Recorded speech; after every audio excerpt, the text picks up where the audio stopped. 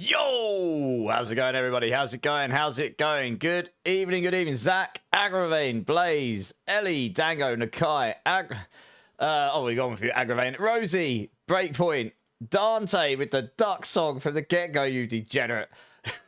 Did make me laugh. Violent Himbo, Zeref, I think and Juggalo Punk and Herky Dirt, Bleed. Think I've got everyone. How we doing, everybody? Altman. How are we doing? And over on YouTube, Game at C and Enville. I'm not used to having people. Anton on me and Kick. Holy moly, I'm not used to having people on all three channels, literally on the get-go. How you all doing, everybody? You can't log into D4, Enville. What's it saying? Is it just like saying you can't log in? And how long has it been happening for? Maybe their server's having problems. Hey, Hellspawn, how's it going? How's everyone doing? How's everyone's weekend been? I haven't been on since Friday because I spent some time with my brother and sister yesterday and saw my one and only existing grandparent.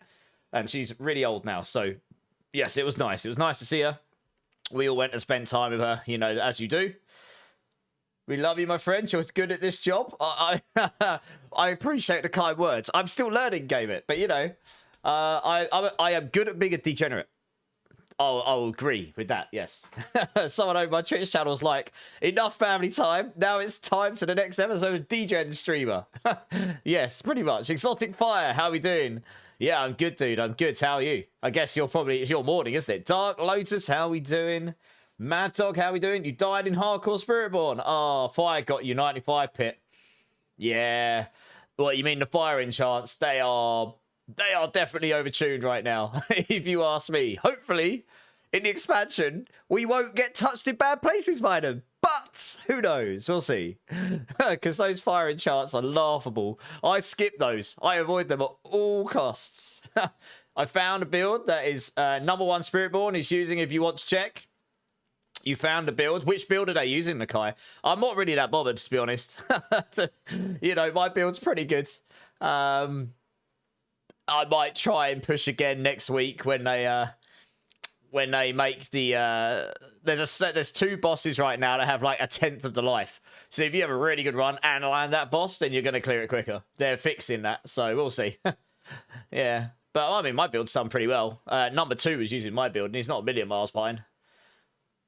I mean, I did a 110 on my build on like day 2 or day 3. I suppose I did 2 days of solid stream. It might be day 3. But, you know, and I haven't bothered trying since because I haven't really got the upgrades I need. Calm pause. How's it going? 3 overlapping ones in a pit that I couldn't avoid, Elliot. Oh, yeah. What, the crazy fire enchants? He did a pit 120. I suspect that's not legit. But he might be using adaptive stances. Gone. Whisper me the builds, gone. I suspect he's using it. If he's done it legit, he's done it using adaptive stances. If he's not done it with adaptive stances, he's definitely used an exploit. Because there's absolutely no way he would have been able to gain enough damage from what Dommy's got without some other massive damage multiplier, an exploit, or some bug that allows you to get more damage than you should do. It would have to be. So, yeah, whisper it in the Discord or something and let me know when you've done it. I'll have a quick look. But if he's not using adaptive stances, I mean, I can have a look to see. When I looked at his gear wouldn't have given him enough damage to go up that many pits on Dommy.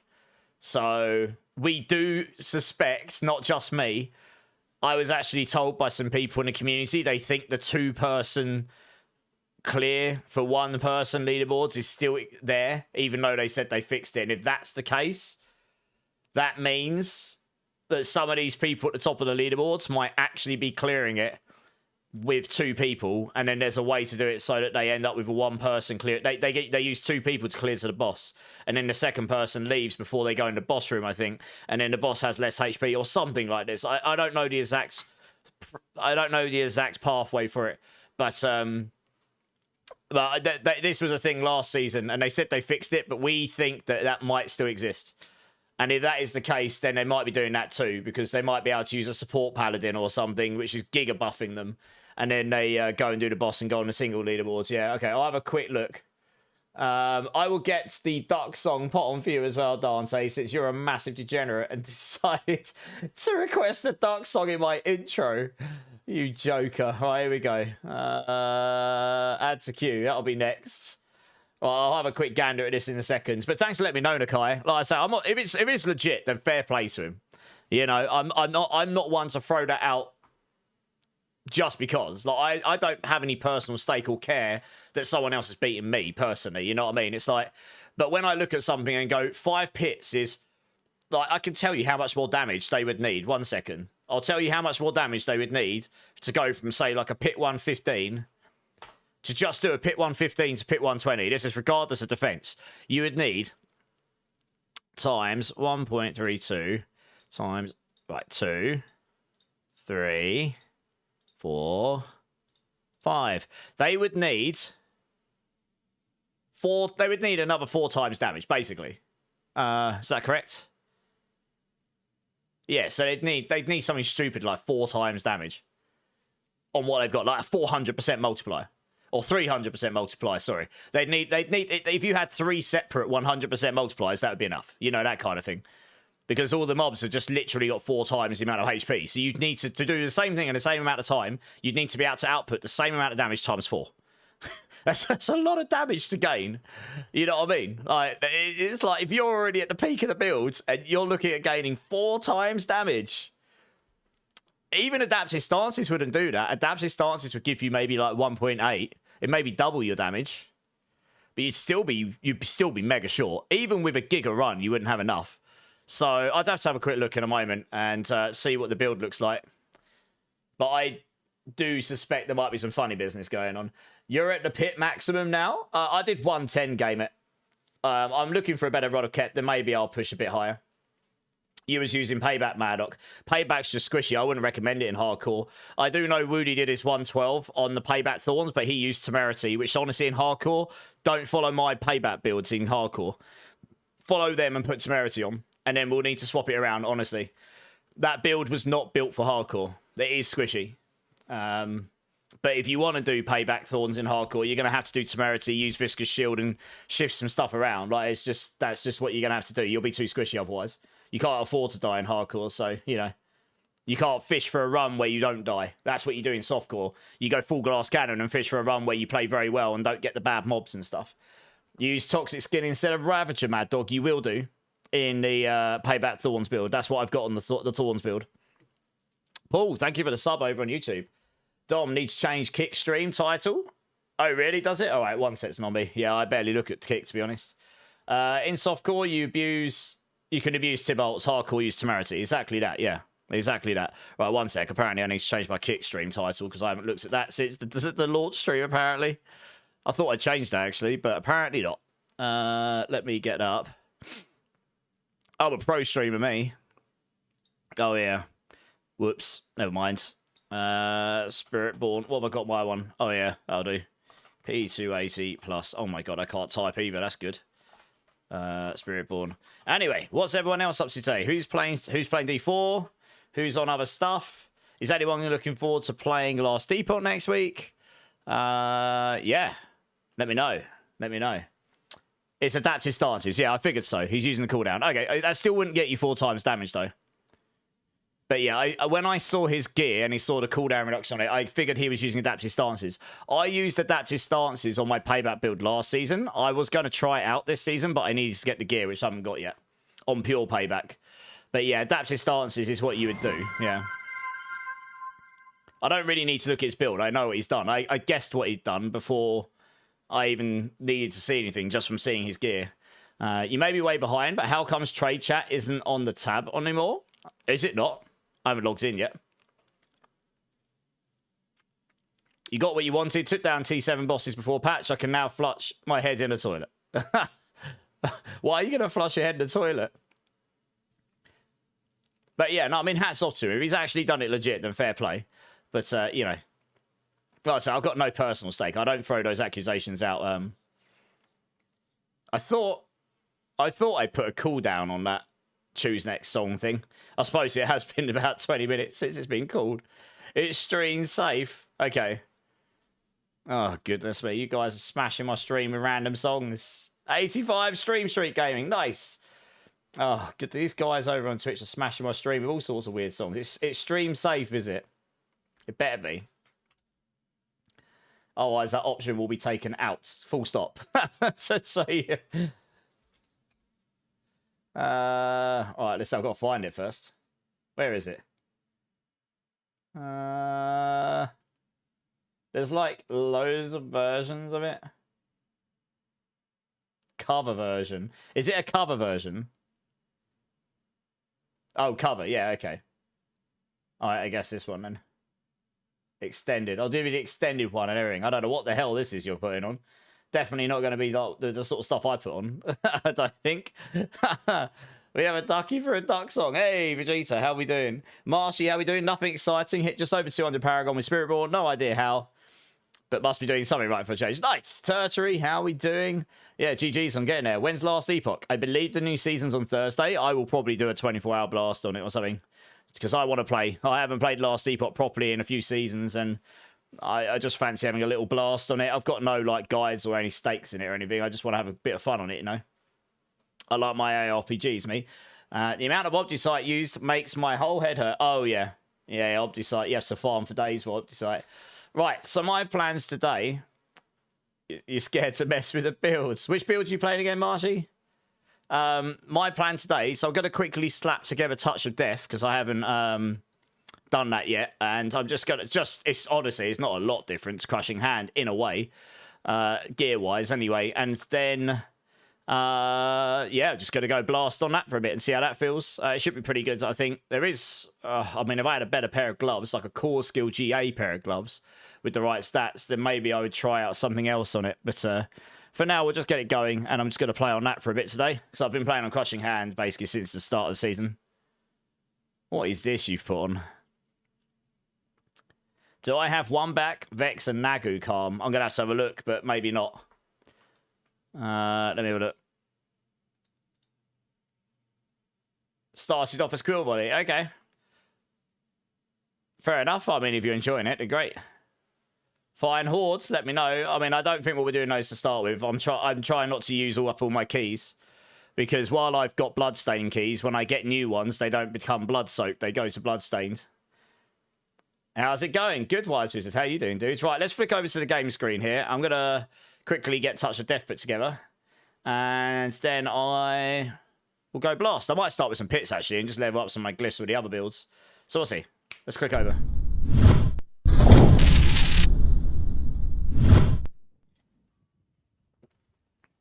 You did T7 in hardcore? Oh, nice. That's really good. You do that. You didn't do that on Spiritborn, did you? Or did you? You must start that on Paladin, surely. Let's have a look at these leaderboards. I'm interested to see. He's not done a 120. He's done a 117. It's a 117 he's done. It's the same as before. And yeah, adaptive stances makes sense. That's the only... This is what I said to Dommy the other day. The only way he could have gained 2 pits, which is 80% more damage, is exactly what adaptive stances gives you. Basically, 80% damage. Give or take. Once you shift the stuff around. Rudijo killed all T7 bosses on payback. I don't know how... Yeah, I do. I know how he did it. You'll need to use Temerity, though. There's no way you can do it with the Tybalts. Yeah, it's doable. I imagine he didn't clap them super fast. They probably took him, what, like 1-2 minutes or something. I did T7 bosses on my pure payback build the other day. And I didn't have GG gear. My weapon could be a lot better. It took me about 3 minutes to kill Grigor and 3 minutes to kill Barshan. With a better weapon, it would have been faster. But yeah, I mean, Thorn's payback is strong. You try boosting up this season, I just can't get into it. I just want to play the Warlock. That's fair enough, Violent. I mean, it's not too... It's literally just over a month away now, isn't it? So, you did the test with Rake and it was worse, Zach? What test, sorry? Are you worried about your PlayStation? Yeah, I've had that problem before that you mentioned, actually, where the servers go down. It feels like your PS5's just broken.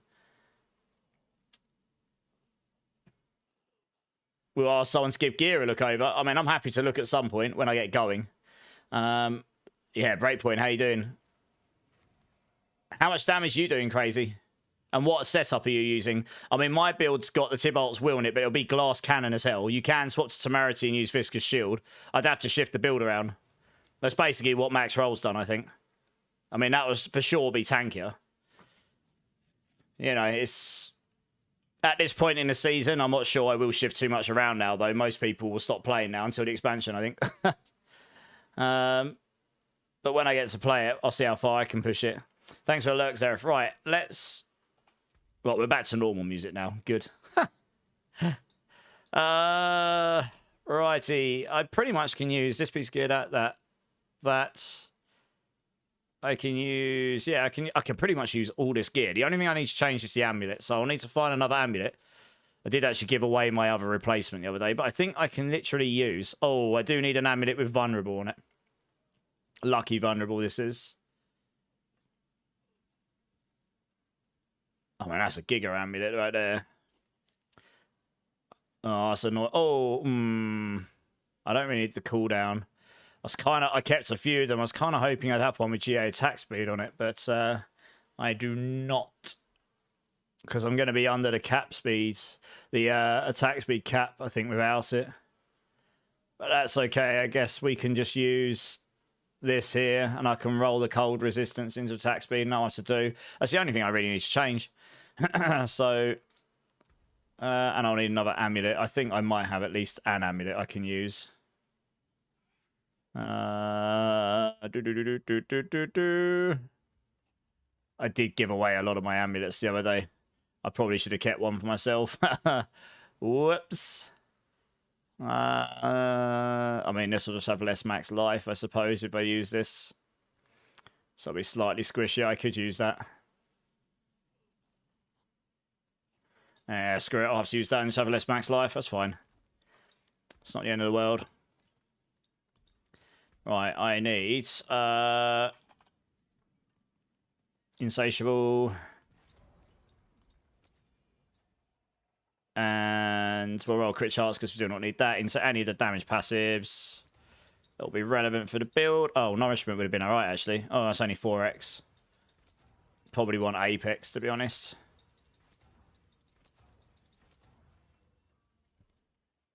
Yeah, no worries. I can have a look later, crazy. I'll have a look in a minute, Calm, okay? Give me a second. I don't think I'll have all the runes you want, though. I've given away a lot, and I haven't actually got that much.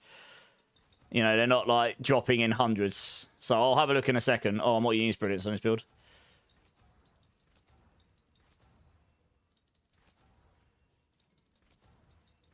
Yeah, that's because, well, if you message in the Discord, that's fine, but I reckon a lot of people won't actually have these spare right now.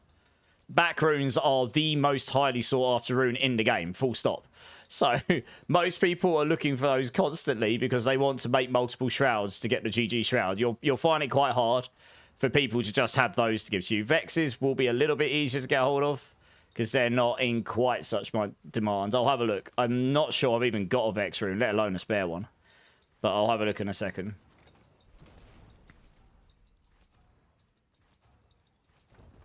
I could be here for a minute trying to get Apex, or sadly on this build, I think I opted not to use the Eagle. That's why I need Lucky Vulnerable. Hey, Ubellion, how you doing? You send it to... Yeah, Pit's irrelevant, Nakai. I don't give a monkeys about Pits. That is not the place... Oh, there we go. Nice, got it. I'm just really firm about that because at the end of the day, like literally, if I look on Helltides right now, right? Last I looked, there was 8 submissions, and that was it. It's like no one cares for Pits anymore. It's not the place to push. So if someone comes in and says I've done Pit 120, great. They haven't submitted it on the website either. So as far as I'm concerned, it's irrelevant. They probably cheated. That's why it's not on the website. You know what I mean? It doesn't mean they have. They just haven't. And there's literally 14 submissions on the official website for the pit pushing. Pit pushing's just dead. It's irrelevant. I go by the leaderboards in the game. As we go forwards in the game, I have a feeling it'll be impossible to try and say I'm pit pushing anyway, because they're probably just going to do some really crazy stuff with it. Yeah, it's kind of winding me up that people keep trying to push it back to pit pushing. I get why they oh, I do have a spare Vex. I do get why they like it more than Towers, because at the moment Towers has got some really annoying stuff with it. I actually do have a spare back and Vex. I didn't think I would. Is it just a back and Vex you're after, Calm Pause? If so, you can jump in. I've got them, yeah. I actually do have spares. I didn't actually think I would, but I do. But yeah, it's just like, I look at it and go, we've got leaderboards in game, for better or worse. Like, I understand why you don't like them at the moment, but they will get better. And that is the competitive space. So, yeah, if that video hasn't been put on helltides.com or it's not a time in the leaderboards, I'm actually really not that interested. You know, because then I start thinking, like, I did hear some things about that chain guy from past seasons, apparently. Apparently he was caught. No, can you join me, please? I did get told by someone that he was caught cheating in a previous season, apparently. This is just what I heard, so it's all hearsay. So, yeah. Unfortunately, it happens, right? Deal Worlds with the follow. Welcome in. How you doing? Have a good stream, Jess. Hey, thank you. No. Can you join me, please? Oh, yeah. Thank you. Just because it messes my ping up. I went down difficulty, so it won't be an issue. Oh, yeah. Mobalytics posted up YouTube videos of my Spiritborn builds. Yeah, they've been chatting to me about it all week, and I gave them all the footage and stuff. Yeah, sorry if I came across a bit blunt about that, Nakai. I've just heard it so many times this week, and I'm just like, you know, for better or worse, we've got in-game leaderboards. We use those now. That's what people care about. Hey, I'm good, Deal Worlds. How you doing? No, I can see it was posted with his build, and I still don't care. That sounds horrible, but I just don't. If it's not on an official forum, it's not clear as far as I'm concerned. You know, I just. Oh, sorry. You had. You don't actually need to give me anything, by the way. Yeah, sorry. I'm being a bit blunt about that. It's just I've heard it too many times this week about many different clears and builds. You can take your runes back. Calm pause. I don't need these. It's fine. You keep them. Yeah, I'm just a bit frustrated by it all, to be honest. The whole concept of pit pushing's dead as far as I'm concerned.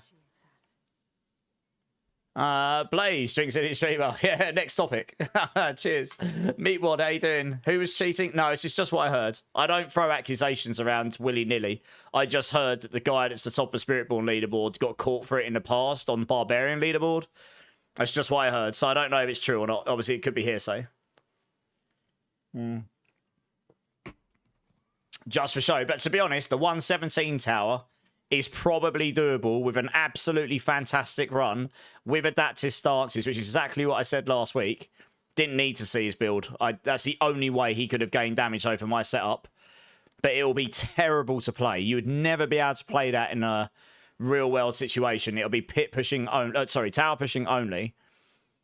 And you would still probably need the boss at the end that has a tenth of the life, and that gets nuked on Tuesday, and then the leaderboards get reset. So I'll be very interested to see where Chain can push to then, if he still tries to. It might be a bit lower because he might have fished for that boss. It's just so much damage increase, and there's so much fishing involved. So, you know, I've got a lot of respect for the people that legitimately do the highest pits, highest towers, whatever, because at the moment, it's like a proper war of attrition. You have to, like, fish for absolutely ages to get the right setup, you know? It's a little bit tedious. I can do it for, like, an hour ago, and then I have to take a break. Cool. All right, let me... Amulets like this. It's not the perfect amulet, but it'll do the job. Let me masterwork this into Apex. Let me say, oh, went into Apex straight away. Nice, that's a winner. I need to temper this bad boy as well. I'm not even entirely sure what with. Yeah, this is where I wish I could put Touch of Death Swarm duration on it, and you just can't. It's really annoying. They moved it into weapon. It's the only thing we can't put on the amulet. I kind of feel like weapon tempers should be able to go on the amulet, because we can't actually use that temper. It's kind of dead to us, which is really annoying. Okay, I'll tell you. Do we need Protector cooldown reduction? Not really. I don't really know what I want to put on there, to be honest. I'll hang off on that for the second. I guess I could put resource cost reduction. Just for the show. How's it going, man? First some chatter. I'm just about to throw this build together. So if you want to see it in action, I will have it together in, I don't know, 10 minutes or something. And then you guys will see. It's not a million miles different to most of Rodokepaleka builds, honestly. Anyone got an Ahu and Vex rune? I might do. Davis. Yeah, 1 second. I have an Ahu rune. I've got loads of those.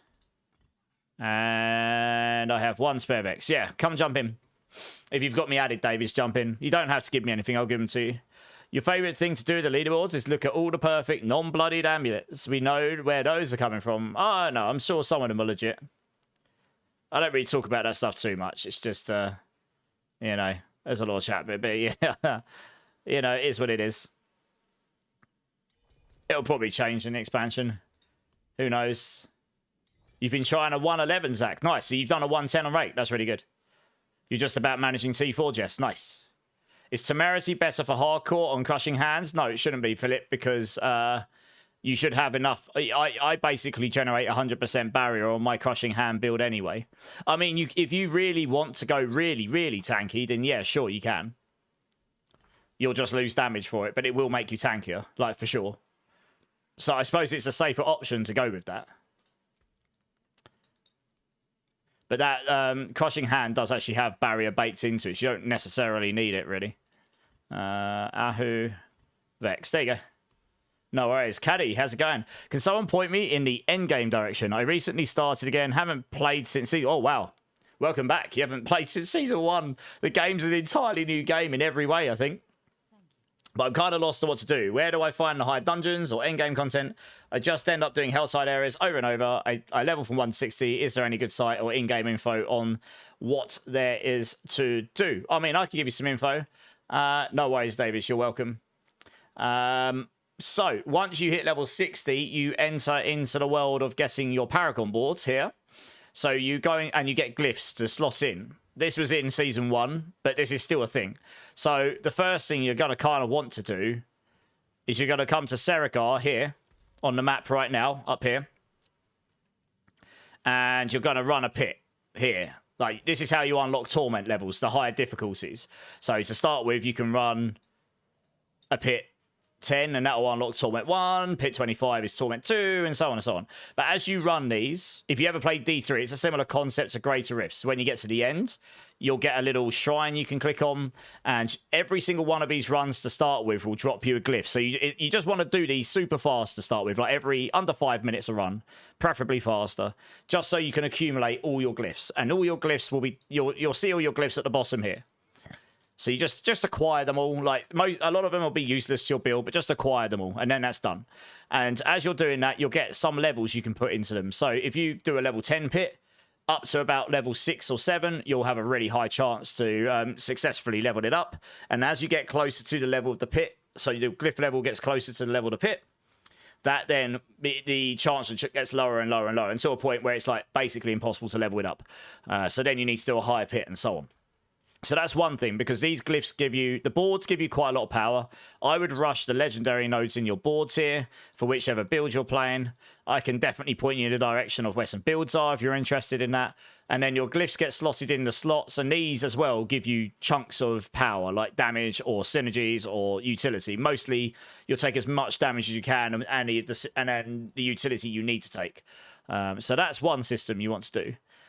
Beyond this, you're basically trying to work up the torment levels, and then you can target farm your uniques because you get boss mats. You probably have accumulated a few of those if you were doing Helltide, like Exquisite Bloods and Living Steels, and then maybe some of the others. And then you can go and do the lair bosses once you're in torment. They're quite hard, but once I need to go back into torment levels here because I just went down to help these people out. Where the hell's my What's going on here? Oh, there it is. I'm in the wrong place. Right, so I got Torment 4 here. Then on my map, this Torment boss is here. So you can go do these Tormented bosses. As I say, bear in mind that they're quite hard. So you'll need to make sure you're ready for them. But there's boss loot drop tables available for those. So you can definitely do this. I mean, at the moment, there's no like real direction or purpose to the end game as per se. When we get to the expansion at the end of April, sorry, not January, we're already past that. At the end of April, they're making a concerted effort to give systems called war. It's like a system called war plans, and that'll give you more direction what to do. As to exactly how they work, we will find that out when we get there. But you're going to have skill trees for those to manipulate them, and you're going to be able to customize your experience, and you're going to go up. You're going to have more difficulties to go up, and there's going to be more loot to chase, and so on and so on. So for now, it's more about just trying to get to Torment 4, beat all the bosses, get T4 Lilith down over here. She's really hard, so I wouldn't try her until you're ready. And get your build together ready. And then if you really want to try and put in a really good time, You can try and put a really good time in on the leaderboard. You'll need a good build to do that, though. I'm actually not in the top 10 anymore, but if I get a better wet, I'm still 16th. I haven't put a time in 8 days. I put my time in on the 3rd day of the season, and I'm still in the top 20. That's hilarious. If I had a better weapon, I'd be up here in the top 5 probably. Yeah, you know, you could do that if you want to, or yeah, you can just. At the moment, there isn't an awful lot of like reason, if you get what I mean. So I kind of get why you mean you're not sure what to do. I hope that helps a little bit, Caddy. Just asking what is endgame in this game is a bit tricky to answer at the moment because a lot of stuff becomes irrelevant once you get strong enough. Once you get stronger than T4, it becomes a little bit like you start to make a lot of stuff irrelevant, and then the expansion, I think that's going to change. So does that? If that doesn't help, please let me know. I will try again. Yeah, I totally get why you'd be a little bit confused, though, if you haven't played in a while. If you haven't played since Season 1, the game has changed really quite drastically since then. I have got absolutely everything there. I don't think there's an awful lot left for me to take in this build, so I guess I'll just come over and take these. Hey, Bloodfarts, how's it going? You look pretty banging as a necromancer earlier. I was lurking around. Good job. Look like you're having a good stream. Mad Halka, how you doing? How's the Spiritborn? Yeah, it's pretty fun, Mad Halka. Last chance to play it in its current form. I got a slap touch of death together in a minute. I'm just trying to catch up on chat here. If you're coming back, I'm not a super blaster, but I would be happy to join you and help you get some stuff if needed. Who's that directed that Hellspawn? Once you hit 60, you think priority is getting 750 power level gear. 800 is really the priority, to be honest. The items are going up to 900 in expansion, and your level will go up to 70. Build guides definitely help, yes. Yeah, going well, Bloodfarts. Nice. What's the hardest the Spiritborn has hit? I'm at the point that the leveling build is struggling and hit 95 max carnage. I mean, I did a T7 boss in 3 minutes the other day on my pure payback build. I didn't check the numbers, but I must have been hitting in the hundreds of billions, absolute minimum, because they're so tanky. I must have been hitting near trillions, or trillions of DPS at least. I have got some pretty good gear, though. The T7 bosses are giga tanky. I'm pretty sure I was hitting in hundreds of billions with my crushing hand. Oh, anyone? Okay, if anyone needs help, guys, let Hellspawn know. D3 went to level 70, if I remember rightly. Yes. Yeah, it did for the first expansion, yeah. Ank, how's it going? Okay, right. Yeah, I don't know what to temper onto that, so I'm not going to bother with that right now. Have I got another ruby? I think I might do. It shouldn't take too long to spec into this because it's not an awful lot different in the world, but it just plays a little different. So I'll keep that over here for now. I don't need these. I can go over here. I need to sort the ring out, so I need... That's going to have to be adaptive stances. Yeah, you lose unyielding hits. I kind of wish I had a better pair of gloves to try and use, to be honest. It's kind of sad.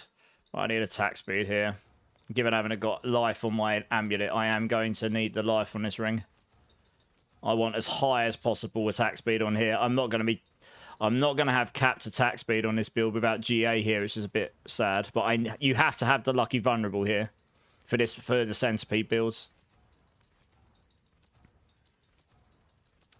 So one of the reasons the centipede builds end up worse is because their passives in the tree are just worse. They just are. And you're obviously locked in as a centipede skill. So you have to choose two between the eagle, jaguar, and gorilla. But I think I go for gorilla and jaguar because of the barrier generation and the ferocity generation. And then I solve lucky vulnerable on the ring. You could solve that on the gloves as well if you wore a legendary pair, I suppose.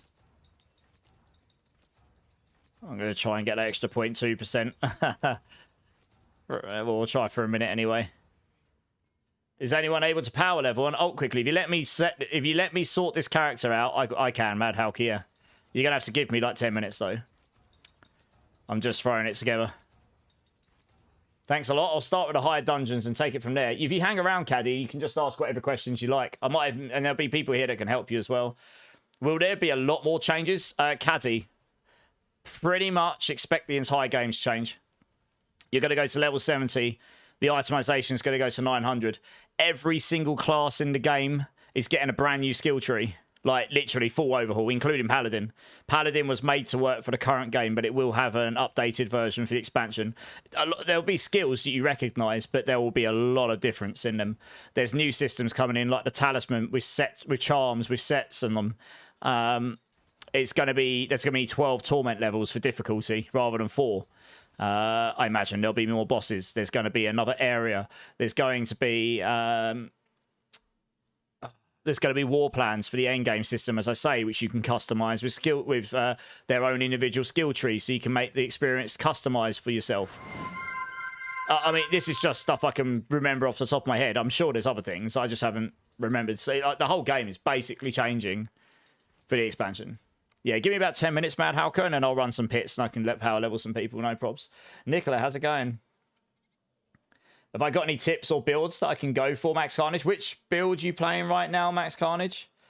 I can for sure give some tips. Especially I can show you how to do T4 Lilith as well. Once I got this build together, I should be able to do it on Touch of Death. It's pretty good. Actually, Touch of Death was pretty good at it on the PTR. Can you give? Can I give you ring that can work for you for other builds? You can do, Zach. Yeah. Getting glyphs higher at present, Marshy. Yes, that helps a lot. Milando's here. How you doing, Milando? How's your day going, dude? Drink City streamer. I never got a chance to apologise the other day, Milando, about the DJ bot not coming through properly. So sorry about that. Hey, Dommy, I'm good, man. I'm good. It turns out that guy that's hiding you in the tower is using adaptive stances, Dommy, as I said. So you'd need some cooldown reduction, bloodied affixes, and then you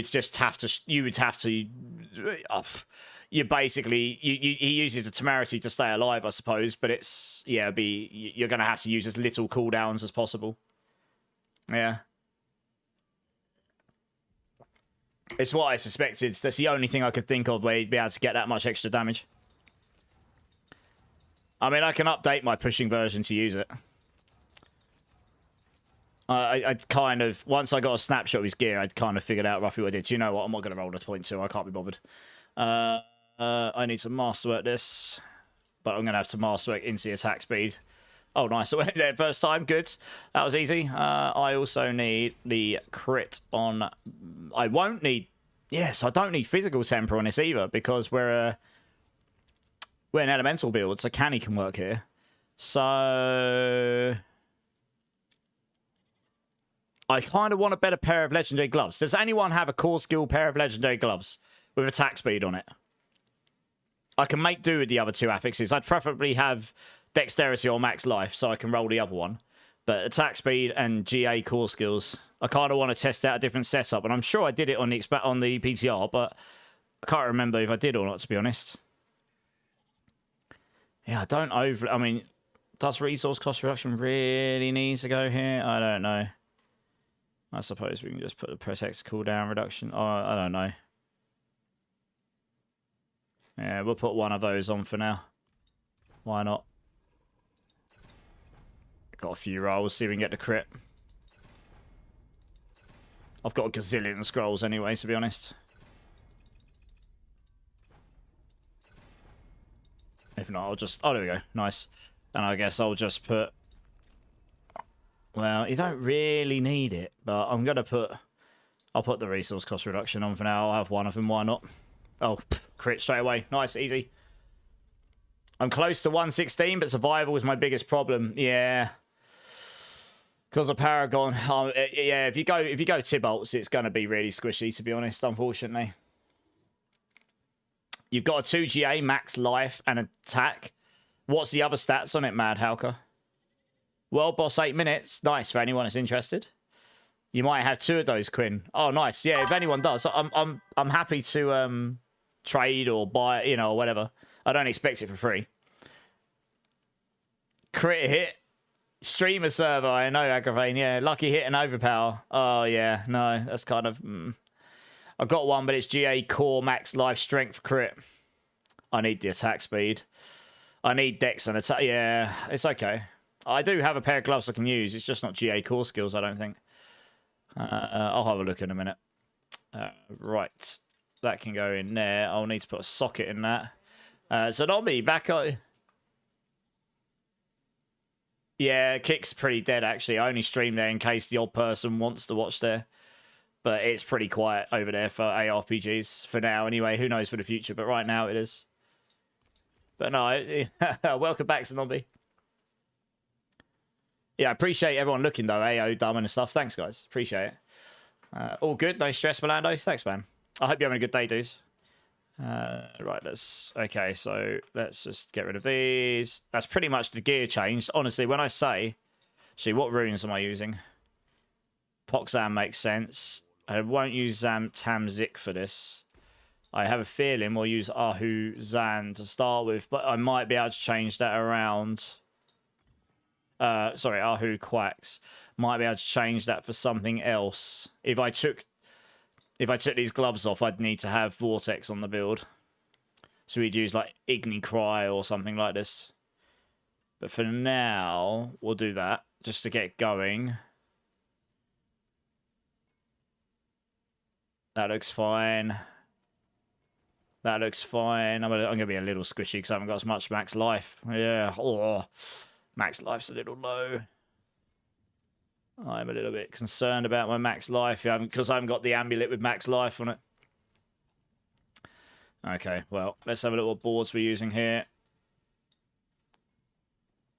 Yeah, I'm not sure. We want Viscous Shield.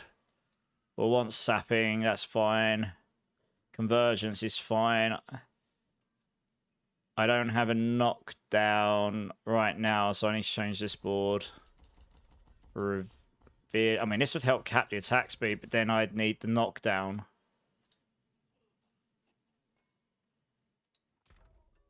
I suppose I can try that for now. That does give me a little bit more. That's actually different to my guide, but it's what I use for Crushing Hand. Douche. Bit more barrier gen. And then I need to sort the skill tree out. Actually, what runes have I got? What? Colossal, Hubris. Oh, yes, we don't want Outmatch. We need to change that one. For Canny. Which is nearly level 100, so that's fine. I need to change this. Okay, that's 5. Bum bum bum bum bum bum.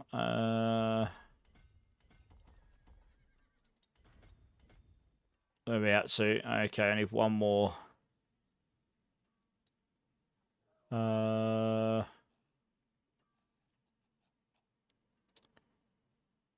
2. Trying to think how I normally route this through. I probably just take this here. So I just need to gain 1 point from somewhere. Let me just take one of those out for now.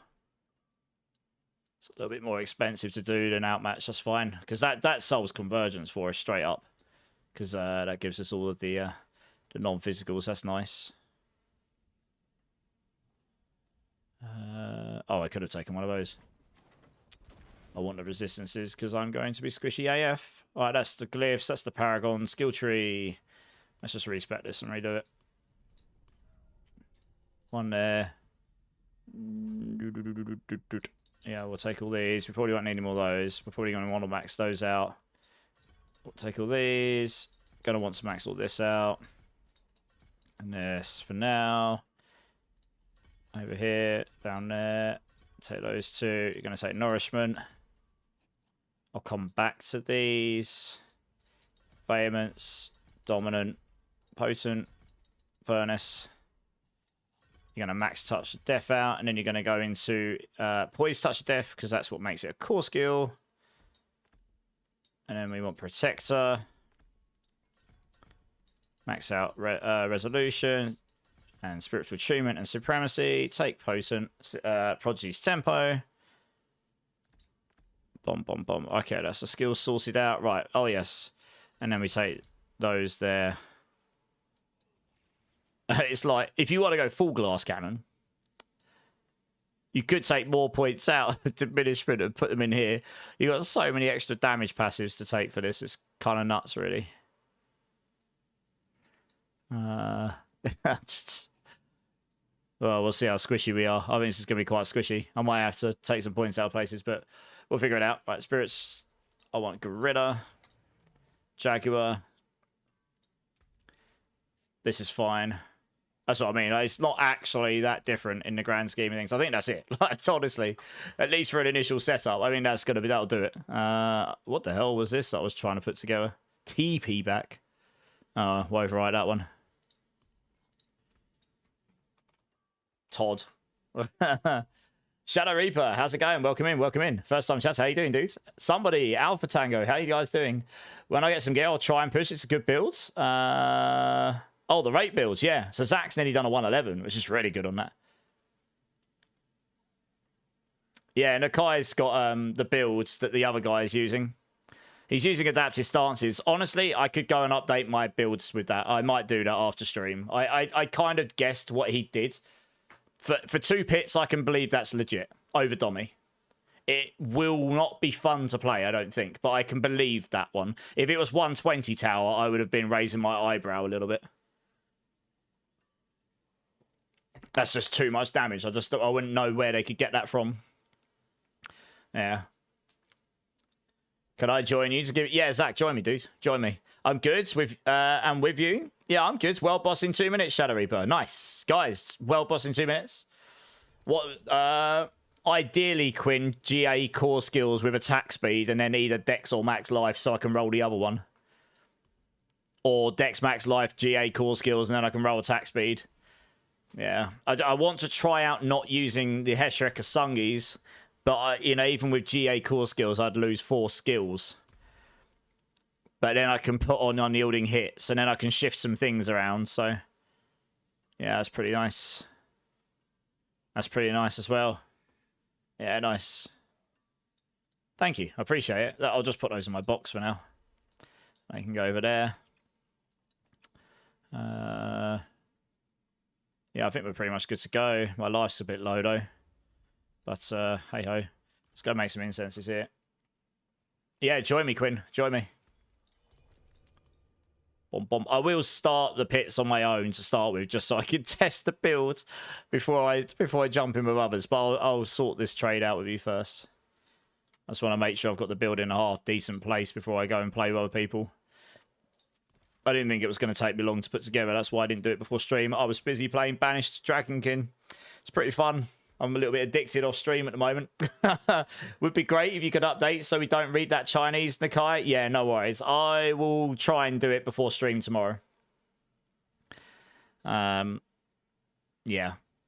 Funnily enough, I had a version with adaptive stances going back a season or 2 ago. Might have been the big... Was it last season? On Thorn's payback? It might have been last season before I swapped it out to pure payback and now I put it there. Oh, nice. Yeah, this works. Oh, thank you. Yeah, GG's. Nice. Okay, I can test this out. Yeah, nailed it. That is perfect. Actually, Quinn, do you want something for it? I don't expect stuff for free. Legit. Let me know if you want something. You didn't have to give it to me for free. Just let me know. Just accepted and didn't actually... Some gold. I'm poor. Yeah, okay, join back. I'll give you a bit of gold. No problem. Probably not enough for what this is worth because I'm not mega rich, but I'll give you a bit of gold, yeah. Yeah, I don't expect stuff for free. I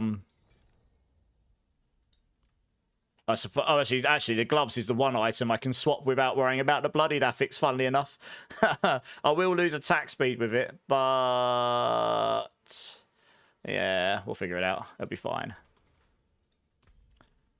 How rude! You stole my glyph leveling partner. Give back Quinn, Mysthetics. He's coming. He's coming. Don't worry. Gold. Yeah, I'll give you 500 million because I'm not mega rich on gold myself. If I had more, I'd give you more. This will do for now. When I'm richer, I'll give you some more later on. And finally up to T4, Wise Wizard. GG's, nice, well done. Just not having great luck with gear. What gear are you looking for out of interest?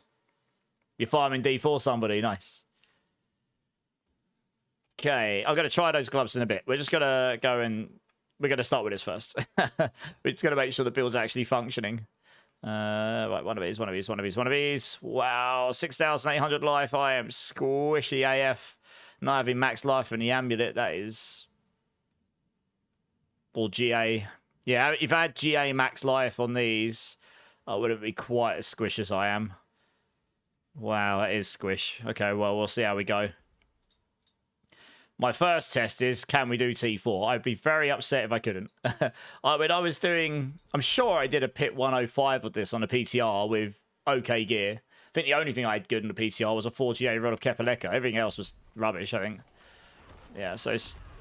Yeah, okay. All right, cool. All right. I don't need to finish this to know I can do it. I just insta-clap the champion and it's lifelink. So, yeah, we can do T4. That's not a problem. We'll whack out to, like... We'll whack out to pit 100. We'll see. I'm a little concerned about how low my life is, actually, to be honest. But I guess we'll find out how that goes. Yeah, the thing is, I've got Barrier Gen on the Gorilla, but I could swap it for the Temerity and then go Eagle. Go Eagle Spirit. So I could do that, yes.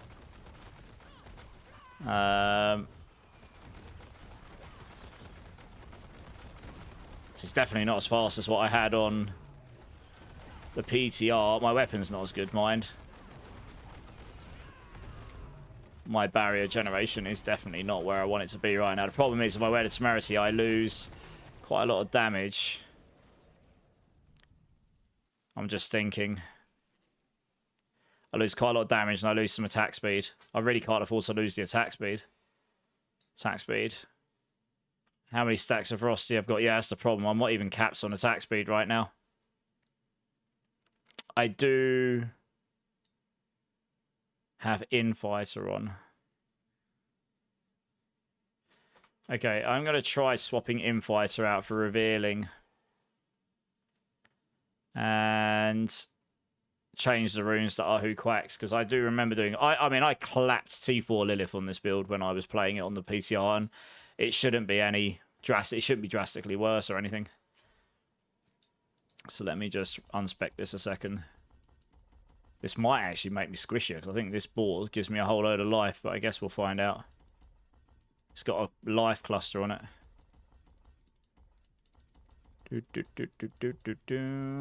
I know how I would have spec this in my guide. I don't think I would have used Infighter. Because I'm pretty sure I would have used Revealing. I definitely didn't use this rune combo I was just using. Actually, that does... I didn't actually have the skill points in that I would have needed. Never mind. Revealing. Where are we? Here we go. Attach this.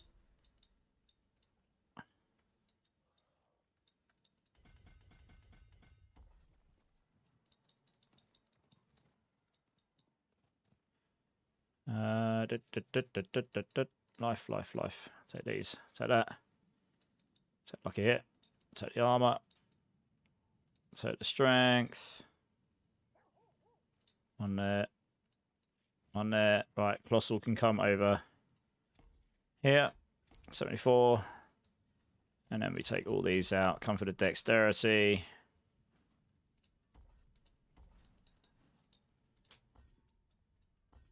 Oh, run out of points, have I? Oh, fantastic. Take that out.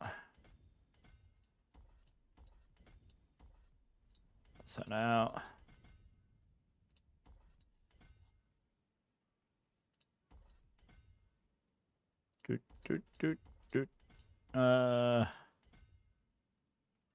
What I need to do is come along there. I need one more for this. We need Spirit in here. I'm still missing. Right, that's one of them, and that's one of them. I need 3 points. Yeah, this setup's more expensive than... What's my life like? Actually, my life is... No, my life's a touch lower. It's not a lot lower.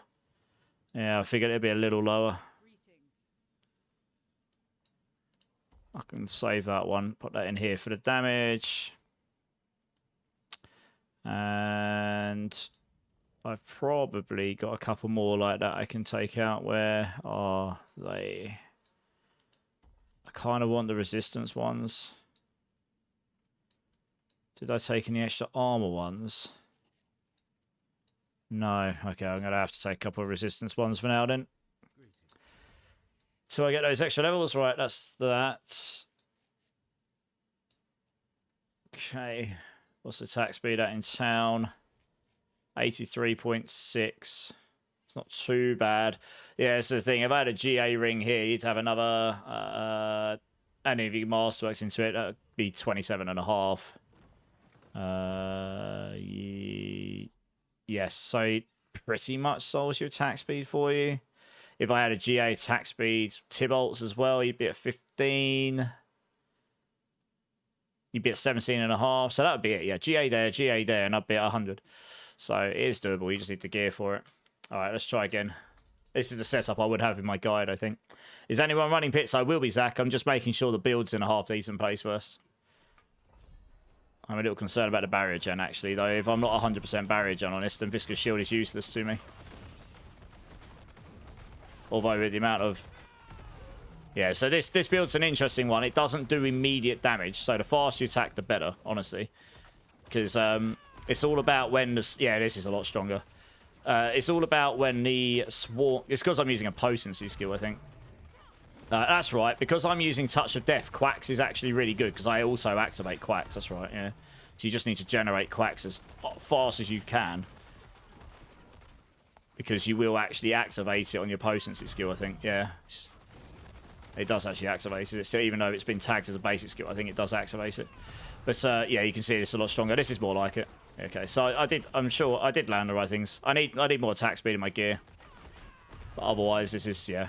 Once those swarms blow up, that's where the big damage comes from. I just want to try out the unyielding hits section. I'll have slightly less attack speed again with that, so that's kind of a bummer. I might have to try swapping those boards out again. I don't know. No, it won't work with it. Unless you... Well... You want the Yahoo Quacks. It's really noticeable on the damage. Really noticeable. Oh, I've just realised, because I'm not using the Eagle primary, I'm running giga slow, aren't I? Oof. Okay. Yeah. I need to go and masterwork that movement speed of my boots, so it's a crit at least. 117.5 and 132.8 on my next breakpoints. I'll be over 132.8, so I'll be okay. I get 50% from attack speed break 2. Bucket 2. And I am at 83.5, so that's 133.6. So I'll be good. Yep. Hyru's here. How you doing, Hyru? Justin, how you doing? How you doing? Blunt Wolf, how you doing? Lowlife. That's Rosie's pet name for you. What, Lowlife? Ha! Just better stats on the gear. Yeah, if you give us specifics, then maybe we can help you, Wise Wizard. Davis, how's it going, man?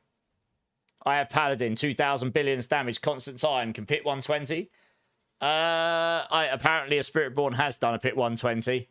But if you've got 2 trillion damage on your Paladin, you should be able to do pit 120, yes. 15 frames per attack, so 4 attacks per second. Yeah, sounds about right. Yeah, right. I was wondering why I was moving so slow. It's because I'm not using the Eagle primary, aren't I? I think the only way to get giga movement speed is to have GA movement speed on your boots and then have... I don't think I've got a pair of movement speed boots that's got resource cost reduction mod on it with GA movement speed. Did I just... I'm gonna need the GA on. There you go, 43.8. But that puts me at what? 187.5. Yeah, if I had the GA there, or if I had the GA on there, then I'd be capped. I'm not quite there, but I'm pretty close. At least I won't move like a snail anymore. I don't think I'm gonna have a replacement right now. Let me have a quick look. Well, I have got a GA movement speed, or it's not a tax reduce evades.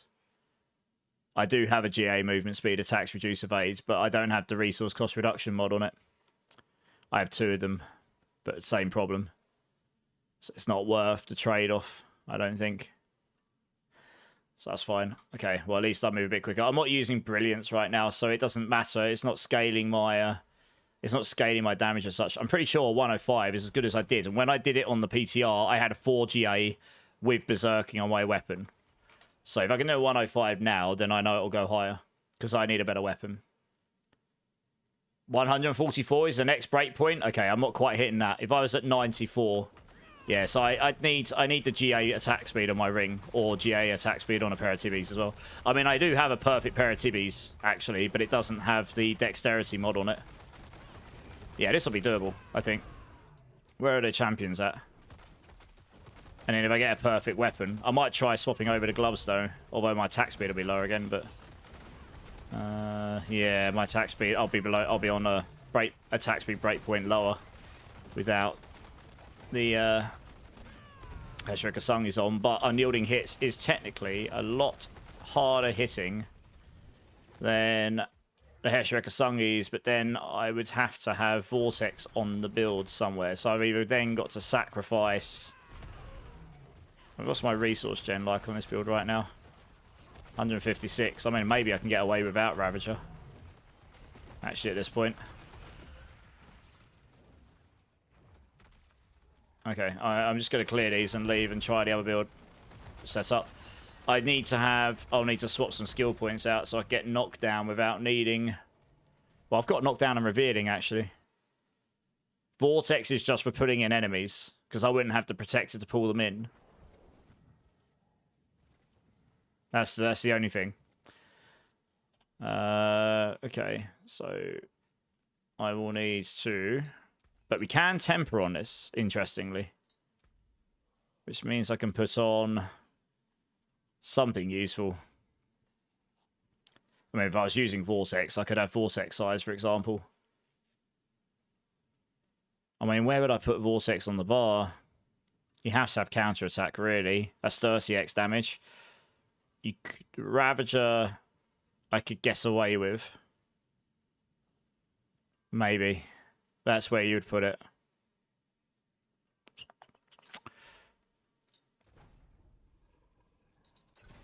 Let's get the GA Vortex size here. I'm sure I tested this on a PTR, but it crossed my mind the other day, and I was kind of like, I want to give that another go. If I can get the items for it. Well, I just got it there. That's nice. So I'm going to do the enchanting first. There's a bug otherwise. Change that for attack speed. Try and get as high as we can. Oh, actually, if I roll Lucky Vulnerable there, then I can use my other ring, this one here, although that does have physical damage temper on it. But I suppose, to be honest, I don't overly need Protector cooldown reduction on here. I don't really want to. Oh, that's already got unyielding hit. Oh, no, I can't put adaptive stances on the gloves. I'd have to change the ring. But it has got the attack speed, which is kind of nice. Well, it's only a 5%, isn't it?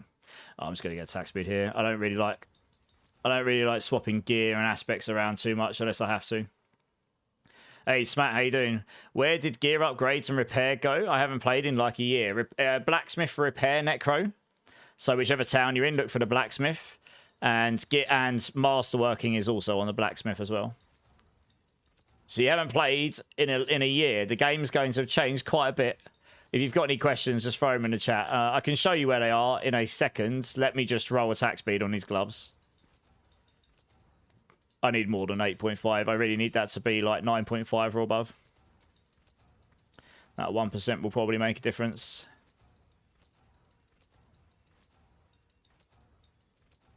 Goodbye gold. 8.3. Oh, good. You was in pits, so I could not... No, you're all right. Was with it. No worries. You're fine. I changed from shield to revealing and infighter last night. I found the damage a lot more consistent, you bellin. What, on crushing hand? Yeah. That's what I was using too. Oh, I don't actually know. On crushing hand, I was probably using viscous shield, but I wasn't using revealing. Interesting. I'd have to try. Yeah. I suppose revealing, right, most of the time, on certain enemies, you won't be at 60% damage. You'll be at 30 most of the time. And Infighter gives you the extra attack speed, doesn't it? So I might have to put Infighter back on this build again. Somewhere. Yeah. I'll see how it plays out. All right, we've done that. That looks fine. So now so if you go to the blacksmith here, Necro, you've got repair here, and then masterworking and tempering for your upgrades here, if that's what you were looking for. This is what upgrades is now, masterworking, and you need materials and gold, and you just go up to 25. It's changed in it's changed in the last couple of seasons. Yeah, I kind of want to be in core skills on this. I mean, I'm losing quite a bit of attack speed, but I'm already going to be below the breakpoint, so screw it. I guess we just go... This will give me more max life, so that's a bonus. There we go. I kind of want to test that out. This will be interesting. Just try it without Vortex to start with. Just to see how terrible it may or may not be. Let's just see. I just need to see what the damage output will be like. How do you know if a gear is maxed out? Once you literally just go up to 25 and it's done. Oh, you've still got greater affixes, but that's just... You just roll the item with the amount of affixes. And then when you get to Masterwork 25 and you do the final upgrade, it capstones an item, which can stack with a greater affix. So where you look at core skills on my screen right now, the star is like a weird colour. It's like a multicoloured star. That means it was a greater affix to begin with, and it's been critical hit with the Masterworks. So it's doubled up. It's 50% stronger, rather than just 25%. Alright, let's see how this works. I don't know if this will be stronger. I'm definitely attacking slow. I can feel that. You do want attack speed on this build. That's a problem. So, yeah. I think unless you... I don't even know if this will be stronger anyway, to be honest. It probably won't be. I'm sure I tested this on the PTR. But I am attacking a lot slower here. And attack speed really is key, because you need to attack fast so you can blow your swarms up quicker. And if it's not, like, drastically stronger... I mean, this is, what, a 105? If it's not drastically stronger, then... I'm attacking so slow, though. Holy... How high is my attack speed going? Why am I only at attack speed 119? What? Why is that so low? 10 stacks of veracity. I guess I'm 14%... Yeah, I guess I am 14% down, aren't I? Oof. Yeah, I've gone down 2 breakpoints. I need more attack speed. I might actually have to critical into attack speed right now.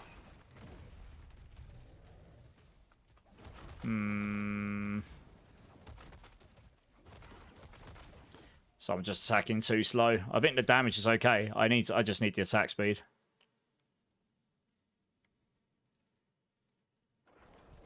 Let me look at the Paragon here. I mean, the other thing I can do... We will lose mobility, but we can do this. We get the knockdown here. We use that instead of Ravager. We probably have enough resource gen. And then I, again, can change these around to what I had before. Because if I use Infighter, that will actually give me a 20% attack speed boost. Which puts me at 139. So I need 5%, and then I'd be at that extra breakpoint. We can certainly give that a go.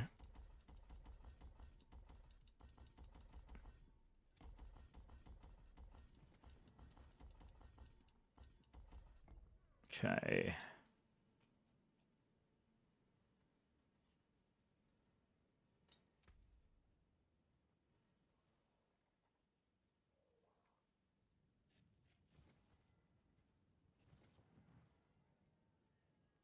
Yeah. I'm just thinking whether...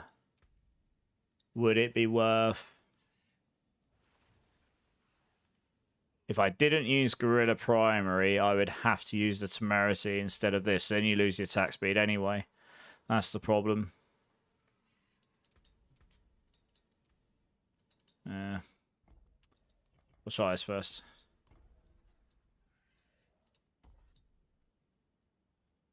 I should have left this alone, because this is already geared up for what I need. This way here. Take these. I want all of the... Oh yeah, we want to go down that way, not that way. I need all the strength.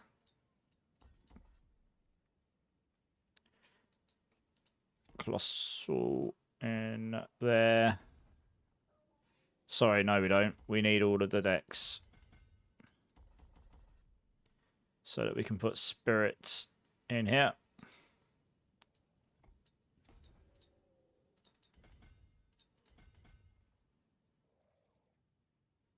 It should go to 110,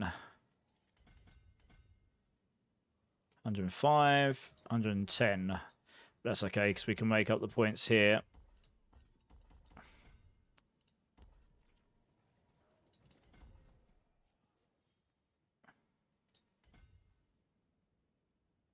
That's a bit of a mess, but we'll take it for now. Strength. Strength. Don't need these. Need that. Don't need that. 62. You can get 74 here. Like 67. What have I missed? Sure, you can get more. What have I done? Is 67 the highest? I'm sure you get higher than this. Well, this is colossal. Huh.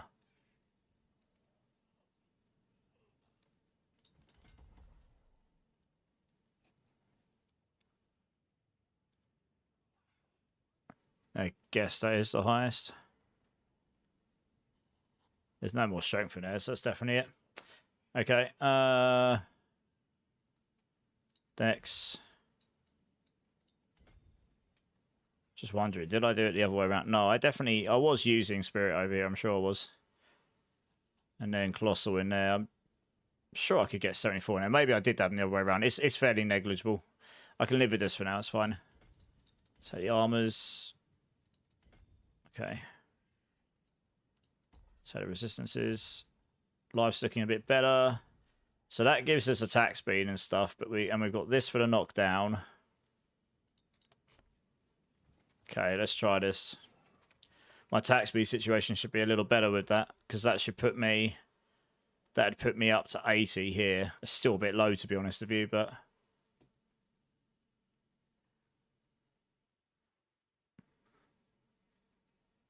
Yeah, the only way to fix that is getting GA. You can get, what, 5% there? 7.5% there, so that's 12.5. It'd get me pretty close. It bugs me that in Infighter we've got this cluster here and it's got no use to it. I asked them to make this an attack speed cluster so that in this board you could get more attack speed than anything else. Because this only actually gives you 7.5% more attack speed than Revealing. But it is more. But yeah, if that was attack speed, this would be Giga for attack speed. Yeah, the other option would be to replace this and use Revealing, but then you wouldn't need, and then you wouldn't have all the barrier gen, I suppose. We'll see how this plays.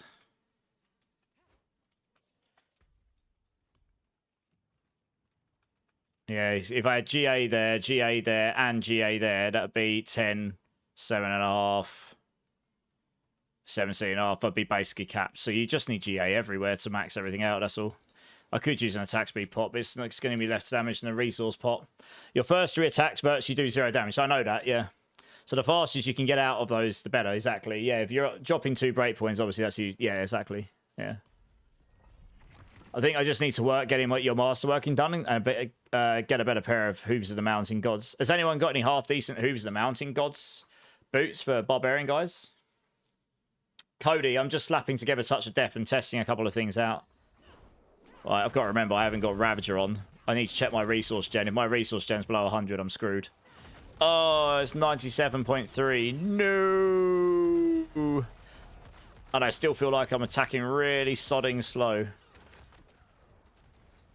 Oh, man, I'm just under. Yeah, I mean, I need something to attack me to activate Infighter. 129.6. I'm just under the breakpoint.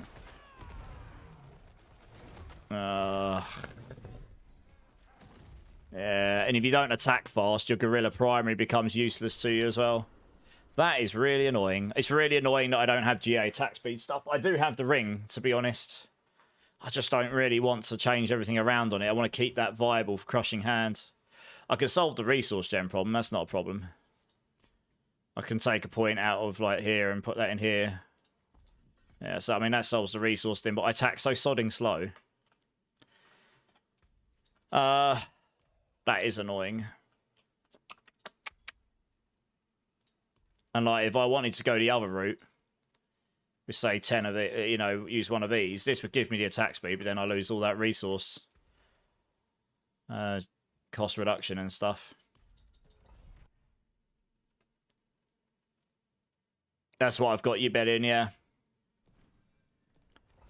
Yeah.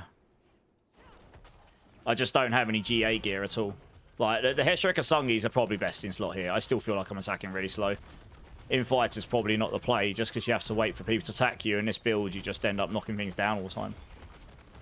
This build really, really benefits from attacking really fast. To be honest, it just does. Being reliant on having to be attacked for it is not necessarily the greatest.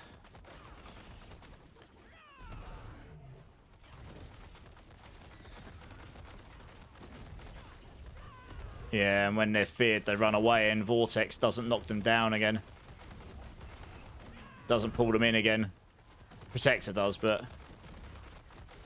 now I've got the 100% resource. I can actually kill stuff here. I mean, this is definitely doing... I think this is doing more damage. I just need better gear. Honestly. I need that extra attack speed on the gear, and then I can use the resource pot. You do lose a lot of ranks as well. Like, GA core skills only gives you 5. The Heshirika Sungis gives me 11 ranks. There's a lot of damage I lose on that.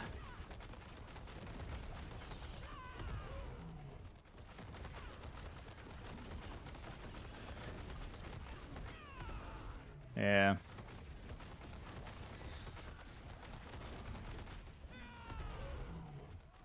Visca's shield is useless to me right now as well. Look, my barrier's barely maxed at all.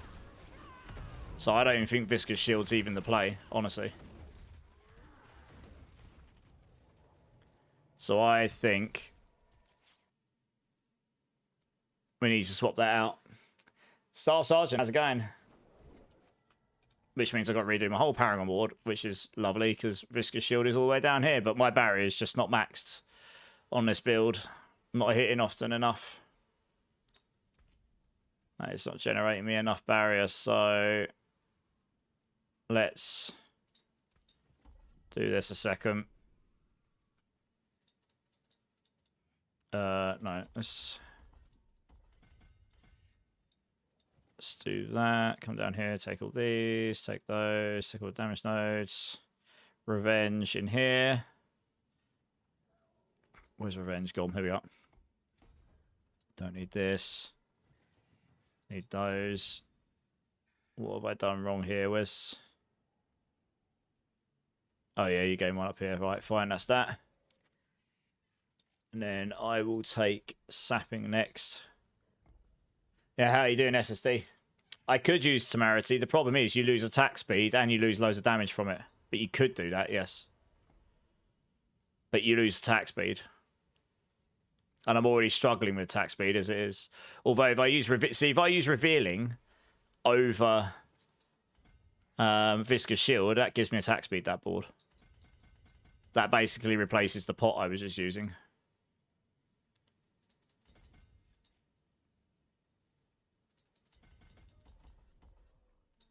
Right, we need Hubris. Yeah, I don't know if this is going to end up better or not, but it's definitely something I wanted to try out quickly while I was in this region anyway.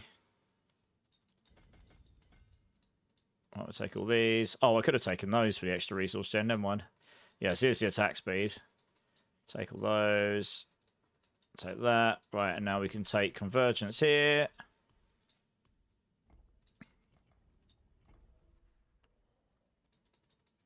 We can put Spirit in here.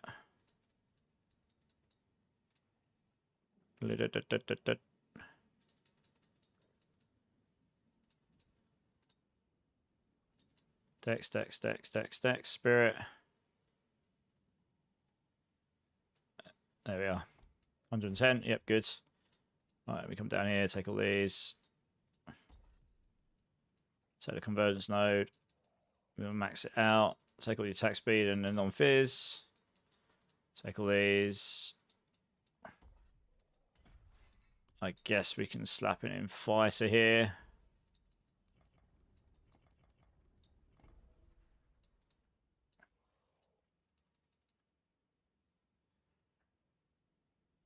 Trying to think what glyph I put in here. So I took Fiska's shield out. That was using Canny. So this will be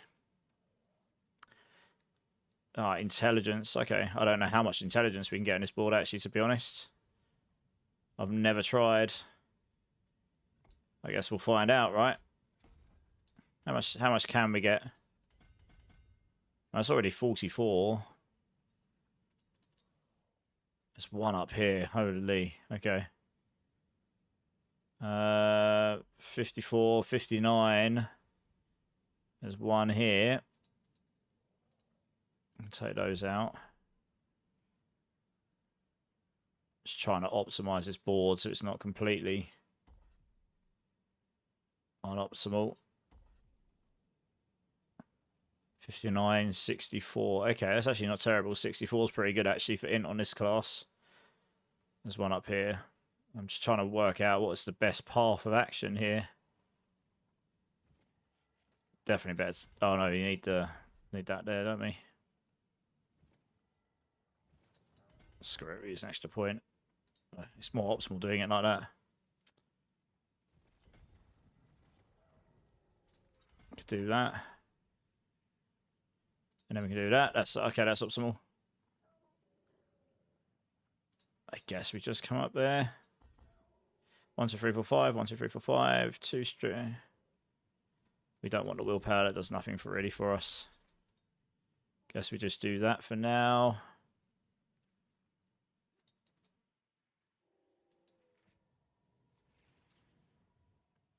I guess instead of trading through theirs here, we can just trade up here instead. That would work.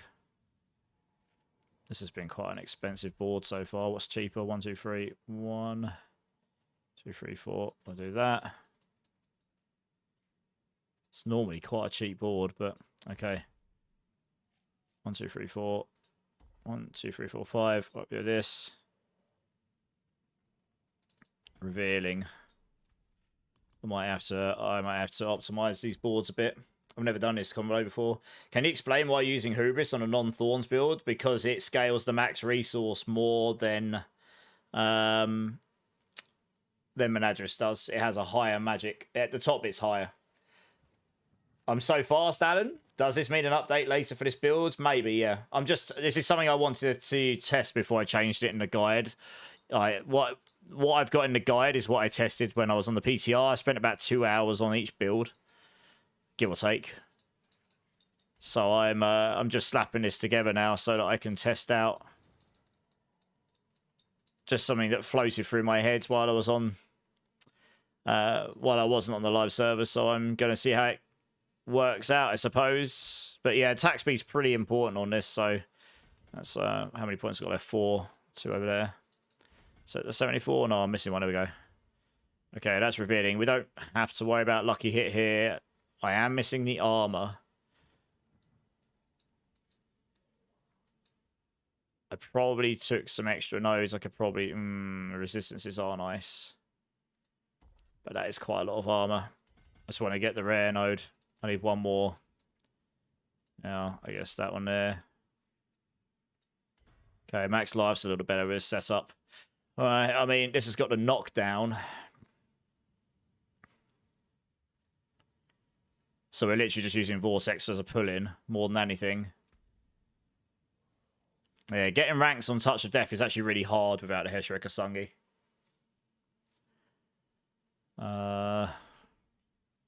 Okay, well. That's fine. That's fine. These should all be fine, because I've set them up as I normally would. Alright, well, we'll give that a crack. I should be able to not have to use the attack speed pot now, because if the board changes, I'll be at 90% with Infighter. So 140% without Infighter. With Ferocity. I'd ideally have a little bit more attack speed somewhere. That extra attack speed would make a huge difference, but I just don't have I literally would just need 1 GA. Like, if any of those were GA attack speed, that would give me the 5% I need. Hilariously. I mean, I do have the ring, as I say, but I don't overly want to stick going. Let's just see how this plays. In-game Whisper Bleed. Let's have a look. Oh, let's have a look, Bleed.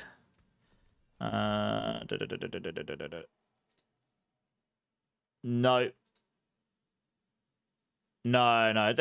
Thanks for the offer, but no, unfortunately not. What I've got is fine. It's just I'm literally tethering on that breakpoint, but yeah.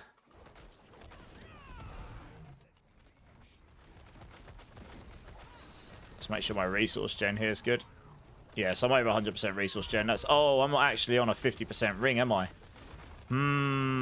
I actually need more vigor gen than what I've got right now. Interesting. Although I'm pretty close. Like, it is basically resetting on demand. I think I'm just under.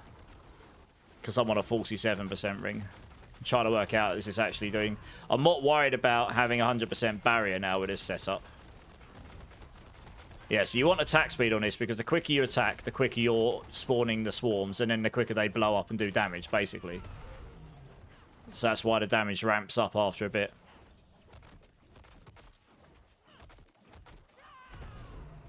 Yeah, I'm trying to work out if I actually Ravager would still be better here.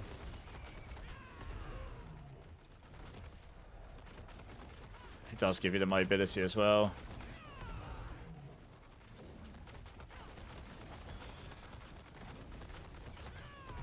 I don't know.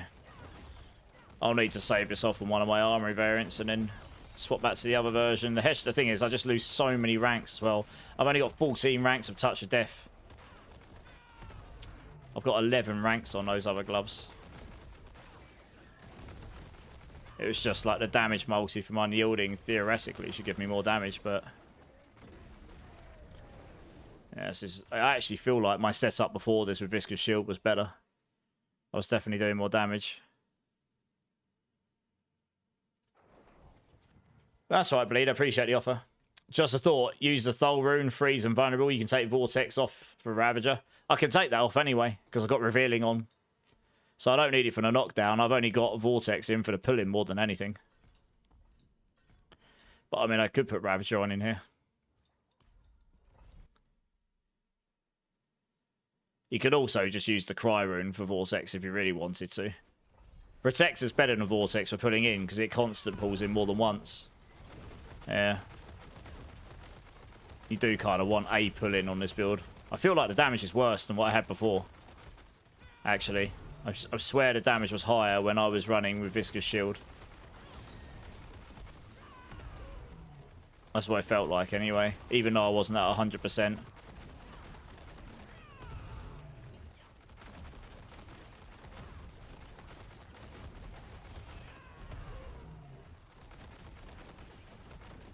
Okay, alright. Let me... Oh. I'm going to have to kill these. I'm going to go and swap back to the Hesher version, but I need to save off this one. So that I can swap between them. I want to see what the Hesher version was doing on a 105 again. Have I got any Obels to try pull a GA attack speed? I do. It's okay. It's okay. I mean, with the Hesher Kasungis, I won't need it. Have I got another one of these I can swap over? I wasn't overly using Payback Thorns right now. I've got Evade, Crushing, Pure Payback, Payback Thorns. Oh man, I really wish I could save more than 5 builds on one character. It's kind of painful. Alright,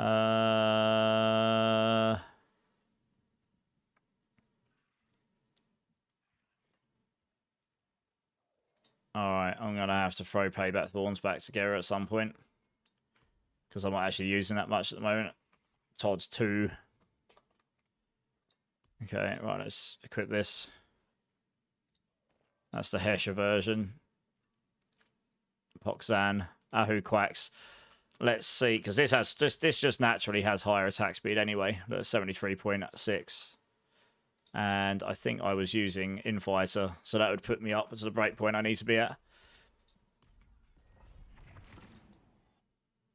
Been listening since I started stream. Very informative. Well, I'm glad it's helpful. Hopefully it's helpful. I could always try swapping out the Viscous Shield board here as well, because I think it's going to have the same problem as before, but Let's just see. You have to wait for the swarms to start blowing up. Yeah.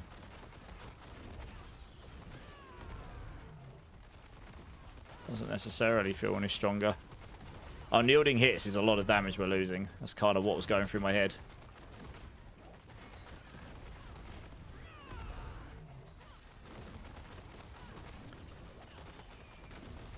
Berserker. I'm not sure that's the best group of enemies to have tested this on, but... I think I originally predicted this build would do a 108, but that was with my setup I had on the PTR. I didn't put a lot of time into it, really.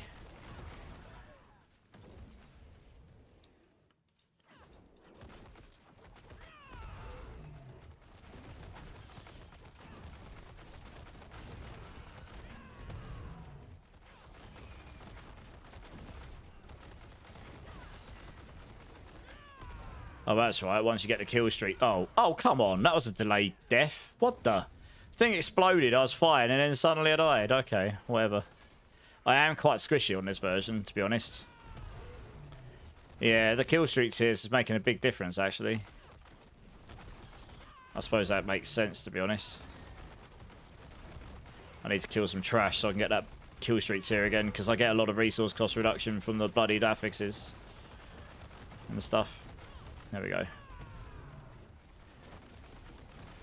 Still feels like a grind. I was expecting it to be better than this. Oh, for God's sake. This is the worst. I hate these affixes, seriously. While I'm trying to test stuff, it's really annoying. My life is going crazy. I am definitely not tanky enough on this. A little concerned for my attack speed if I put the temerity on. It's a real problem on this build. Okay. I mean, that is the option for solving it. If I did that... Problem is... What would I do otherwise? I have to use Jaguar secondary for ferocity generation. If I don't use Gorilla primary, then I can't use the Heshrekasungis anyway. That's the reason for putting at least a Gorilla Spirit Hall in, just so you can get the extra ranks from Heshrekkasungi.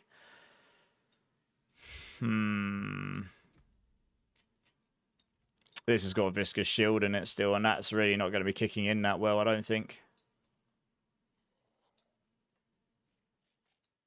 Infighter. What was I using here? Ahu Quacks.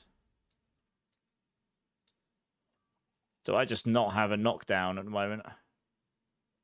No, I don't even have a knockdown on right now.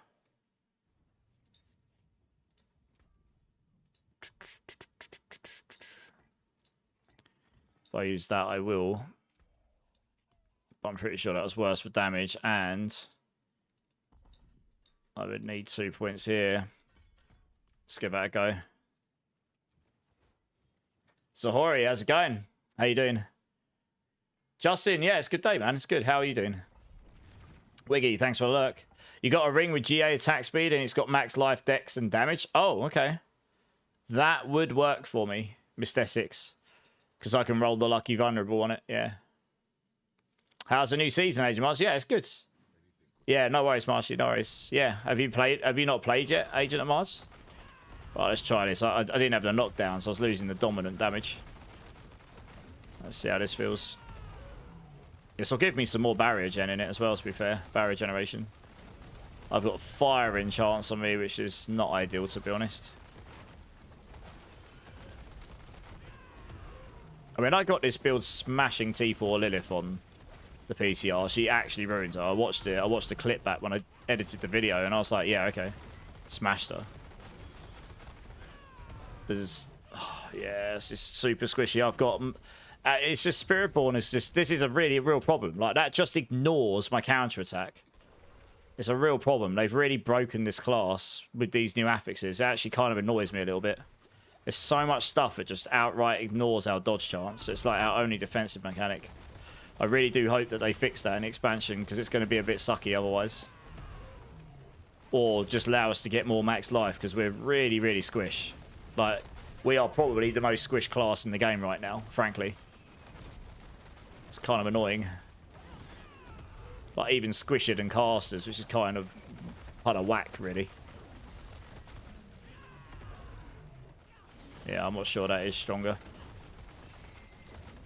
I'm trying to work out. Yeah, Viscous Shield is not going to work on this, like, at 100% all the time. So if you're not 100% shield, like, literally all the time, then Viscous Shield becomes...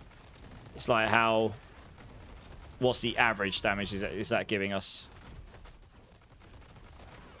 I did have a setup that was smashing a 105. It definitely wasn't this one, though.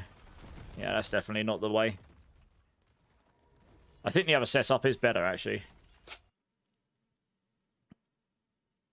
No, I agree, Ubellion. Camberk, how's it going? I'm just playing around with some stuff right now, Camberk. Relaxed AKN, how's it going? How's it going? How's it going? Yeah, I think the other setup was actually better, to be fair. Let me swap back to it again. Todd 2, there we go. Pop. I just don't think Viscous Shield is viable on this to keep it 100% all the time. That's kind of an issue.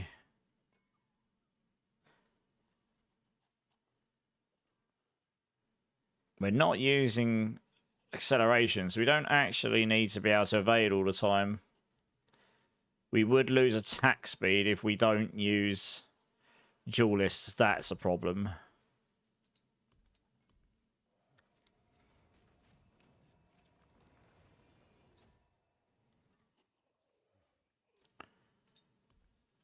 I can't imagine this would end up being better, but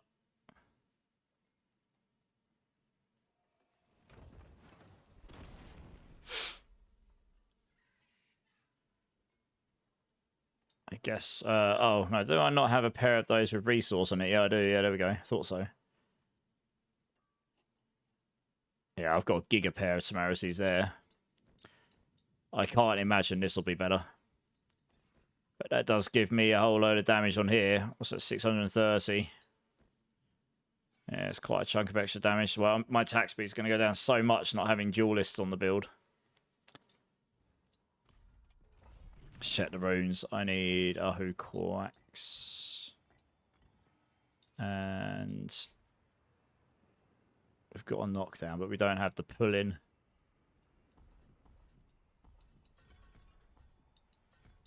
I think you need to have at least Vortex on the build, just so you've got the pull-in, honestly.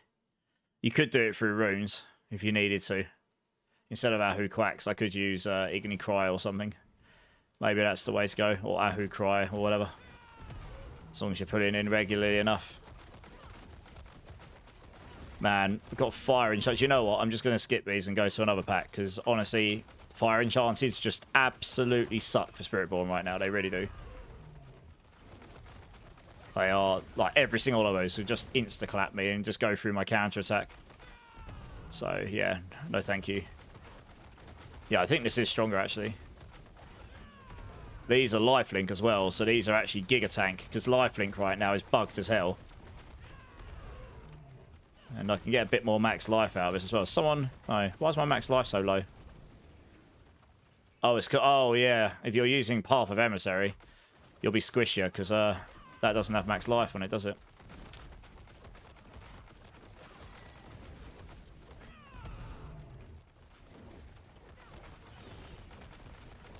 Those fire enchants definitely... Yes, it's definitely doing more damage, but I'm going to try it with duelists again. I just feel like I'm... These fire enchants are just stupid. I really dislike them at the moment. I see a Discord suggest channel. Should I put an idea of crowdsourcing feed your builds there?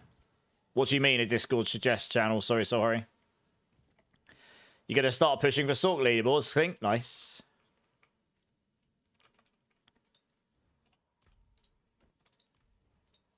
Right, let's try it with this. Attack slower, and I've got less life. Yeah. This was pretty fun to play in the PCR, but that was on the original setup with the Heshers. And I did have a better weapon. Yeah, you need the attack speed on this build. You're really going to struggle otherwise.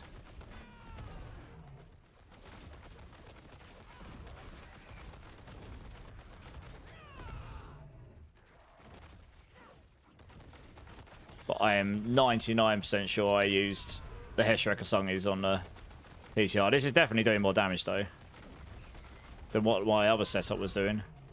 Then again, I had Viscous Shield on that other setup, and that really wasn't making much use of it most of the time.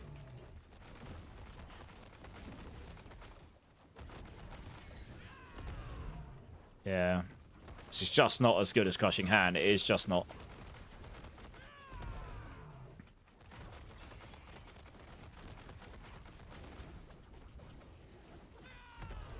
Okay, so what I'm going to do...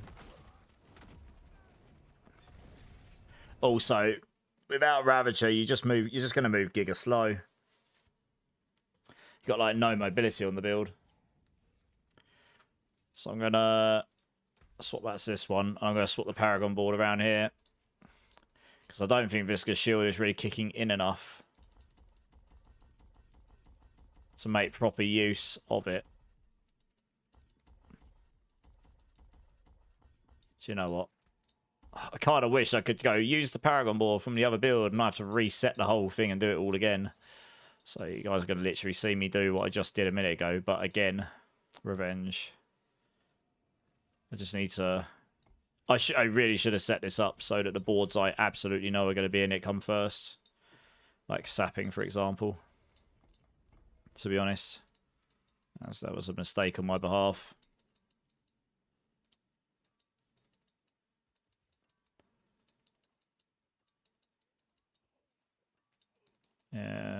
Yep, through here. Hubris. Boop. Looks good. That one there. Convergence. Just want to get the build go. Oops. Just want to... Oh, balls. I put it the wrong way around. For some reason, I thought the board was in a different place. Let's try that again, shall we? Yeah, I just want to get the build half go. I want to be... Obviously, this is 105. I'm not going to be farming 105s. It should be able to do it with this gear I've got.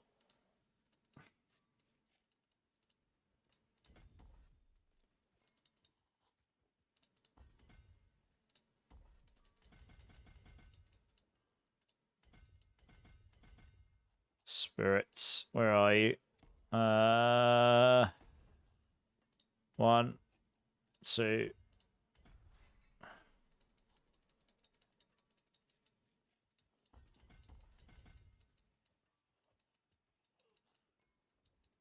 Take attack speed. Take these. I guess we'll put in Ficer up here.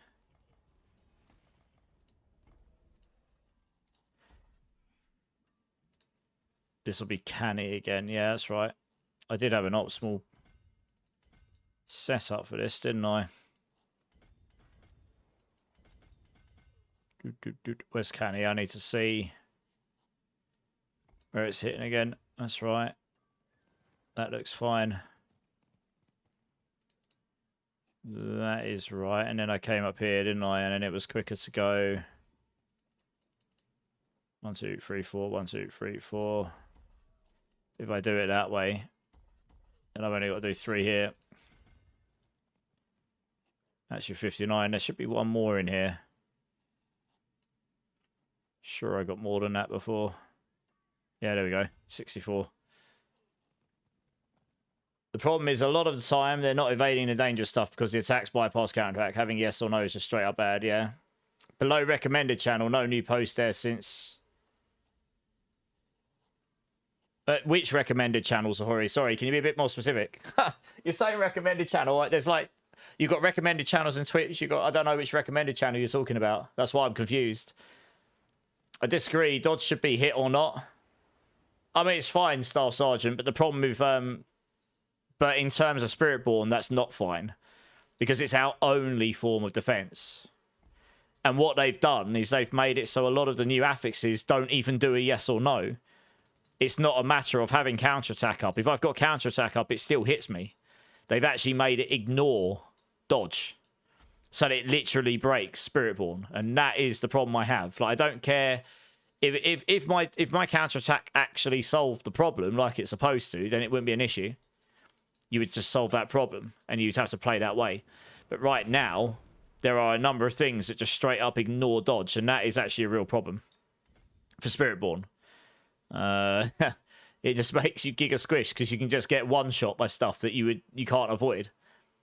You just straight up can't avoid it. So yeah, that's the problem with it. Oh yeah, we don't want that cluster. That can go up here and take those.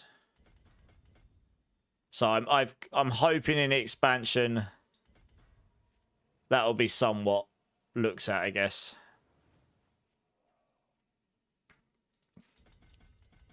And that won't be the case, because otherwise that will suck. Okay, I guess we can take all those. Okay. Yes. Yes. Yes. Yes. And no. Oh, I missed 2 down here. Okay. Oh, I need those 2. Right, there we go. Doop, doop. Right. Okay, right. Well, let's try again. Let's see how that plays without Viscous Shield. Just staying at 100% barrier, you'd have to have Temerity on. That's the trade-off, I guess. Had to clean up a cat mess for Hellspawn. Oh, that doesn't sound too fun. Kalani Wilson, how's it going? What would be the best build for Spiritborn to focus on for efficiency and high pits out of the top builds right now? So when you say efficiency and the top high pits, like what is it you're trying to do? Just level your glyphs to 100, Kalani? If that's all you're trying to do, then you can use Crushing Hands, you can use Evade, you can use Rake. Any of those will be great. I mean, Evade is the absolute fastest. But if you really don't want to play Evade, then you can play Crushing Hand or Rake. They will both do it fine as well. Psycho, how's it going? How you doing? How you doing? Let's have a look at this. Okay, Discord. All right, let me have a look. I'm just confused what you were talking about, actually, to be honest. All right, I didn't even know we had that channel. Okay.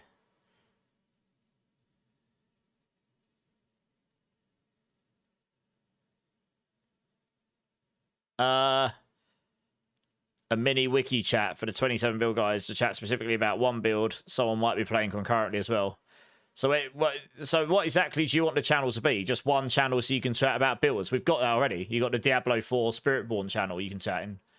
I mean, that's as good as having a separate channel for the builds, right? Surely. No, I didn't know. That's the point. Yeah, specifics is useful.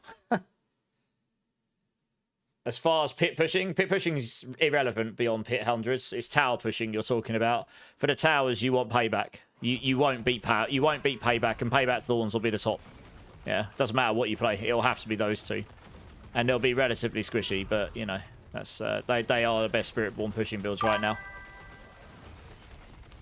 But yeah, pit pushing beyond 100 is not really that useful.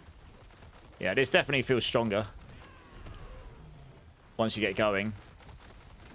It's a little tankier, I suppose. I haven't even got... Oh, I've got the kill streak going. Yeah, what are these got on them? Craps. Okay, this is what, 105, yeah. Yeah, this has got Heshirek Asungis on it. I think this is still better. It's just... It's hard to move away from Heshirek Asungis on the potency skills right now. It was the same on Razor Wings. Because you can't get potency skills very easily. If I could get more ranks on Touch of Death without needing to convert it to a Gorilla skill and then putting Heshirek Asungis on, then yeah, this is definitely doing more damage. Look, you can see. It's just the rank. Like, if you've got 20 ranks already, then another 3 or 4 ranks starts to become diminishing returns. Because you've already got 20. But if you've only got 10 ranks and you're adding 6 extra ranks... That's a huge amount of extra ranks. Loads more. And it makes a big difference to your damage. Like a big, big difference. So... And it just gives you the pull-in. So even though it's not the strongest aspects, it solves a load of things. And it gives us that... It gives us more attack speed than any other pair of gloves can give us. And because we're converting all of our skills to Gorilla, it means every single skill on my bar is getting plus 11. Which means Prodigy's tempo is giving it a 10% cooldown plus 11 ranks at 2% each. So it's giving me a 32% cooldown on every skill. And that was without the skills invested in them to begin with. So it'll be slightly higher. So it's, I don't know, it's hard to move away from it. This is a really annoying mob. It's got Soul Drinker and Reprisal. I'm just going to skip that one. You can see this is way faster. It's the same pit as I was doing before. I'm just, oh my god, it's actually followed me. Has it got, how did that teleport on top of me? What? He keeps running away. How annoying is this guy? What the? It's like the most annoying elite ever. Yeah, this is the play. This is what I had on my build. Yeah, this is definitely just, this is, actually, I think this might be, the only difference is we're not using Viscous Shield. I need to check my build guide to make sure. I might need to change that Paragon board in my guide. This is the play.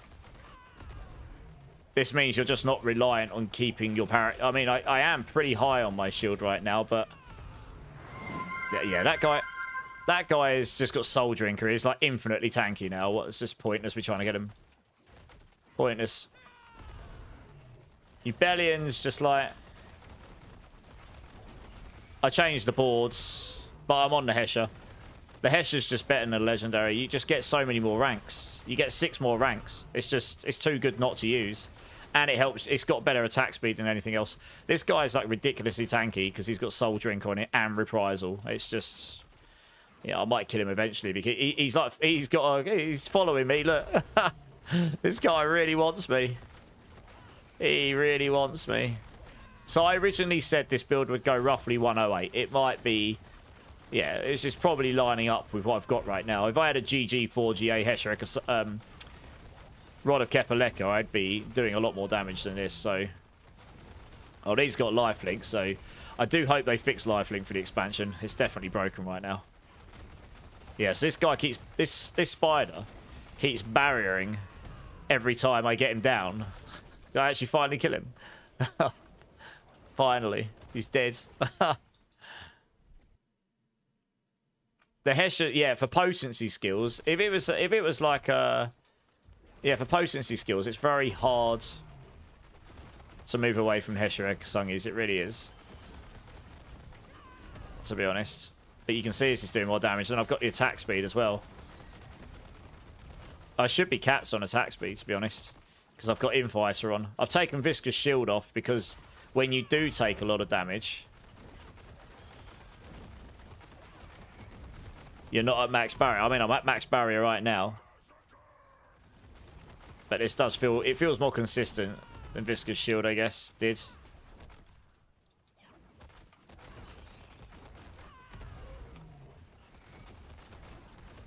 So I did a 105 in the PCR, and I had a better weapon than this, but I think some of my other gear wasn't quite as good. Man, this has been a very slow pit right now. Keep getting all these, like, packs of champions with really annoying affixes. These aren't too bad. The map's not great, though.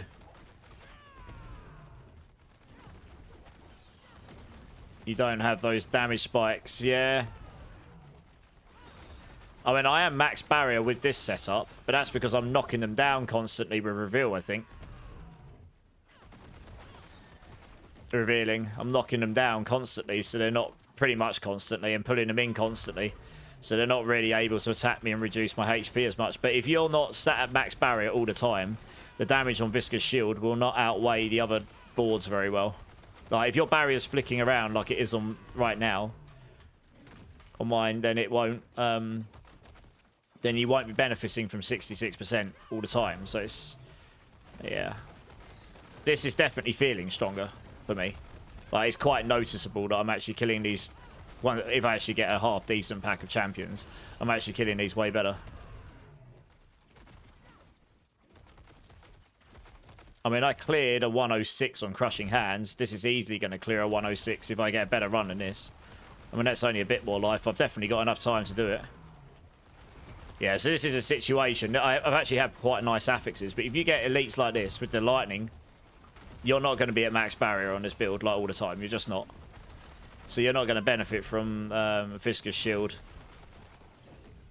as much. So yeah, for this particular setup, Crushing Hand, you should have more barrier gen in it because it's on every Crushing Hand attack, but Touch of Death, you don't have that, so it's... Yeah.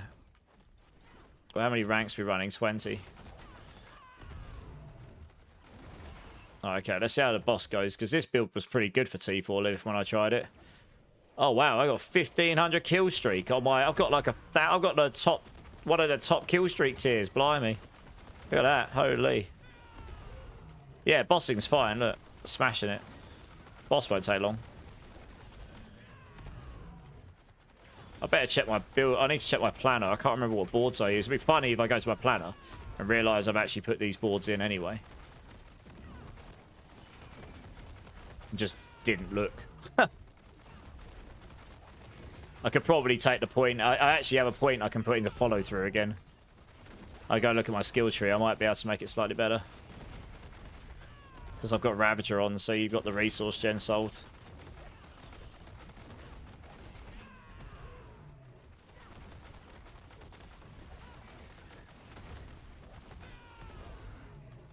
Getting one aspect has already made a difference. I just died because I was looking at chat and I didn't think I would die. Great. This is why I don't play hardcore, because I really don't want to ignore you on chat. When I'm doing what I'm doing right now, I basically don't look at chat half the time, and I hate that. And when I look at chat, I die. When I do it at the wrong times. Oh, let's try it. I mean, killing the boss isn't the problem, unless you die, of course. It's that Lilith explosion that killed me there. I definitely shouldn't have stood in that. And now I'm going to hit like a wet noodle because I lost my kill streaks here. Oh, yay. Do you know what? I'm actually not going to grind this boss out. I'm going to let it kill me. And I know I would have killed it. That's not really a problem. I just... without the kill streak tiers, you lose 8 times damage or something. There's a lot of damage I've lost there. Also, I had a couple of follows here. 1 second. This is probably good enough for me to play with you guys, would say. Carmen and Carmen San Diego and Abiko, thank you so much for the follows. Welcome in. How are you doing today? Yeah, this is probably good enough. Let me just check this planner quickly.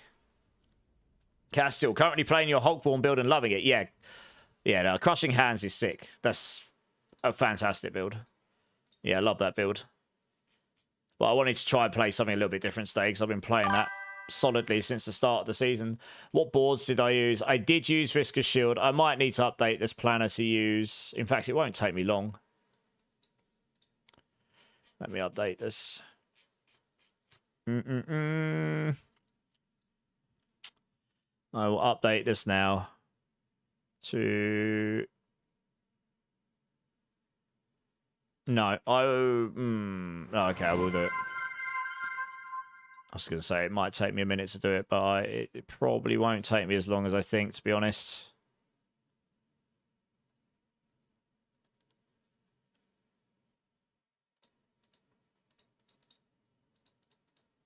Why the hell did I go that way? That's weird. Oh, I see.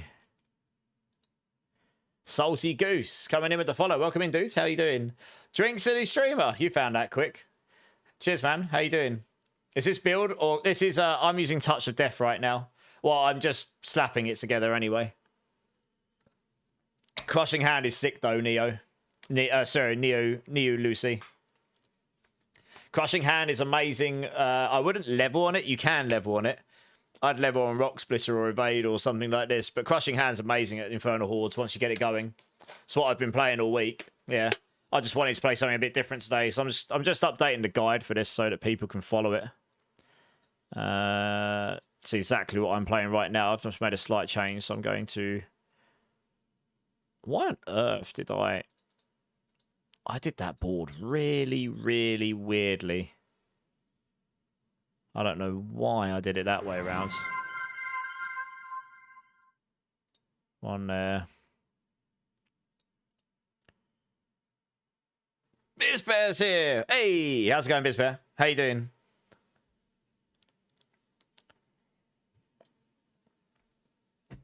Well, I'm just slapping this planner together for you all.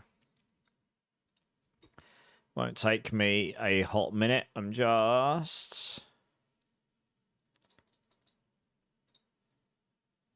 Let me do that there.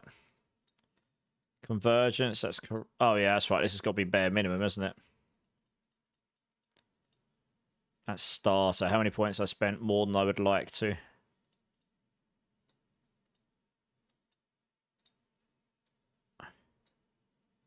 And then that can be switched to Infighter.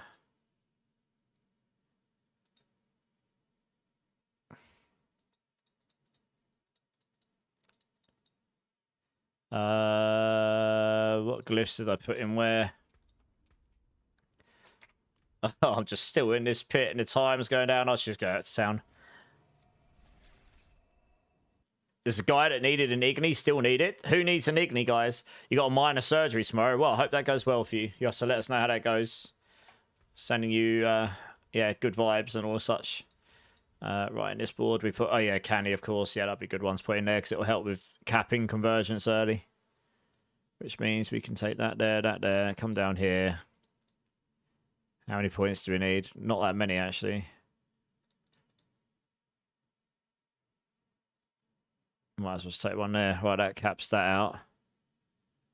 And then to start with, we can just come into here.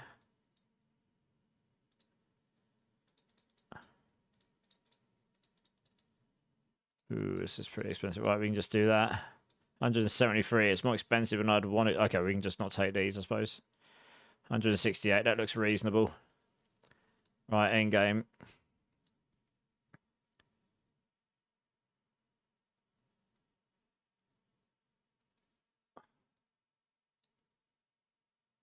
So you know what? I'm actually just going to copy that and go into here. Because that's going to save me time.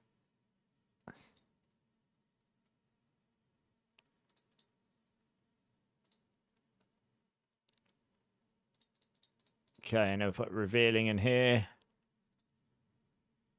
That's fine. Colossal.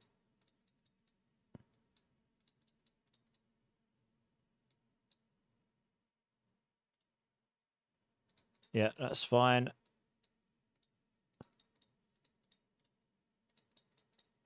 Yeah, if I don't do this now, I'll forget to do it. So if I do it now, then you guys have got the updated version. I'm just trying to make sure the progression is there.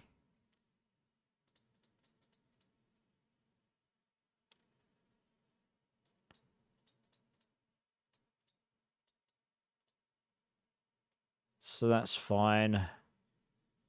Don't overly need to take these. So I miss any. Oh yeah, we missed that cluster there. Let's take that. Come down here, take this.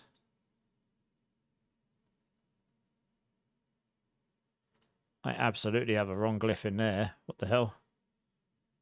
Why on earth did I put that one in there? What a noob.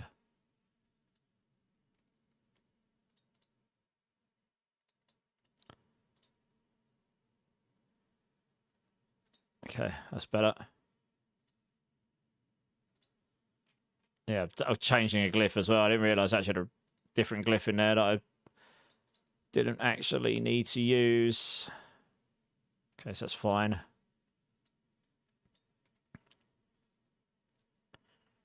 Ooh, there's a cluster there as well. What's that? 244. That seems reasonable.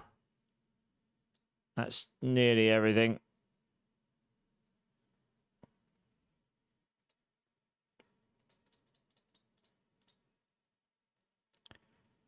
Okay, and if I copy that over to here, and then it's just a matter of maxing this board out completely. That's that one. Damage.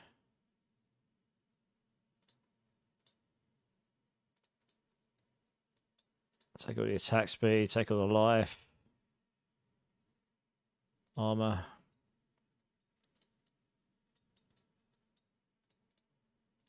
Right, give me about 5 minutes, guys, and then I'm good, and then we can go play. I'm going to go run some... I'll run lower pits, just so I can level up some glyphs and stuff. And if anyone needs some pits, we can run them. We'll run like some 95s or something.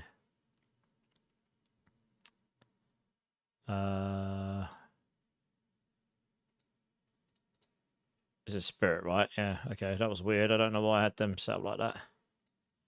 110 damage. Damage. This is canny. You need some power leveling. Okay, D-Rock, how's it going? Oh, that's right. Someone was asking for power leveling. I said 10 minutes. It's been a lot longer than that. Apologies. Hopefully someone else was able to help. 1, 2, 3. Get rid of those because that's a lot faster there. I've missed out. Oh, yeah, there's one there. I don't need that, but we do need the life. I need to max this out here.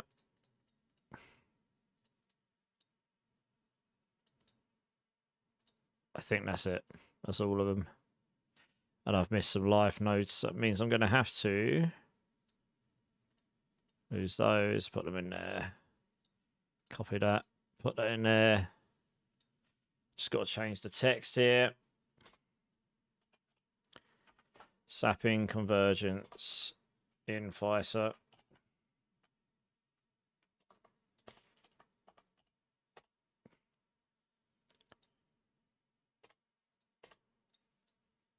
Revenge. Spiritborn. Hubris. Let's put that there. Hubris, Canny, Spirit, Colossal seems reasonable.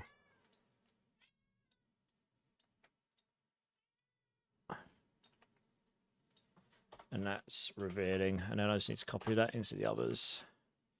Just make sure they're correct. And then I will just need to make sure I put in the change log that I've changed this. What's it, 22nd?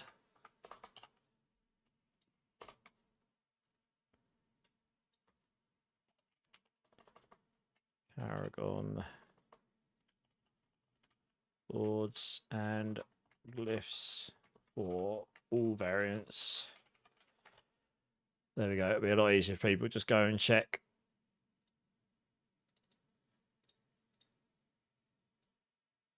That stuff.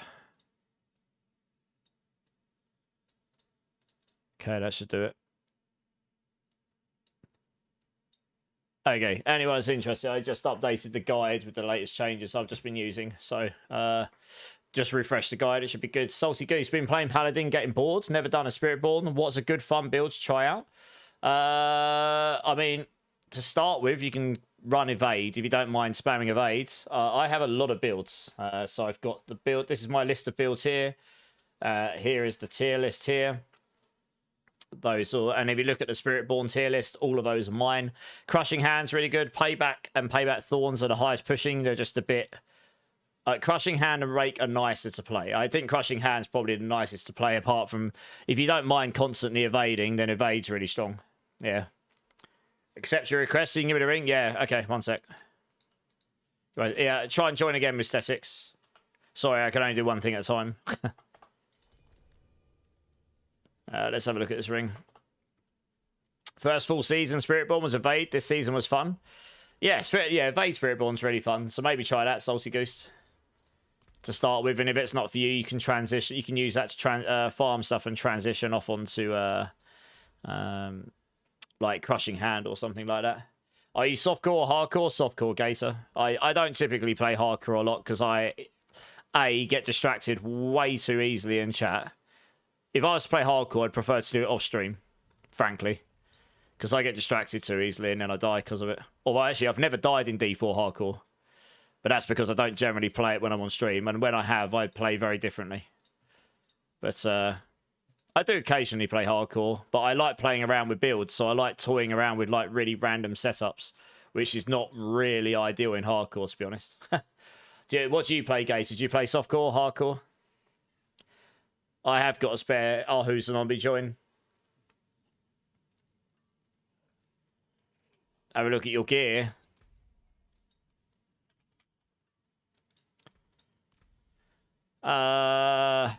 Okay, your weapon's better than mine. You're paying payback, yeah. Ahu Ohm. You're using Ahu Ohm for starters.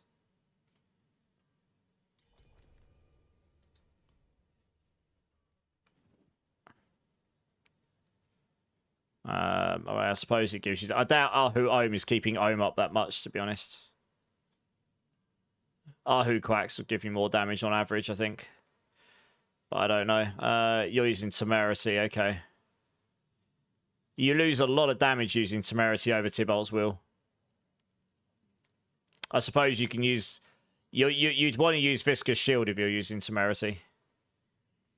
Resource cost reduction, resource cost reduction. Your boots are fine. Your gloves are fine.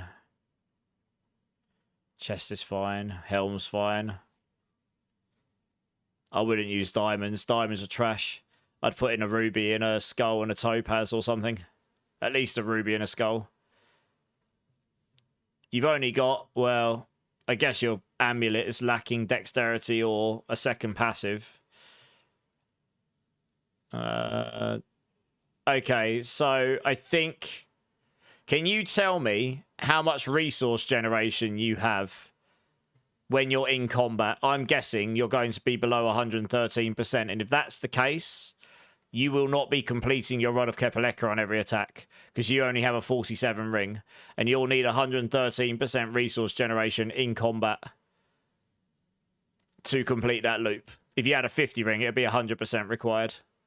So if you can tell me that, that might be where your damage has gone wrong. Obviously, I can't see your Paragon boards and stuff, but... You're rich in points, you are. Yeah, that's why. Your damage will be wet noodle until you solve that. It's very, very hard. So you're going to have to change resource cost reduction on your amulet to vigorous, probably. To start with. And that will give you enough, maybe, to complete your loop. Oh, sorry, that's my amulet. What's your amulet again? What did you have on your amulet? Sorry, change thorns to vigorous. Thorns to vigorous, maybe. Well, you changed one of these tempers to vigorous right now. You haven't got enough resource gen. Yeah, I mean, if you had a GA resource gen chest here, and yeah, it's hard. Without Ravager, you'd need a 50% ring, and you would need GA. If you had a GA resource gen and a 50% ring, you wouldn't need to have GA vigorous. Yeah, it'll be enough if you've got vigorous on. Yeah, try that. Your damage will probably be a bit better. You would have lost damage taking off one of those tempers, but you know. Are crushing hand gloves a thing this season? Not really, because Hesher Kasungis are just better. Moon Broski, how's it going? Drinks in his streamer clink. Cheers, man. Right. Oh, yeah, you want an Ahu rune, don't you? I'm not doing very well keeping up with things today. My brain's moving about 5 miles slower than I am, I think. Just needs to go and do some mindless pit farming. Where are you? There you are. 121. Yeah, let me know how that goes, Crazy. That's kind of the only thing I could think. You're working on Heartseeker build? Okay, nice, Mo bro.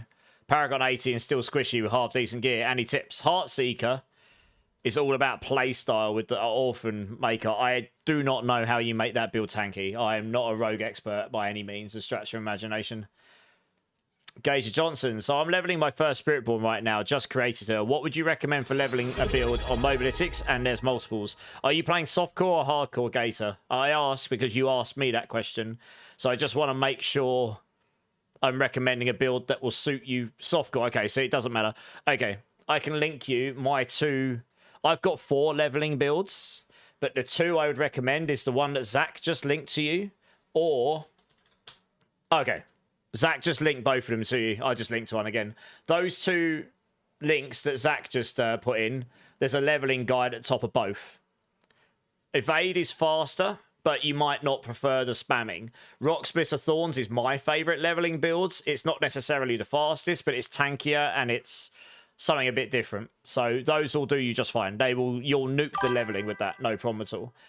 Thanks for the follow, Gator. Appreciate it. And Salty Goose, thanks for the prime, dudes.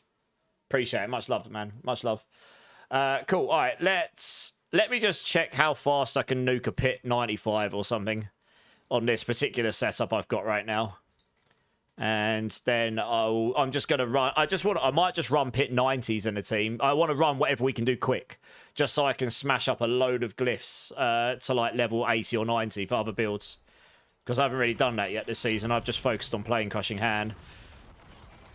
So yeah, if I can do a 95 like pretty quick, which it looks like I'll be able to. This doesn't have the same impact as Crushing Hand. Like Crushing Hand, it does instantaneous damage as opposed to having to wait. You have to like attack 3 times, get the 3 swarms, and then you have to attack another few times before they blow up. So it's like a slight delay on it. It's a bit weird. Yeah, I really wish the Touch of Death gloves were good.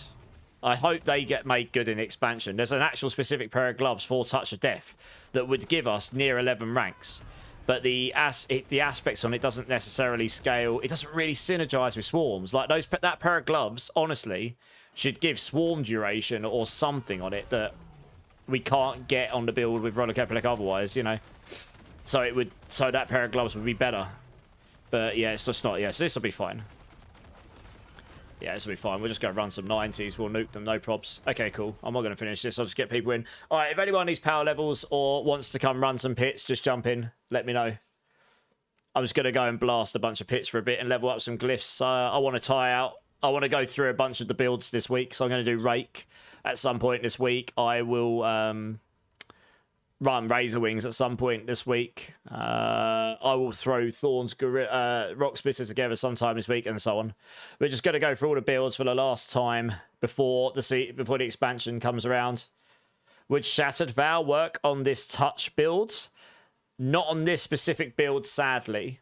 A full poison Touch of Death build does not beat the Rod of Kepeleka synergy right now, Real Wireless. Maybe in the expansion. I tried it on the expansion. I tried it on the PCR, sorry. A pure poison Touch of Death build. It just doesn't work as good as the swarm explosion stuff. And these swarms, when they blow up, don't do dot damage. The way it works is Touch of Death is Touch of Death does a minuscule amount of hit damage and a lot of poisoning damage. And it says when the infection expires, so when the timer of the poison runs out, 9 seconds, or the host dies, so when you kill a host, a swarm hatches and seeks enemies for 9 seconds. So it creates a swarm. The swarm deals hit damage. Party mode awaits at level 3. You know what to do? Oh dear, that voice gets me. It's like Optimus Prime. Autobots, assemble. I was trying to put my finger on it the other day. It sounds like bloody Optimus Prime in my stream. It's great. Junior Dubs, how's it going? Hey, Gamer Dog, how's it going? Yeah, so the swarms do hit damage. So that's fine. But then when we come to the aspect here, the insatiable aspect, kills extend the duration of your Touch of Death swarms. So when you do kills, your swarms extend their duration. And when a swarm is replaced early, so you can only have a maximum of 3 swarms, and when you generate another swarm, it'll blow the previous one up. So you need to, basically every time you generate a 4th swarm, one of them blows up, the first one, and it'll do a crap load of damage. But it's hit damage. So Salty Goose 45 is leading this hype train. That's so egregiously funny. That's amazing. It's lovely, John. How's it going, man? Can you lower to hard or penitent for me to join, Zach? I will in a second, yeah. Watch them overcook with dot fix. I hope so. I hope so. But anyway, the swarms here, they don't generate based on the poisoning. They only care about when the host dies or the duration of it. The duration of the poisoning, not the damage. So that's why the temper touch of... Oh, have a little dance. I'm just trying to explain something. Everyone's just cracking loads of sounds and stuff. I'm going to wave out to go by so everyone can hear me. So yeah, the Touch of Death duration temper would make the swarms stronger because it's based upon the duration. Salty Goose 45 remains unchallenged. So yes, the Shattered Vow would increase our duration and it would be really strong. The problem is... Oh my gosh, I'm trying to explain something. Please let me finish. Oh, I'm just going to shut up and stop in a minute. I can't get to the end of my sentence. No. Yeah, so the Shattered Vow would increase the duration. The problem is it doesn't outweigh the damage of the Rod of Kepaleka. That is the problem. So you're not... God, my goodness me, you guys are jokers. Mark and Gilmo. I hope that made sense with all the sounds in between. These guys are a bunch of jokers. Oh, my words. So being off the game for a while, what's the way to level? Go to Helltide. Actually, do your seasonal quest line. Go turn into Butcher. You'll level super fast. Crazy Panda's joining in the fun now. Look at him go. Blazes, I have a spin. We won't even get a single pit done in this stream at this rate. What the hell's going on? These guys don't want to see any gameplay, clearly. A gamer, I'm actually going to let Zach join first because I'm giving him a power level. I'll get you in afterwards. I need to go down so he can actually join me. You in luck, Galp? Well, maybe. I'll get you in afterwards, gamer. He wants a power level first. Guys in my party, can you accept this so I can get Zach in? There we go. Oh my god, I don't think I've had so many sounds in my stream in one go in ages. I'm going to start putting cooldowns on these, you guys. No, could you explain that again in between sound alerts? No. No. Salty Goose 45 is currently our top supporter. Real Wireless, thanks for the follow. People were trying to get... I don't know if you got that explanation, really. Yeah, it's like I'm coming. I bet you guys are. Tremaine, how's it going? You guys are clearly having a great time. So. Time is running out. And all we've got in the background is Optimus Prime going, time is running out. It's like, imagine if I could make that voice Arnold Schwarzenegger. Could you imagine? Guys, it's the party train. Let's go. Wise Wizard Chrysalin. Wise Wizard with the sub. The gift subs. Thanks, dudes. Farm Strong are done by Immortal. Please thank Wise Wizard for the kind gift subs. It wasn't quite enough to keep the hype train going. Never mind. I appreciate it though. Oh, you guys are jokers. You should see it when I turned it off so the DJ thing doesn't go on hype train level 1 because it is a bit intrusive.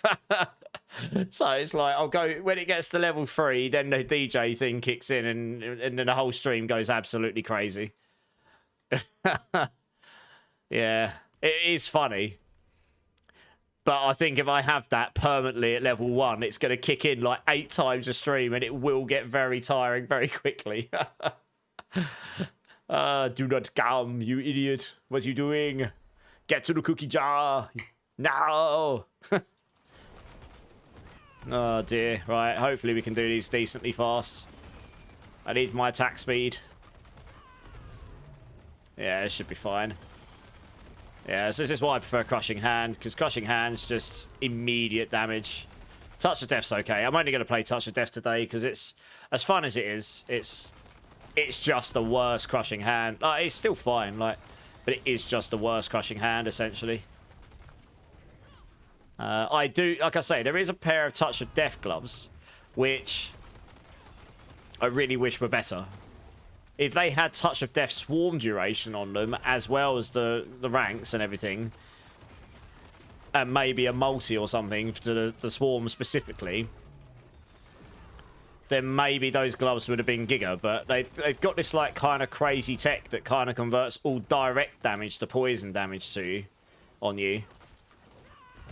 So then you can just stack a load of poison resistance. But yeah, it's not enough. You can't reduce dot damage enough. It just ends up wrecking you. So it's just, I don't know. And the tech doesn't work. You have to play a non-barrier build for those gloves to work full stops. Then you just giga squish, and it's... Yeah, they kind of... The original design of those gloves was designed when you had, like, damage when injured and stuff like this. Like the Jack Imp shell and all that. And it's just, it's kind of broken now. So it's one of those uniques I'm kind of hoping will get fixed at some point. Is there a way you can whisper me in game without being friends? Can't remember. Guys, can you whisper people that aren't your friend? Can you type in whisper name? I can't remember. Actually, can't remember. I've never done that. What do you need to whisper me anyway? No, you need... It depends on your Ring of Midnight Sun. He had a 47% Midnight Sun, which means you need 112.7%. If you have a 50% Midnight Sun, you'll only need 100%. If you have a 44% ring, you'll need like 138% or something. Something like that. Like the lower your Ring of Midnight Sun is, the more resource gen you need. It basically becomes impossible to solve once you're below 44% without it costing too much on the builds. That's why I always tell people, get a 750 trash ring, but the highest aspects you possibly can. Basically. Because it will just be stronger. Yeah, no worries.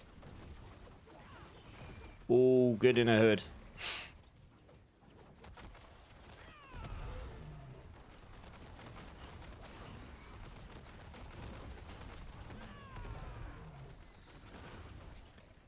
Yeah, this is fine. This setup's fine.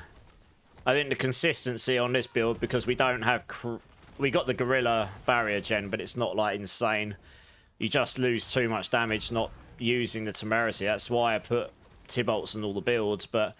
Yeah, some of those top builds are using Temerity, I guess, so that they can get the Viscous Shield known. I guess it's because they don't want to die in their runs, so that's why. The damage is feeling good here, though. Once I get the resource cost reduction kicking in.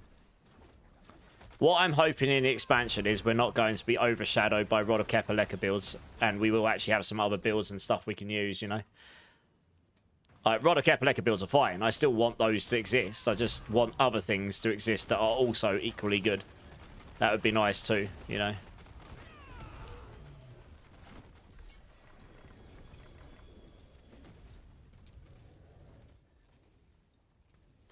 Yeah, I'm just going to level up all my glyphs to 46 to start with. Doesn't really matter which ones I start with.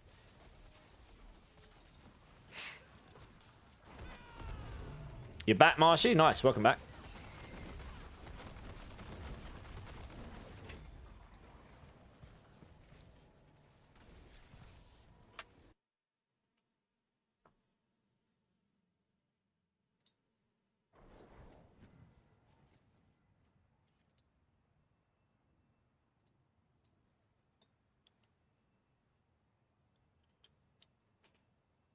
But yeah, I mean, this is fun enough. I mean, as Centipede builds goes, to actually use a Centipede skill, this is about as good as it gets at the moment. That's really funny. I just dropped a GA attack speed ring, although it's not quite as good as the one I was given. How many levels did that get? Oh, loads. Nice. But it's still fun enough. I might even throw together a Rushing Claw at some point this week, just for the funsies, really. If I can get... I've actually got a pretty good Sunstained, to be honest. It's the last time we can play these builds in their current form, for better or worse, even if they're not great. So, you know, it's like a last hurrah for all these builds we've been playing since October 2024, which is when Spiritborn first came out.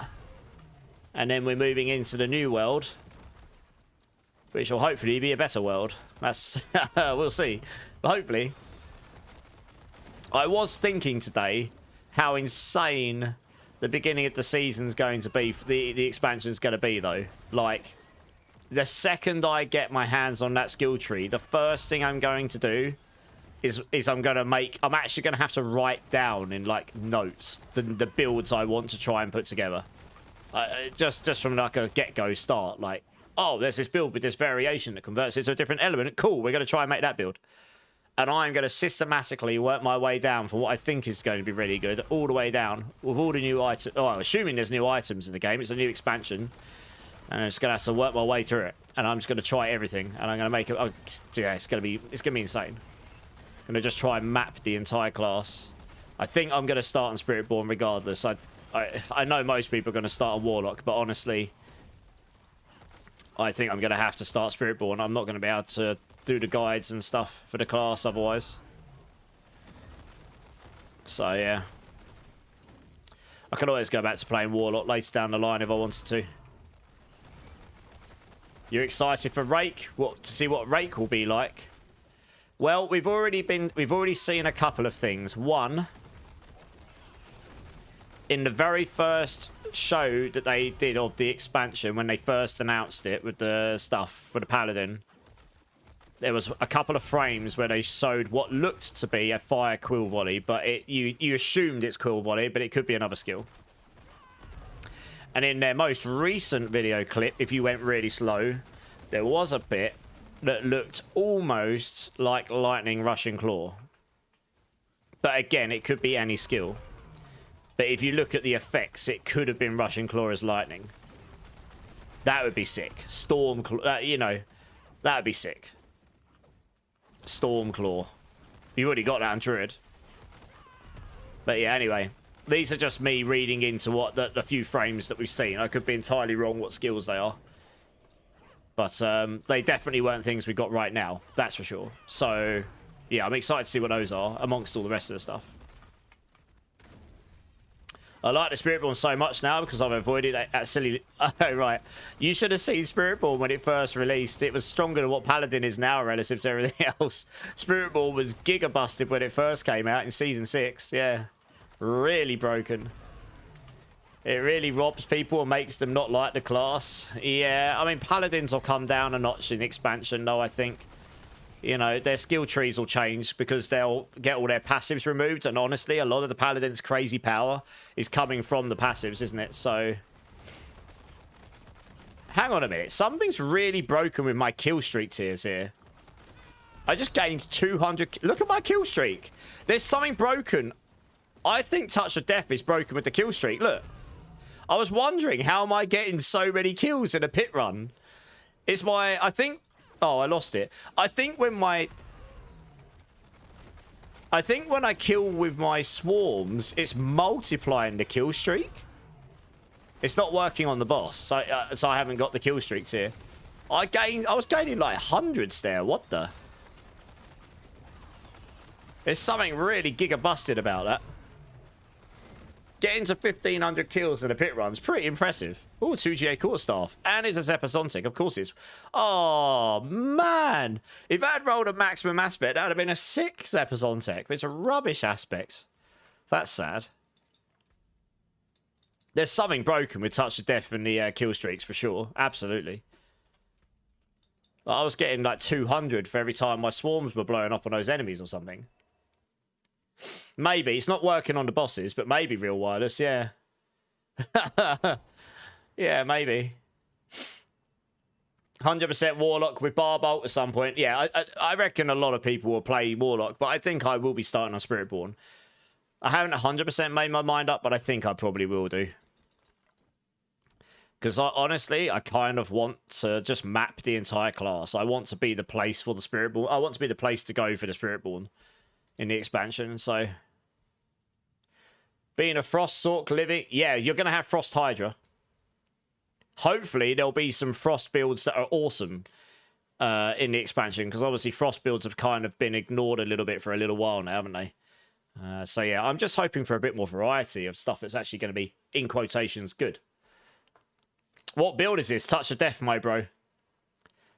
It's okay. It's not as strong as Crushing Hand, but it's... I mean, it's more than strong enough, right?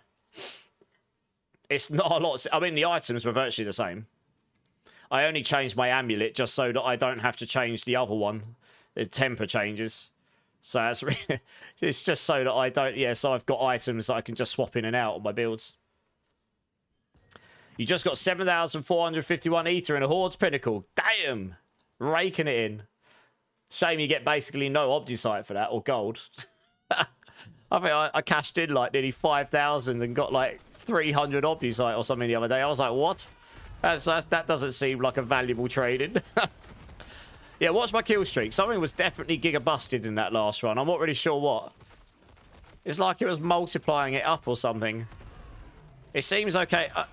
No, look at it. I definitely did not just kill 40 mobs. Look. What's this? 89. And now I'm at 160. Oh, I know what's happening. I know what's happening. When I killed them... Oh, I think I know what's happening. I think when all my swarms blow up, if all three of them blow up at the same time as the mobs die, I think it's multiplying them by how many of my swarms are dying. I think every single one of my swarms blowing up is counting as killing them, so I'm getting multiple counts of them. No, I'm at 265, and we've only just started. Let's go! No wonder the pits were feeling okay on 105. I'm getting my kill streak resource cost reduction gigafast. Look at it. That's crazy. Yeah, you want to just get loads of trash and then blow them all up at the same time, and then you suddenly get like 5 or 6 kills for each one. Exploit report. I will report the bug. Yeah, I'm not. It's definitely bugged though. Look at my kill streak when they die. Watch this. Look at that. Yes, I killed like 6 mobs and got 100 kills for it. That's so... Imagine if it's infinitely scaled. This would be the most broken build in the game.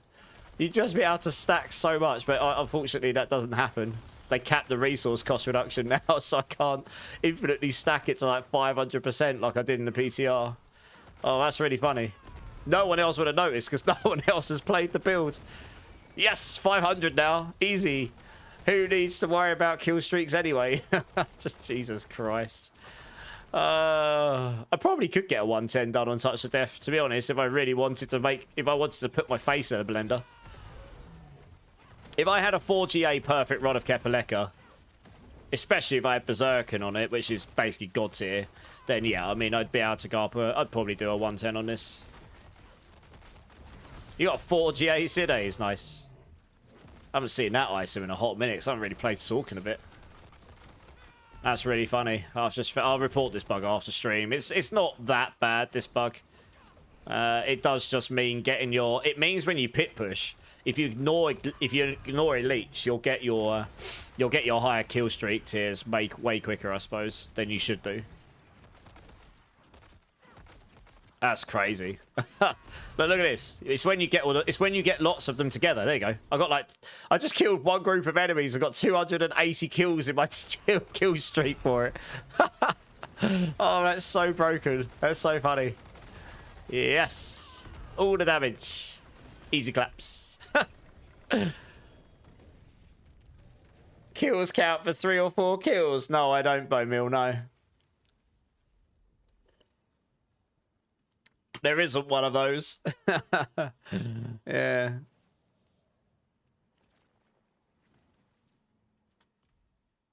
The skill streaks are broken. I have a theory. It's to do with the swarms, I think, Ubellion. I think it's something to do with the swarm tech, isn't it? I was looking at... I did wonder how I got to 1,000 in a pit. I was like, hang on a minute. How did I get to 1,000? Like, I've never done that before. And I'm pretty efficient on my Crushing Hands build. You're not normally allowed to kill that much before you get to the boss. That's your 3rd pair of 4GA Sidays. I'm not even surprised, Clink. You need to test ban a first breath snapshot on which build, Zach? 950 Opti-Sight for that much ether. God. Streaking, Bowmill. 80 watt streak. Wow, Bowmill. Thanks. I appreciate that. Benji, how's it going, dudes? Yeah, I just updated that planner with the changes I've got here, Benji. So check it out. Any questions, write in chat. And let me know. I mean, this is pit 90, 4-man, and I'm just happily blasting through. Found a bug on Touch of Death, so I'll need to report that. In fact, maybe I'll report it up. Maybe I'll report it after this run. Can I attack in? Yeah, once Zach is level 60, I'll get him to rotate out, and then when there's a space, I'll let people in. Because Zach's already 283 on his Paragons, so...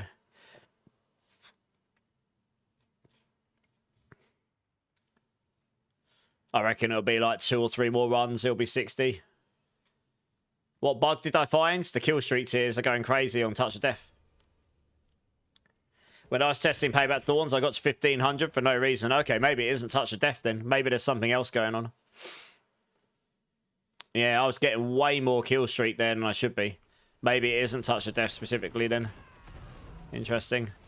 Look, I'm at 41 and I've only just started. I definitely have not killed 41 mobs. Look, there's something definitely broken. Maybe it's because I'm in a team. I didn't notice that when I was playing solo.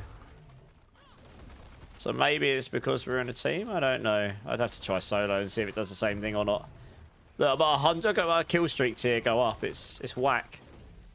150 already. We've been going for less than 30 seconds. I mean, if I had all those enemies around me all the time, sure, I'd be able to make that many. But I definitely haven't moved through the dungeon that fast. Oh, I lose my kill streak now because I've killed all the mobs. Yeah, so I just got like 100 kills from that. That's definitely, there's definitely something wild. 268 and now I'm at 347. There's definitely something busted here, although I'm probably about to lose my kill streaks here because I've got no mobs. This is the only problem with playing in a team. You basically can't keep your kill streak up very well because people kill the mobs and you got nothing to hit. But it doesn't really matter. That's why I've chosen to do lower pits. It just doesn't matter. Raziel, how's it going? Streaking, 7 watt streak, nice. It was, oh, and the sheep scream. I don't actually know. Oh, I wasn't looking at chat. I wasn't expecting that to kill me, actually, to be honest. I don't know if it's touch of death explicitly. Apparently, it's happening on other builds as well, so maybe not. I haven't noticed it before on any of the other builds I've played, but then I've only played Crushing Hand and Evade, really, and Payback. I didn't notice on those. I mean, oh, for God's sake. Oh. Yeah, I don't really like doing these with people. I'm just going to whinge tonight. I'm really not in the mood for it. Oh, Spiritborn is so... Because it's all these bloody fire affixes that just ignore my defense. Yeah, I'm just going to ignore that. Fire enchant is just completely broken for Spiritborn right now. It totally ignores my main defense mechanism and it just kills you. You can't stack anywhere near enough life. It just insta-wrecks you. Yes. They actually changed it from the PTR because it definitely wasn't that egregious when I tested it on PTR. I've kind of reported it as laughable, and I wasn't the only one. Not just for Spiritborn. It's just like, this affix is silly. Like, what's going on? You didn't notice it on Rake. Yeah, there's definitely something weird going on with the kill streaks.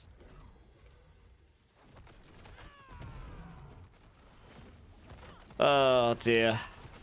It's alright. I mean, this is why I play softcore, right? So I can play weird builds and don't care if I die. I'll say, I don't mind Spiritborn being, like, a squishier class than other classes, because theoretically, I mean, it really should be squishier than, like, Barb and Paladin. But it really should have some way of getting better amount of life or defense or something than what we've got right now, because it is absolutely paper thin. I suppose I haven't got perseverance in there, but to get that, I'd have to take out damage. I'd have to do this. I mean, maybe that would help a bit, but you lose damage for it. So that's your trade-off, I suppose. This actually, to be fair, in the expansion, this won't be so much a problem for Touch of Death or potency builds. Right now, potency builds, you've got so many damage passives to take, you've got no skill points to take for anything else without sacrificing damage. You literally can't. But in the expansion, all these passives are going away from the skill tree, so you won't focus your skill points in those. You'll focus them more in the skills themselves. So, yeah. Maybe putting some points in Perseverance will actually help here a bit, to be honest. I don't really want to sacrifice any more damage anywhere else. Yeah. Let's have this one up. Yeah, good night, Snobby. Thanks for jumping in, dude. It seems to be counting 3 times, same as Payback Thorns. I wonder why it's happening on Payback Thorns. That's weird. But yeah, 3 times, exactly that. Yeah, I never noticed it on Payback Thorns when I did play it.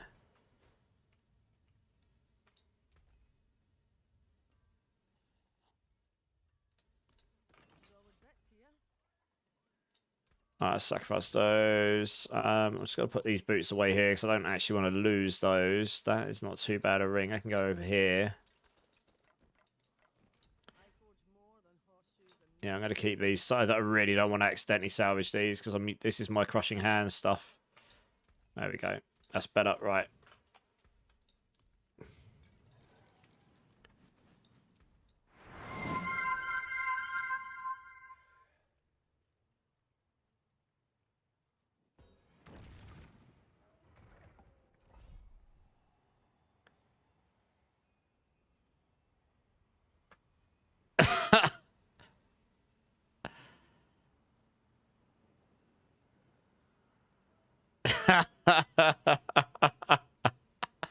Very good. I'm not necessarily having a bad day. I think I'm just having one of those days where I'm just like, I don't know. Things are getting to me more than they should.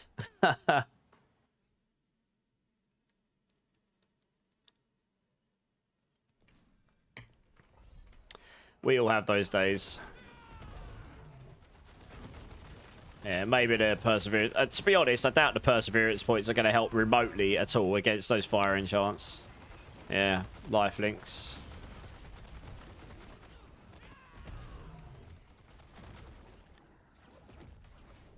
Hey, easy. How's it going, man? How you doing?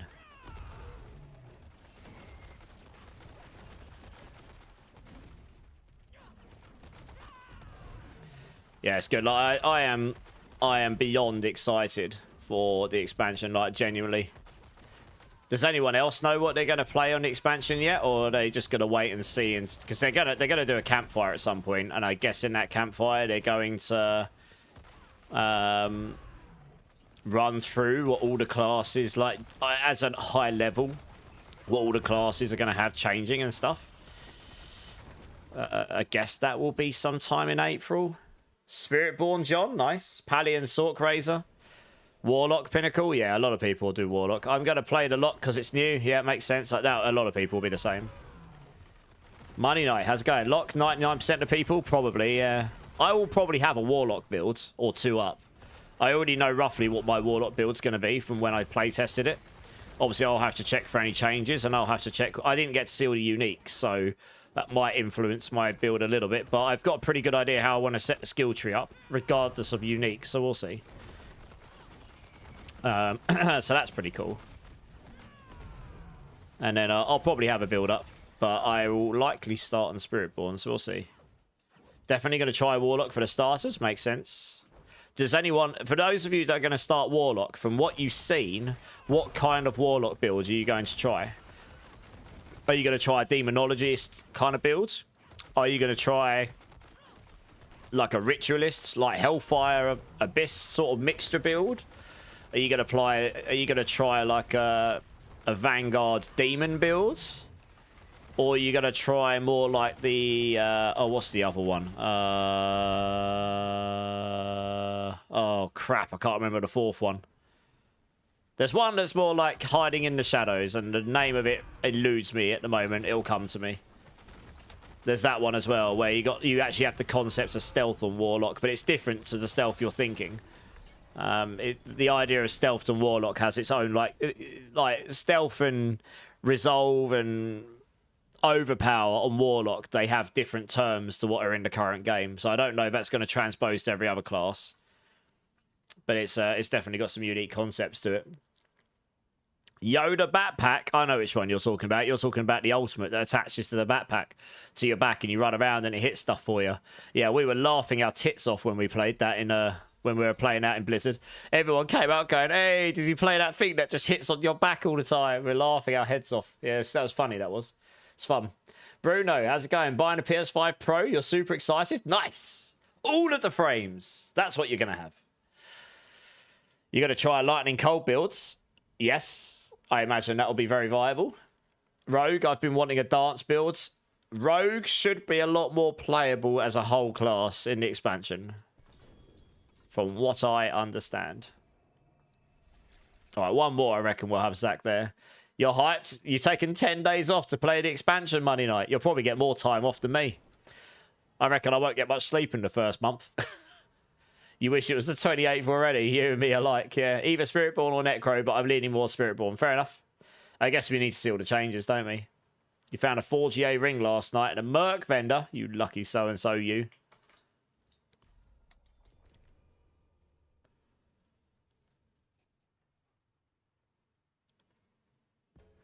Right now, I'm trying to figure out what I'm playing for Last Epoch, either Mage or Rogue. Nice. I'm actually going to do a big blast on Last Epoch next Thursday for anyone that's interested in seeing that. I reckon I'm just going to go Primalist, though, mainly because it's a class that I have played before.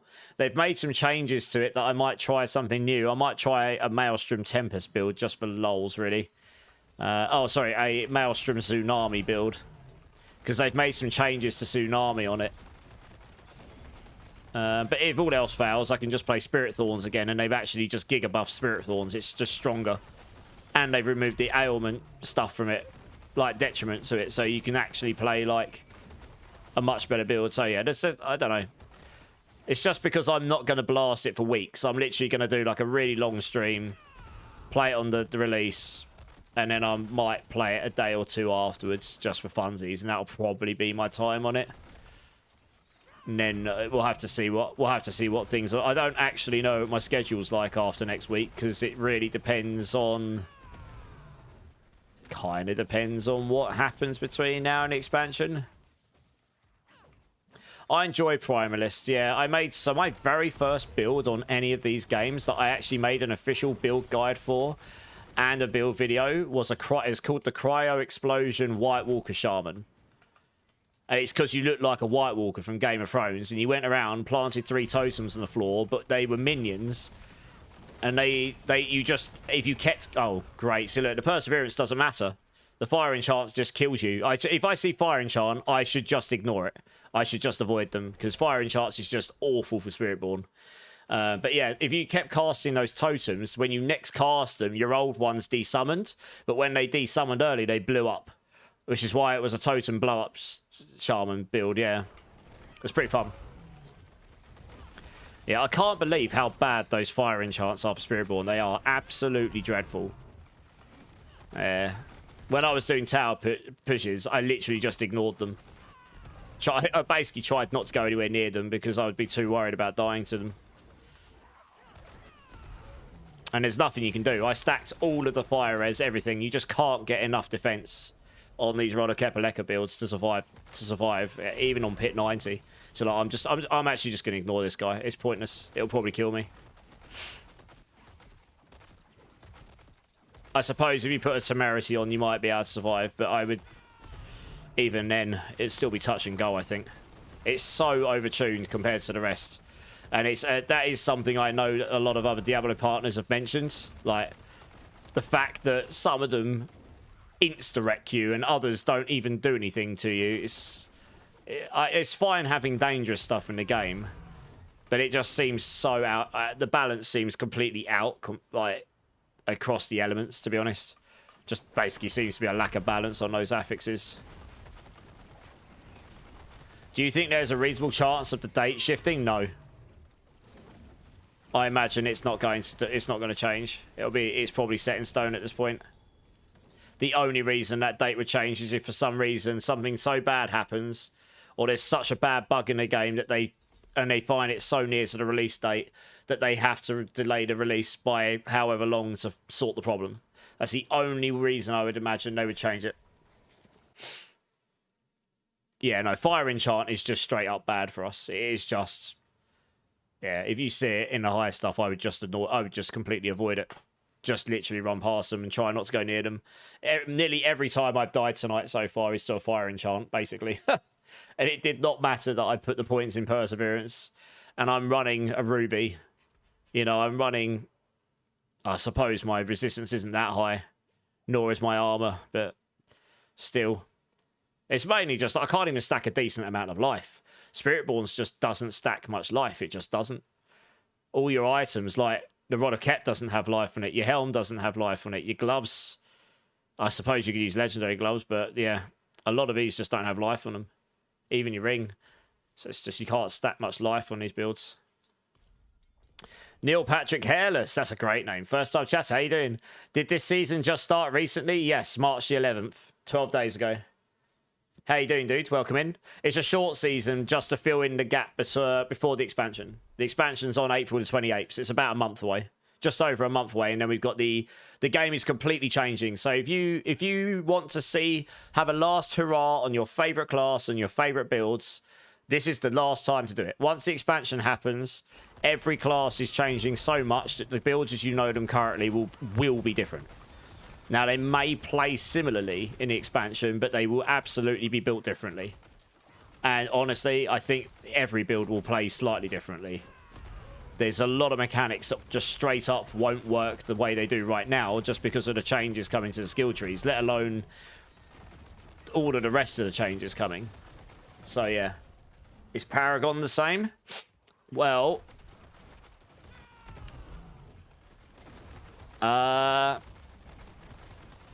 I haven't seen anything,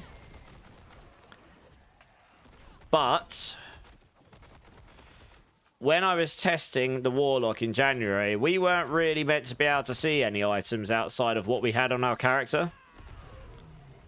However, we did find a vendor that cycled the items every 15 minutes. And obviously, we kept going back and checking to see what the items changed to. And we may have just seen some cheeky stuff on them, which, to be honest, the only place I can think would affect, like, I'm trying to be careful with my words here because I'm not even sure if I'm meant to be able to talk about it. I was told I was allowed to talk about everything I saw in that demo, but I'm pretty sure we weren't supposed to see it. But the stuff that was on these items, the only place I can think that they would be in the Paragon board. But yeah, so we'll see. Which, if that's the case, then I would expect there'll be at least some minor changes to the Paragon boards.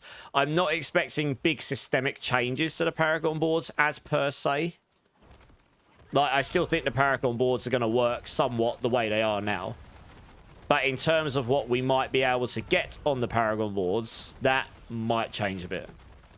I have suspicion. I don't know that for sure. This is me with my suspicions. Another fire enchanted. Yeah, I'm just going to ignore him. So, we'll have to see. We'll have to see. I'm hoping we'll get more Paragon boards, if at a bare minimum. To be honest, I'm hoping we'll get more Paragon boards, yeah. I don't know you, Bellion. But I do have my suspicions that there will be different stuff. I mean, look, at the moment, the Paragon boards is pretty bland. I actually think the simplicity of Paragon boards is fine for the kind of audience they're trying to approach. The problem with it right now is you choose your Paragon boards based on the legendary nodes pretty much only. Like, the clusters themselves, in almost every single build's case, you might have the odd builds that might really care about them, but most of them, it's just, is that legendary node better for my build or not? And that's what you choose the board on. And then you just take whatever clusters are useful in whatever order is prioritized. And then you just slap your glyph in and activate it and off you go. So it would be nice if the Paragon boards was like, actually, I want to take this board because not only is the legendary node really good here, but these clusters are like so good compared to these ones on my board. Maybe I want to use that. Maybe that'll give you more choice between them. I don't know. And that could be a number of different things, right? So it's like, we'll see, we'll see. I have my suspicions there might be some changes there. Mark White, this new setup you got's incredible. Nice, I'm glad it's working out for you. It does make a difference having hardware that's half decent. Ludicrous Draco, how's it going, man? Check out the Planner Dudes. I actually updated it about, well, half an hour to an hour ago with some changes I've made. And yeah, if you've got any questions, just throw them in chat. Get Beavered, how you doing? Welcome back. 5 watch streak, nice. Yeah. I mean, look, they told me I can talk about everything I saw in that demo. I'm just not entirely sure we were actually meant to see that. Yeah. I did kind of talk about it the other day, but I should be careful what I talk about, really.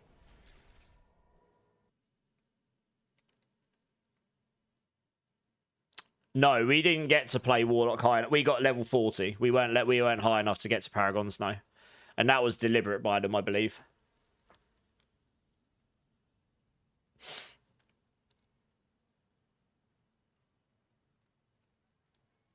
Let us choose different passives in the Paragon board. I mean, they would have made whatever changes they've made to anything in the game for the expansion will be pretty much done at this point. They will be fully in final testing phase now. Any changes they make will have to be so important that they would actually risk breaking testing they've done. You got to drop that. No worries. Right. Who was it that wanted to join? I believe it Wise Wizard. You wanted to join, wasn't it? 1 second. And Gamerdork tried to join earlier as well. I'm just scrolling up. Yeah. Evil. Okay, if you want to jump in, Gamerdork, you did try and jump in earlier. Whoever gets there first, I suppose. You need to level up your barb glyphs. Gonna try the immortal boss gonna build. All right, nice. Yeah, I mean, I'll be going for a while. I'll probably just run these for the rest of the night because I'll level up a load of my glyphs. Yeah, yeah.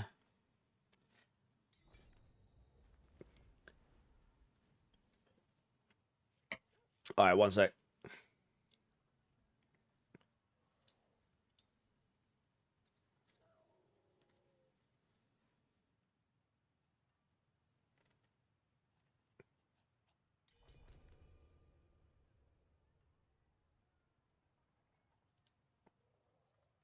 Hey, 8-man. I'm good, dudes. I'm good. How you doing?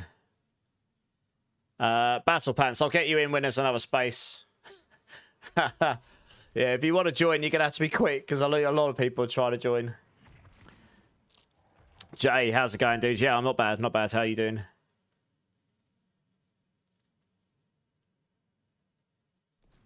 Yeah, hope for your space. You can be next in the line. The second a space open. Game of Dork did try and join earlier, to be fair. And I said no, because I'd get Zach into power level him. So yeah, hopefully it won't be too long. Yeah, it's definitely something bust with these kill streaks, but it's only when you've got a big group of enemies together and you kill them all at the same time.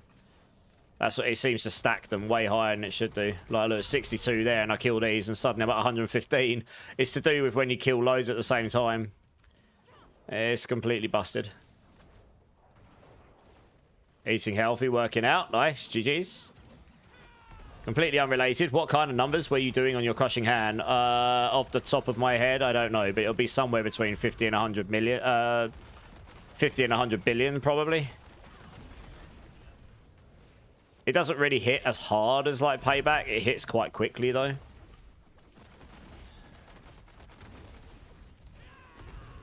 But I must have been hitting that hard because I was smashing hit 100s with 4 people in there. You have to be hitting for, like, many billions at that point. The HP scale's too hard. I was hitting for billions anyway. Yeah, max roll 1 GA ring. How good's your Rod of Kepaleka? How much max resource are you running?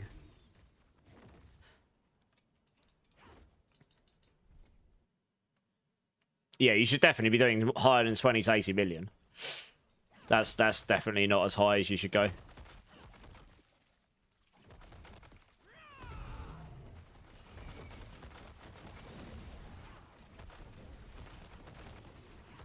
It's actually annoying how often you get fire enchanted as well. It's like... oh my gosh.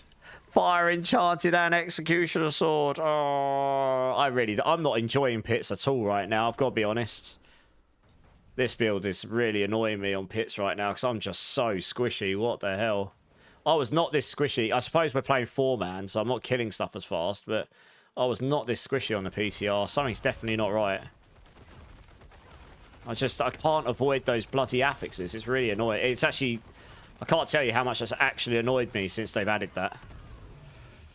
This is the only class it's like really detrimentally affected because we're the only class that really makes use of dodge that much.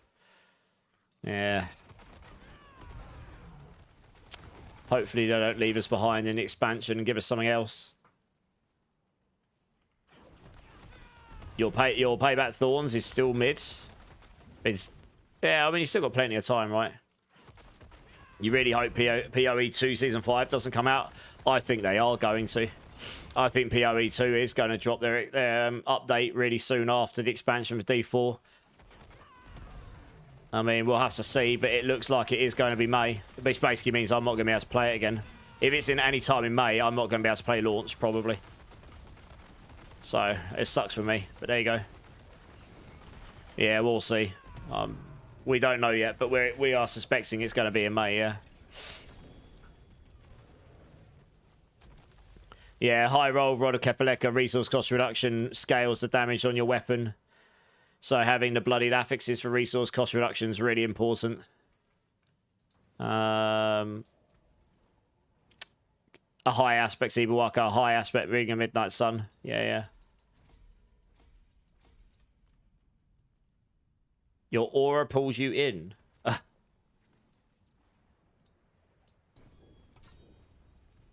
That's a pretty good pair of boots there, actually.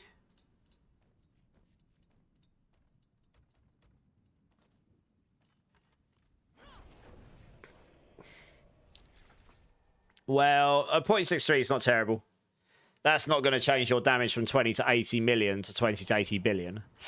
So getting the higher your resource cost reduction is, the higher your damage is. It multiplies in your Rod of Kepaleka damage calculations. Don't ask why, it just does.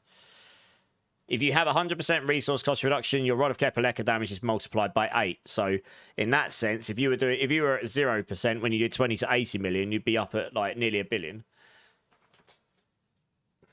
If you had 100%.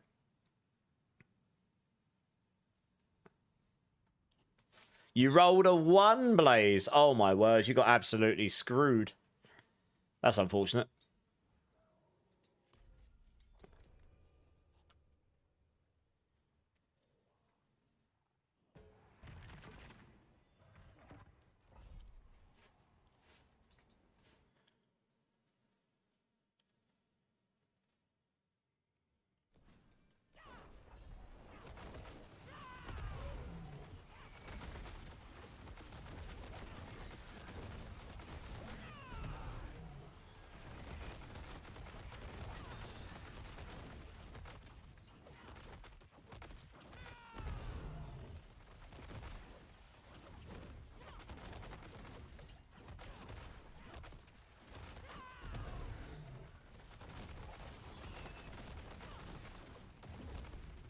It's funny, like when you do damage on this, it's just like one big nuke. Boom, boom.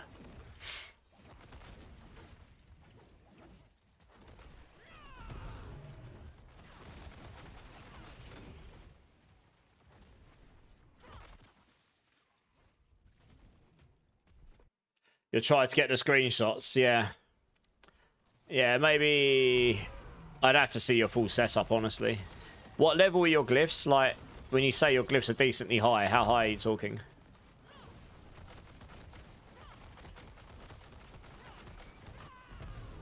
Fire enchant, so yay. Yeah, so it's death explosions, so you don't get very long for them. Those fire death explosions, I think, need to have a longer timer on them, to be honest. I think they're currently 2 or 3 seconds or something. I feel like they're a bit too fast. Like, you kill them and you've got very little time to react to them. I feel like they need to be doubled in duration. I don't mind those things hitting as hard as they do, but the speed of which they blow up is pretty fast. Hey, Quartz QC, thanks for the follow, man. Welcome in, welcome in. How's your day going?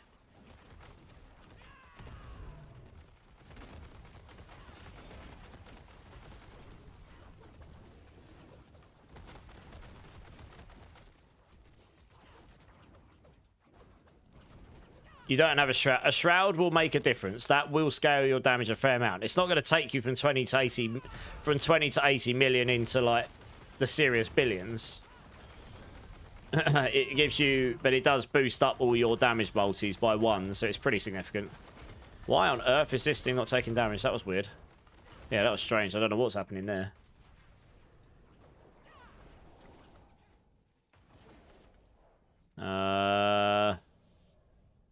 What? I was going to say, like, we've killed everything. Good. Hyped to see some Spiritborn gameplay. Okay, well, I played something a bit more off-meta right now. I slapped a touch of death build together, just for funsies. It's okay. I'm a little bit squish against a lot of the affixes in here, to be honest. I'd have a much better time if we went and did hordes or something, because I don't have to deal with the firing chance and the execution swords constantly, but yeah, it kind of bypasses my defensive mechanic, which is kind of annoying. They kind of broke Spiritborn with the new the new mob affixes. But yeah, hopefully the expansion will fix that. But yeah, it's pretty fun. What have you been playing this expansion? Ooh, GA Furnace. That's not too bad. Keep hold of that. Sorry, what have you been playing this season, not expansion? Ramir, how's it going, dude? The Shroud does give you resource generation as well, yes. You do need to have, with a 50% Midnight Sun Ring, you'll need 100% resource generation. Otherwise, you'll just hit like a wet noodle, literally. I did my glyph levels, right? Yeah. What's it do, Jameson? What does what do, sorry?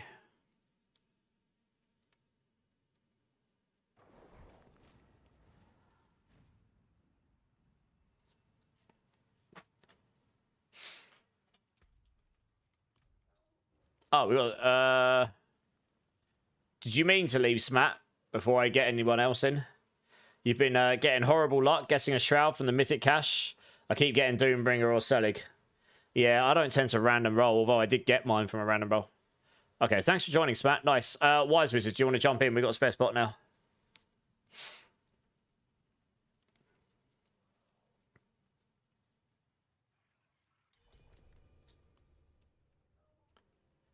Still worth sending through the screenshots, yep.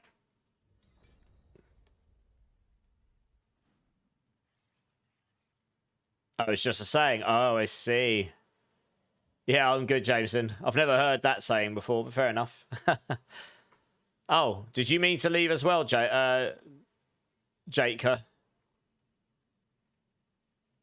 No worries, Chris. Did you mean to leave? I just want to make sure before I get someone else in, that's all. I assume you did, because you said thanks for the runs. I was wondering if, like, 220 Paragon versus 280 is the difference between a 95 and 100 pip? Probably. Yeah, getting to about Paragon 250 is where you'll kind of get all your legendary nodes, get all your glyphs, get your glyphs sort of filled out, get all the main clusters. And then above 250 is where you start picking up the minor additions. But there are other things as well. There might be other reasons why you're not able to do a pit 100 on payback yet. No, that's Tuesday, Justin. We got a spare spot, guys. Does anyone want to jump in?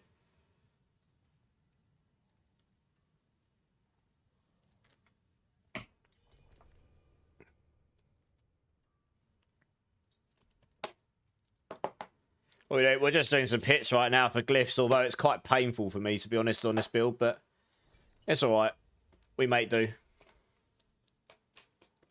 Just leveling up some glyphs. I'm going to level up all my glyphs to 46 to start with, and then maybe go a bit higher in prep for... I want to test out a load of the Spiritborn builds this week, so just having those glyphs sort of leveled up means I can just flick between the builds a lot quicker. I'm in mega luck. How serendipitous. Stalker Dark, how's it going? Welcome in, dudes. Thanks for the follow. How's your day going? Appreciate it, appreciate it. Right, let me rebuff here. Bop, bop, bop, bop. There we go, nice. Right, let's go.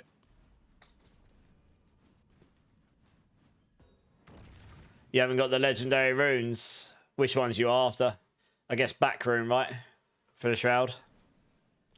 Yeah, those might be hard to come by. Very in demand right now.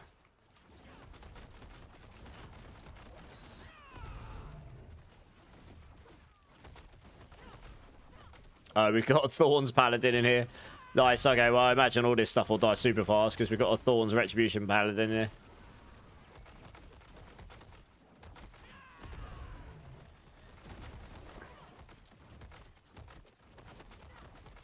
Thought I'd play a bit of Centipede Poison today, why not? Boom.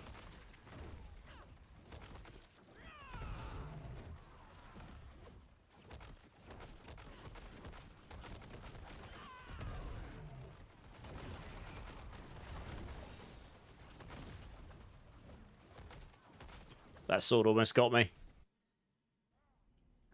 There was an ad, I don't know if you answered. I did. I basically said Paragon 250 is about the point where you'll have all your legendary nodes, all your glyphs. Glyphs all activated and filled out nicely. And all the clusters you'd want. And then beyond 250 is where you start taking the, you know, you're just min-maxing your boards, but it'll be slightly less impactful. That does vary a little bit for some builds. Some builds require less, some require more. There might be some other reasons in your build why you're not able to do a pit 100 as well, because, I mean, Payback should easily do a pit 100, even without maxed out boards. What level are your glyphs at, by out of interest? And yeah, Thorns Payback is very position dependent, if that's the one you're playing. Pure Payback, slightly less so. Thorns Payback, you need to have enough distance so that when you fire it, the reverb that comes back... which does the most damage, actually, also hits them. If it doesn't, then you're missing out on most of the damage. You're missing out on the biggest part of the damage.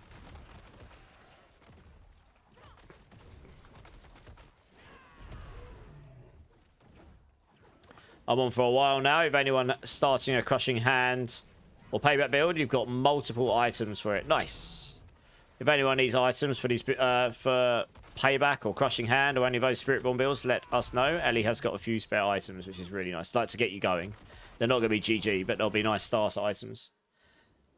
Azanum, how's it going, dude? I played Oradin last season and cleared a 105, doing nothing. I've been running Evade Spiritborn and regret it. It's fun for like 10 minutes, but evading non-stop is tedious. I agree. That's why I don't play it.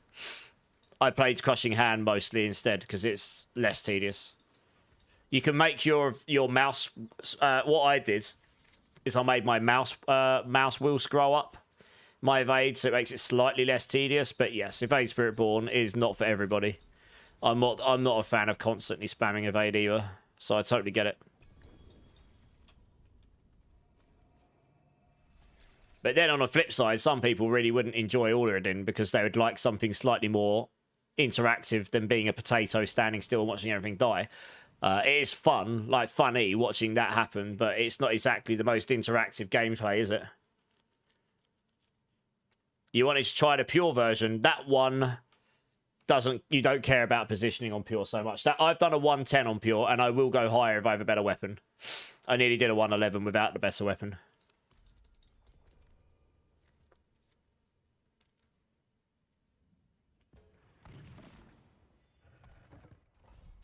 Well, they use Ravager for the resource, but yeah, you need to have distance so that you hit with the reverb.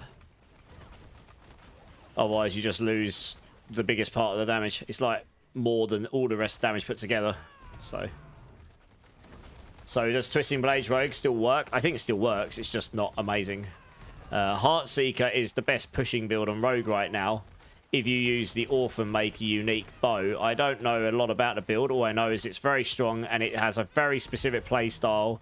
If you're not getting on with Evade Spiritborn, I'm not entirely sure you'll get on with that either, because I think that's got an even more egregious play rotation to make it work properly, to get the proper damage out of it. But I think the people that love it, they really love it, because they love how interactive it is and they know that they're actually... It's a skillful build. Like, you need to get your rotation right to make it work properly.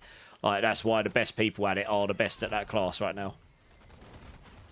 Hopefully in the expansion, Rogue will have a lot more fun toys to play with than what they have had for the last few seasons that are actually able to compete in remotely. Hit 100 capable. Heartseeker can do a lot higher than that. Heartseeker's done higher than that. I think Heartseeker's done a one sec. What's Mattis done? That's Heartseeker. Let's have a look.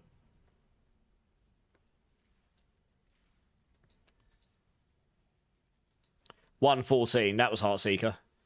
Yeah, it's almost as high as Spiritborn.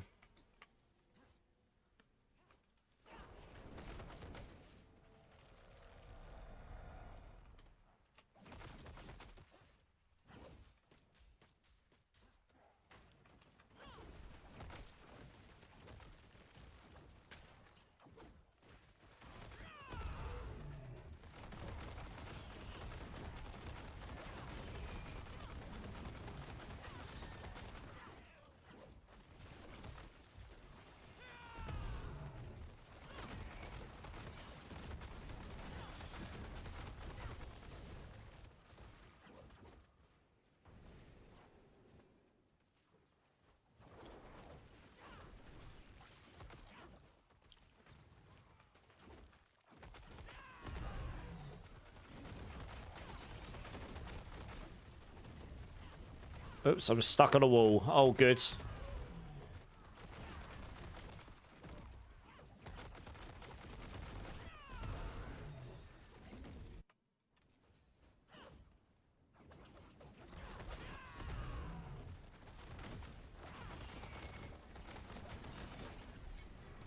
Oh, I need to spend my obols.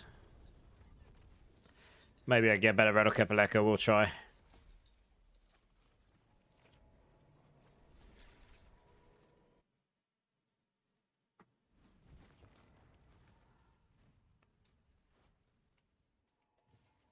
Rider caps.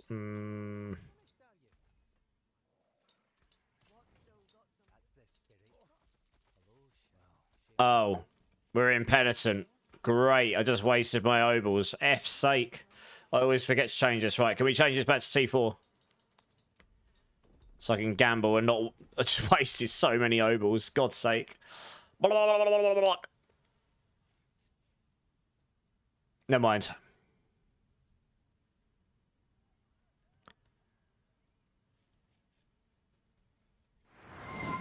You can stay wise. Yeah. You can stay wise, wizards. I just need it to go T4 just so that I can... Oh, just so that I can roll my obols and actually get good items from it. Or potentially good items. Guys, can you accept this, please?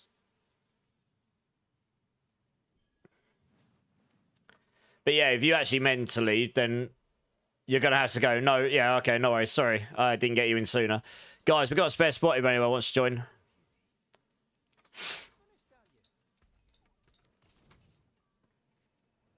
There's a space now.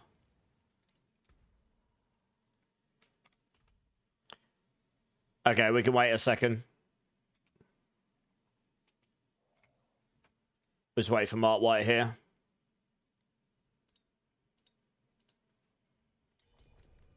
There we are, nice.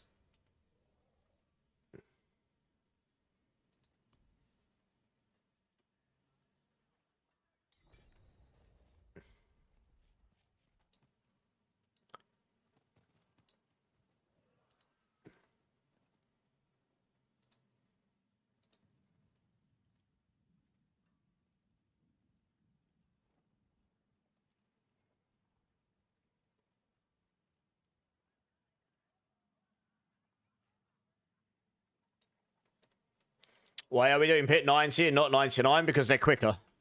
I'm not playing Crushing Hand, that's why. And I'm not going to run anything where I have to be carried.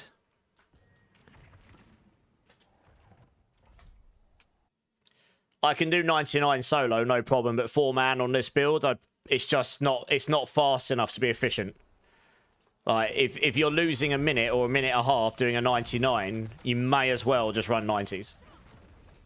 Because it'll just be that much quicker. Like, 9 pit tiers, even below level 100, is like a crazy amount of more damage required. Yeah. And then it scales up for people, so... I mean, yeah. I mean, probably could do 95s, but it's just a bit slow. If I was on Crushing Hand, it wouldn't be a problem. My problem with this build is it's not immediate damage. You have to wait for it. You have to wait for the swarms to start and then blow up. So it's like you get this slight delay. So it makes it a bit slower. But I'm playing it just to say I've played it. I probably won't play this tomorrow.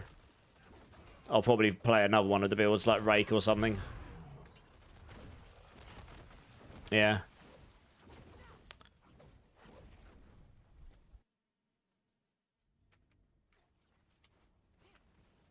But I guess for what I'm trying to do right now, 90's fine, because I'm just leveling all my other glyphs up, so like 46. I'm literally just leveling every glyph on Spiritborn to 46 to start with.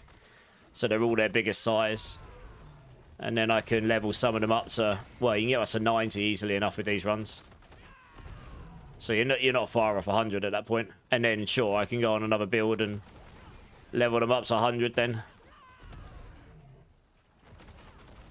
Anyone able to do a T4 non-bloodied Zir so I can get some uniques I need? He has the mats. Can anyone help Zach here on a T4 non-bloodied Lord Zir? He doesn't have blooded, I don't think. I think he said non-blooded.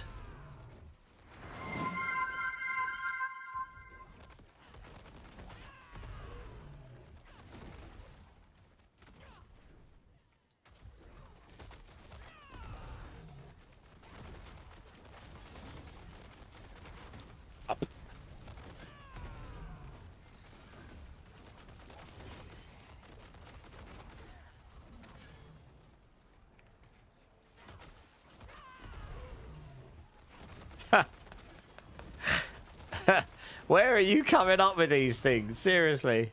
You can carry normal ones, just not bloodied. Nice. Oh, there you go. Mystetics can help you. Nice. Okay. Thanks, guys. Yeah, it looks like there's a couple of people who can help you here, Zach. That's awesome. Yeah, so I'm just going to level all these up to 46 first, and then I'll just pile them up to... Well, 70, 80, 90, whatever really. And then that means I can basically just build any build then and not worry about the glyphs being low level. That's what I did last season.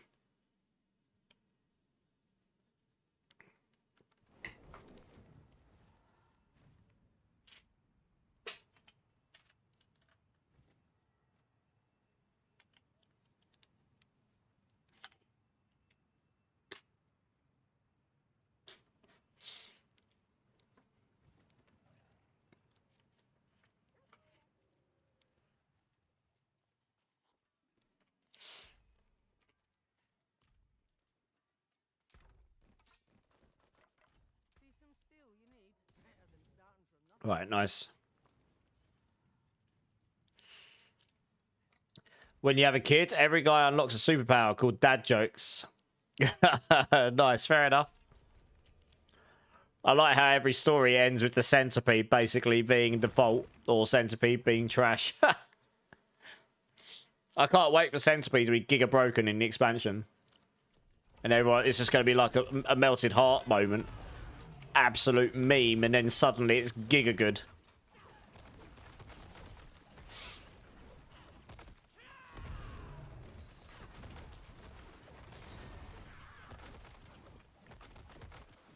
Yeah, same.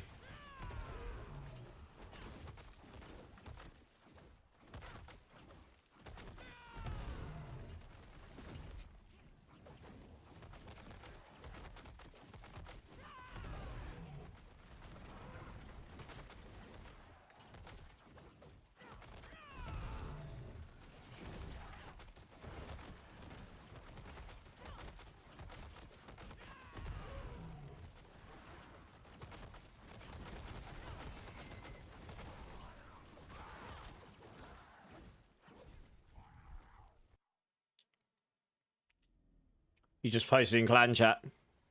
You join for numbers. Yeah, I guess why not? If you guys need stuff and it sounds like a good time to do it. We'll do the GC, yeah.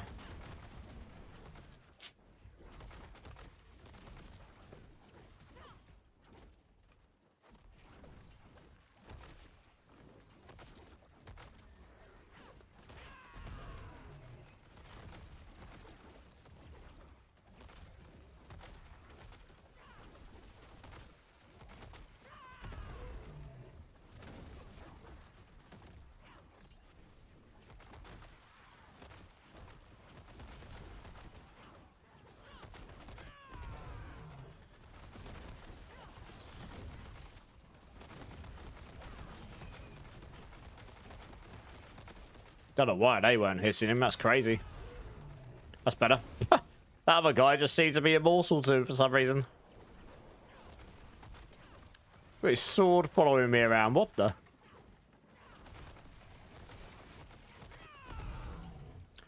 Why is there so many bloody executioner swords in this one?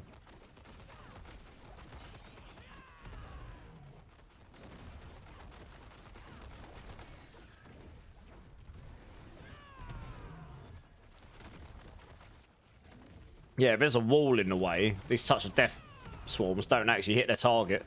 That's what's happening there. That's why I was doing no damage to them.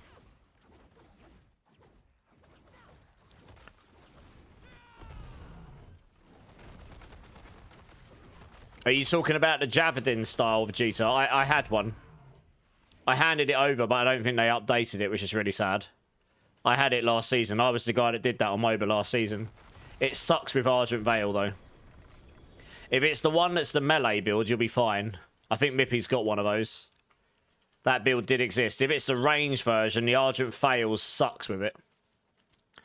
And the reason is it goes through its targets, and the big damage comes where it hits at its maximum distance. So you can't control exactly where it's going to go, and you can't stop where it's going to explode. So it's easier when you're manually throwing them. Because then you can guarantee, you can get used to what distance you need to be. So it's the explosion at the end of them that does the most damage. But like I say, it goes through targets. It doesn't explode on impact. It's particularly bad on bosses. Yeah, but it's great if you're manually using it. That's what I did with it last season.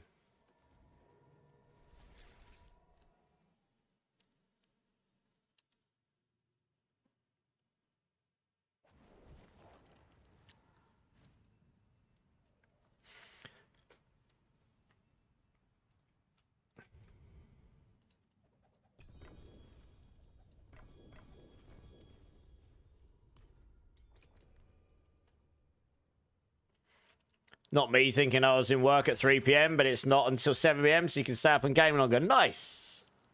Winning.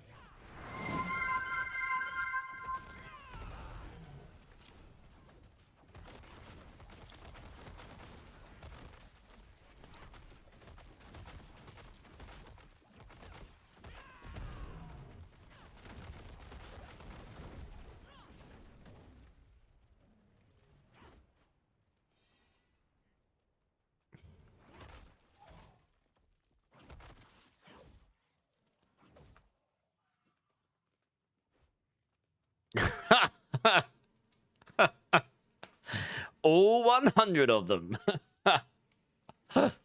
Oh, dear.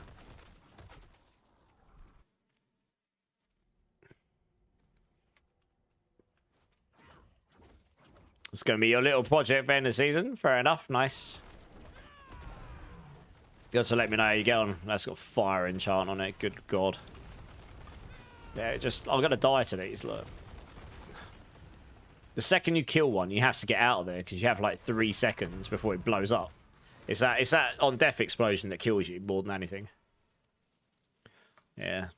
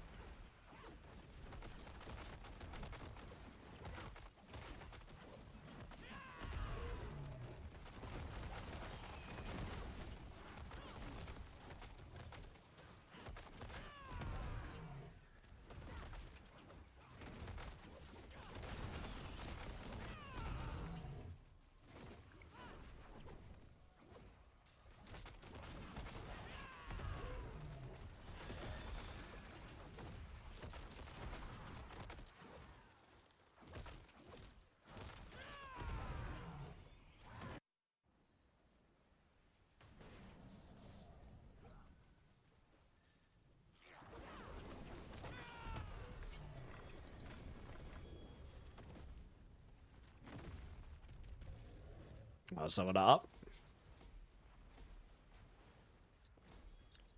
Do that one next. So your friends have all said that the audio of my microphone sounds professional, then I told them it's only £50. Going to an audiophile grade interface. Yeah, you don't have to spend a fortune on this stuff for it to sound good.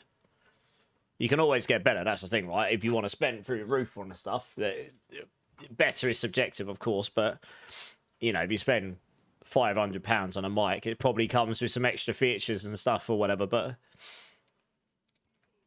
you don't have to spend a fortune. I always tell people, don't go and buy a crazy... If you want to get into streaming, don't go and buy, like, a crazy setup to start with. Start by actually just pressing the live button and streaming, you know?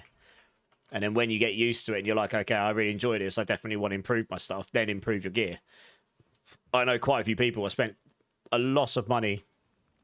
I know someone who bought a full 2 PC setup, like £6,000 setup, streamed for a bit, and now they don't stream anymore.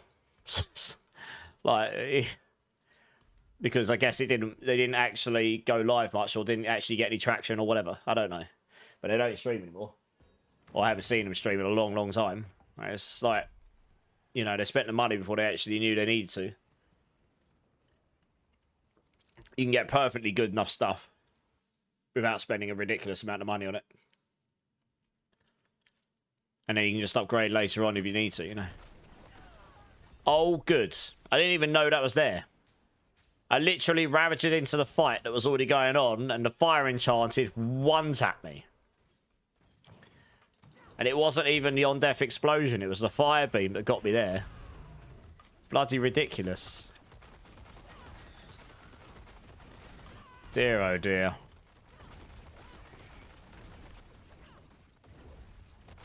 Classic Ravager. Well, to be honest, it's just that affix. Fire Enchanted is giga broken right now. It's just so overtuned.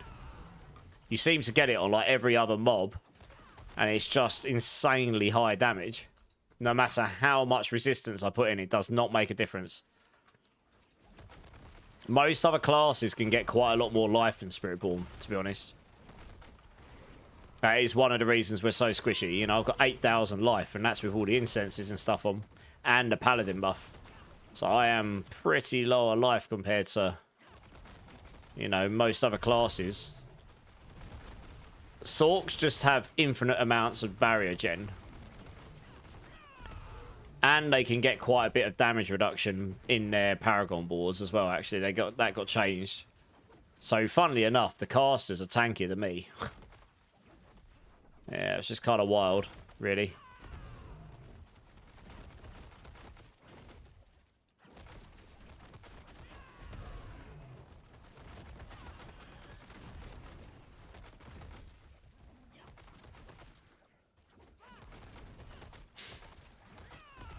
You test it on a mini stream. It sounds incredible. Well, it will do, because if you go from a headset mic to a proper actual mic with an interface, it will sound a lot better, yeah.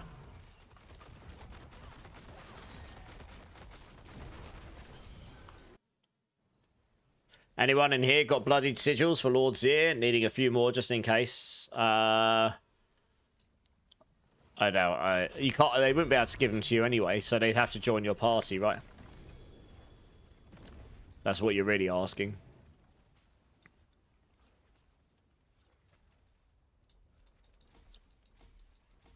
It's the same mic I had last time. Just last time it was connected through USB, not XLR. Yeah. Oh yeah. You'll get the the XLR will always win over the USB. USB won't be able to transfer the data as much as the XLR. Yeah, no, my point is more, you're asking if someone's got the key that can join you, because they can't give you the keys. They're account bound, right?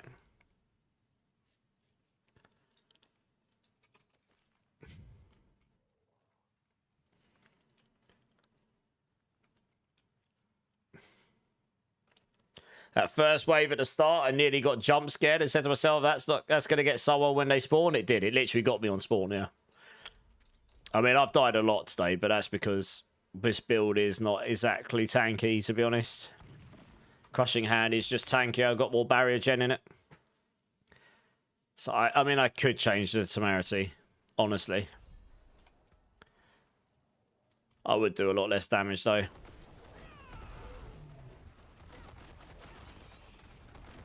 That there is the problem. We're on the cusp of being...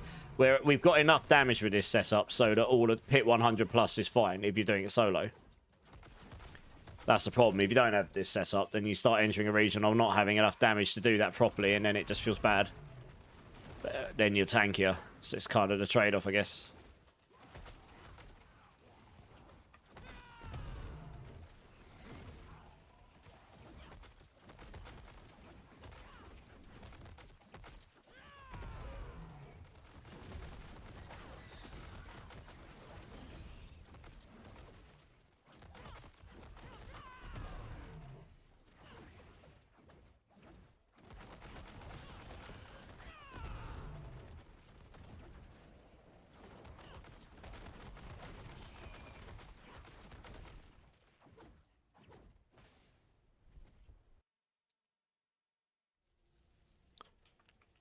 XLR is a lot better, yeah. That's why most professional mics use XLR. USB will be fine. But yeah, most professional mics use XLR.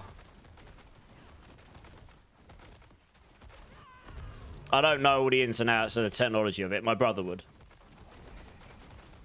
But yeah, most professional mics use XLR, but USB's fine. Depends how powerful your mic is. Once you get the sort of mic I've got, it definitely, a USB will not be good enough to keep the quality. Touch of Death is not stronger than Crushing Hand, no. You'll be able to clear a similar level of pit with it, but you're definitely squishier on this than Crushing Hand, to be honest.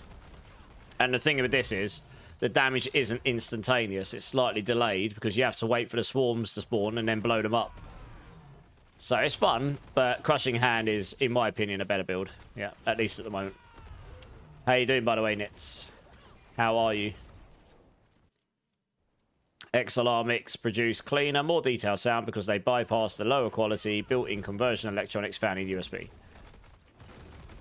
Oh, level 285, nice. Utilize external audio interfaces for sub here. Yeah, yeah. It's the fact that you're going. It's the fact that you're going through a proper audio interface, which has got specific technology in it to handle the audio better. Yep.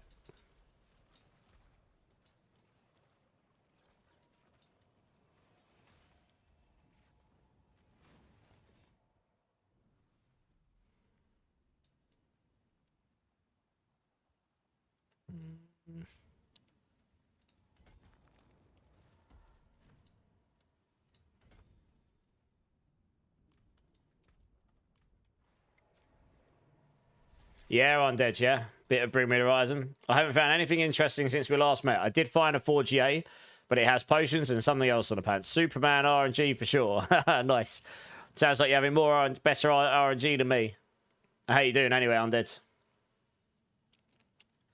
You're just enjoying Crushing Hand. Nice, yeah. I love Crushing Hand. I just thought I'd play a different build tonight. I'll probably do another one tomorrow. I'm just going to go through and try a bunch of builds out. Because I can, I suppose.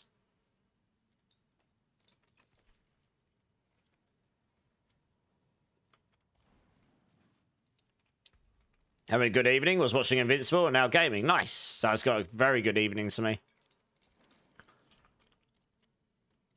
Yeah, not too bad. Just smashing some pits. Getting all of my Spiritborn glyphs up a bit. Ura, which Spiritborn build do you think is the best on this season? Depends how you justify... It depends what you mean by best. The fastest is Evade. For general content, I would use Rake or Crushing Hand. I prefer Crushing Hand, but Rake will be fine. And for pushing, you want the payback builds. Thorns will probably win slightly over pure payback, but you have to... It's a slightly more skillful based play style with less mobility. So it just depends what you want from the build, honestly. But the very top pit clears is payback Thorns again, yeah. This will probably change in the expansion once we get the changes coming. Frank, how's it going? You use controller. I've got a turbo button for Evade. I just push it once and it goes. Yep, that you can do that. I mean, I can't recommend it, but you can do those things. Do you have a rake guide? Yep, if you do exclamation mark rake, that has done sufficiently high pits. Yeah, Zach's got you.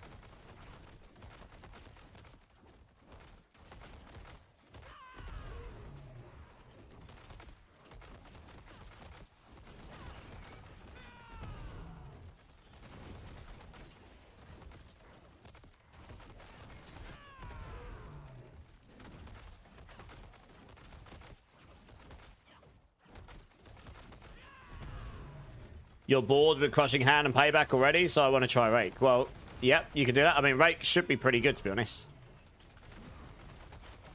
You can use adaptive stances a lot easier than other builds because it's got a lot of cooldown stuff baked into Rake. So it gives it a bunch of extra damage. That uses 2 legendary rings as well in the final version. So you won't be reliant on the Ring of Midnight Sun so much.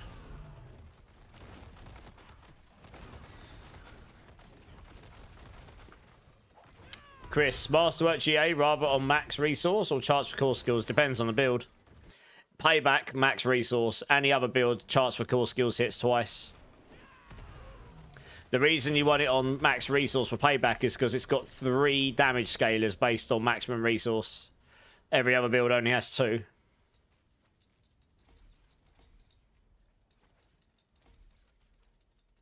Odd question before you head out. Are the bloody... You mean the bloody affixes? On Spiritborn builds, yes. But it depends on your class and build. Resource cost reduction scales out damage from Rod of Kepaleka, so getting at least 2 of those on our gear and Spiritborn is really important. But on other builds, maybe some of these affixes wouldn't be quite so impactful, so it's not as important. It just depends on the build. Check Whisper for Vegeta. Alright, one sec. Nice. Yeah, nice pair of gloves. Cooldown reduction as well. GG's. Very nice. Oops. Yeah, you too, Wise Wizard. Have a good rest of your day, night, and I'll catch you soon. Right, let's try that again. No, not really. Sadly. I came back round to the Heshira Kasungi unique gloves. It just felt better. Yeah, this was a good album, John. Oh yeah, the music today is just a general rock list. I sort of changed it up a little bit between streams, but today's just a general rock list. I wasn't that big on Spirit Box's latest album, but the first album was really good. I can't say I'm a super fan of theirs. Like, I like them, I'm just not a super fan. I've got friends who really, really like them, you know. Yeah, that is nice, but it's not going to be better than Heshira Kasungi's, I don't think.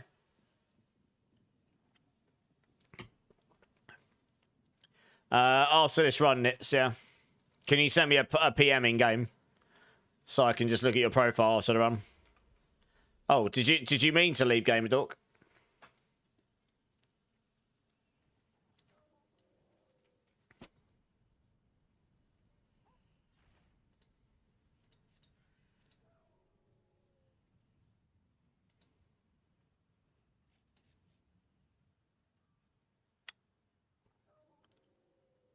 Alright, no worries. Thank you, Gamer Dork, for joining. I appreciate it. Guys, we've got a spare spot if anyone wants to jump in.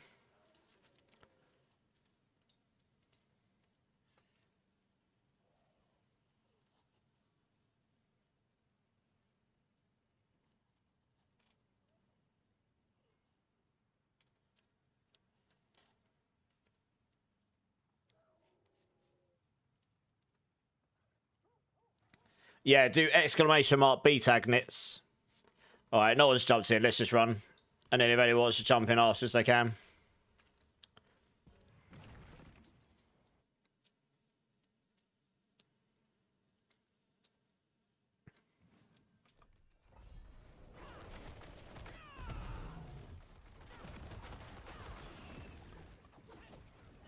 You gotta get yourself a shroud. Yeah, it's pretty hard to target farm that. Apart from just doing bosses and getting runes, I suppose. I would personally save up, get the runes. And then craft it, yeah.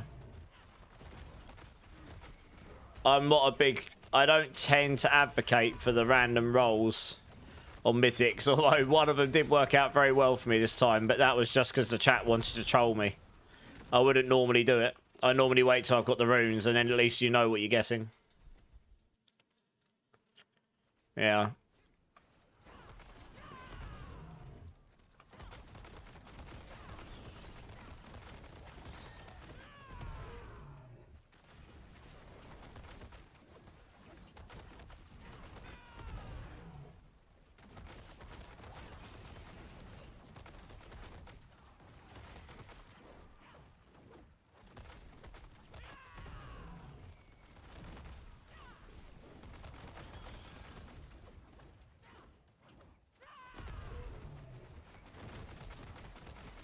And it was chat that ended up getting trolled. That was an incredibly lucky drop, to be honest. It's probably one of the luckiest drops I've had in like 3 or 4 seasons. So,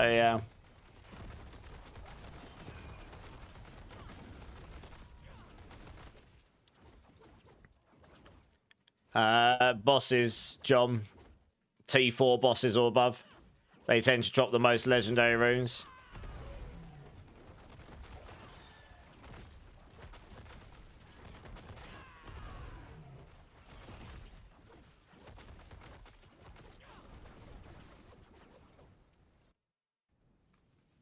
all my entire luck in one go, pretty much, yeah. Yeah, any of the bosses should be fine. They don't always drop legendary runes, but generally speaking, they drop more than other things. JW, with Payback Thorns, once glyphs are all at 46, is there glyph priority leveling order? Hubris should be first, because that scales your max resource. Gun maintenance. 6 months. Thank you for the resub, dude. Appreciate you. I'm good, dude. I'm good. How are you? Give me a number between 1 and 7 for the bean, if you want me to do one. Mama always said, rolling for random mythics is like a box of like a box of chocolate. You never know what you'll get. Poppy, how's it going? Be honest, do I tell people bad stuff and give them fake builds? No. Why would I do that? I can't speak for other people, but all the builds I put out are builds I have played. I'm playing one of them now, and I've played about 3 of the others already. But I tested something like 10 or 11 builds on the PTR. That's why I had footage for all of them. So no, I don't tell people lies. And I take great pride in not being a liar.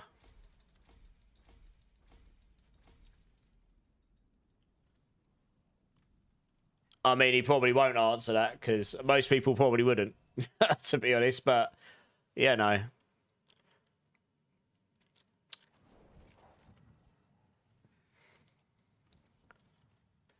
You're waiting on the Obdicite buff. Yeah, we're getting on to so number 6. Goodness me. All right, one sec. First bean of the night.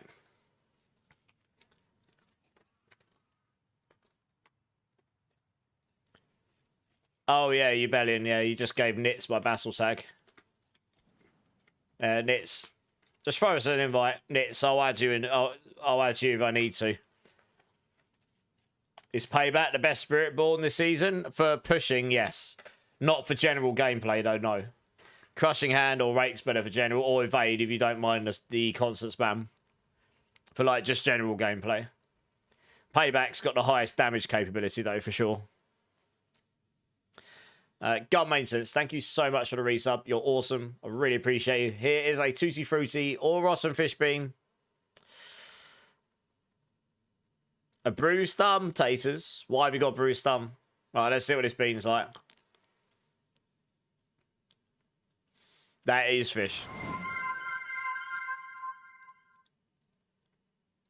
I mean, I'm sure you are, Gorsh.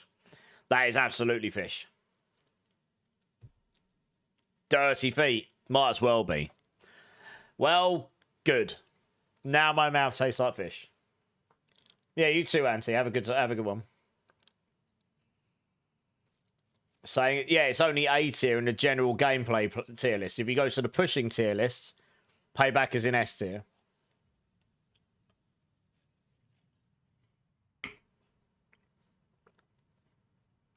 No, you're okay, Gorsh. I might go on after stream, Gorsh, to be honest. I'm quite near the end of the campaign. Finally a bad one. Yeah. Cheers, Gun. Yeah, so we can probably jump in a call for a bit then, Gorsh. You can see how broken my build is currently. Crushing Hand is the most fun Spiritborn can have without taking her clothes off. Pretty much. Yeah. Who we got in here?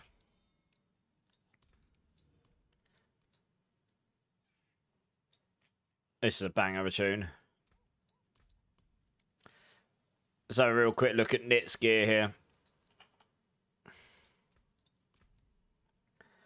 Okay, your Rodder Kepaleka's better than mine.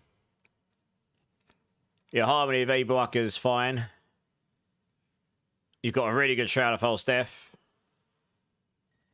You could get a better Heshira Kasungi. Look for a GA Gorilla skill with higher aspects, but otherwise these are fine. Your Tibby's is probably better than mine. Tamzik. Poxan, yeah, using my build fine. You do only have 1 resource cost reduction, Bloodied Affix. You need 2, really. So that's something you can look for, but then you're going to have to get that on one of these pieces of gear. Your amulet's okay. Your amulet's not too bad. Oh, it's pretty good. Obviously, to get better than this, you just need to get more passives on it, wouldn't you? So your ring's fine. You need to roll at least one of your jewelry pieces as physical damage, temper, and you need a critical hit on it. If you don't have that, your convergence board will not be maxed, and you're missing damage there. Yeah, so maybe roll one of those as physical. Well, otherwise, your build looks fine. Yeah. Guys, we've got a spare spot. Does anyone want to jump in? Gorse is just losing all his points. Gun maintenance is losing all his points. Mark White's not, though. Hey, John, thanks for that. Appreciate it, dude. Yeah, no worries, Nits. Invite you, Bleed. Okay, let's get you in. There you are. Raziel's losing his points. Tremaine's not. Bone Mill's doing all right.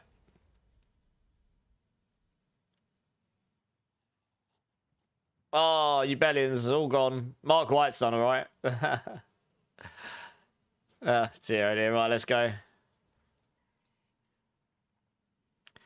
Someone keeps overriding my max life incense with armor, which is really annoying because it makes me super duper squish. They're doing that because of the paladin ones. Hellspawn's doing alright. He didn't lose. Nice. I think you were expected to lose, weren't you? Oh, it's all gone, Mark. Didn't know when to stop.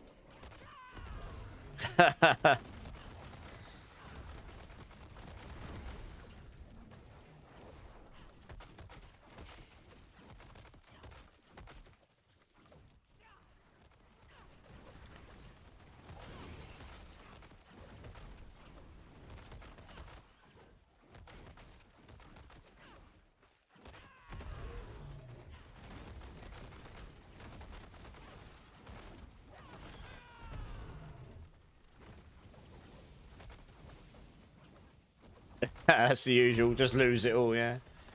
I was number one and gambled all for no reason. Well, YOLO, right? YOLO!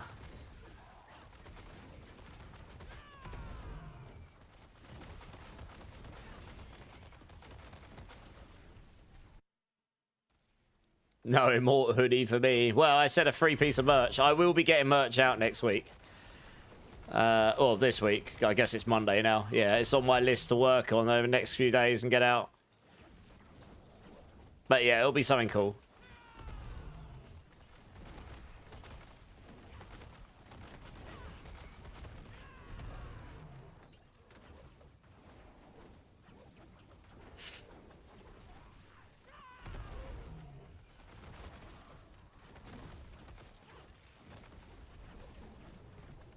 Oops. Oh. Thought I was going down there. Full potato mode.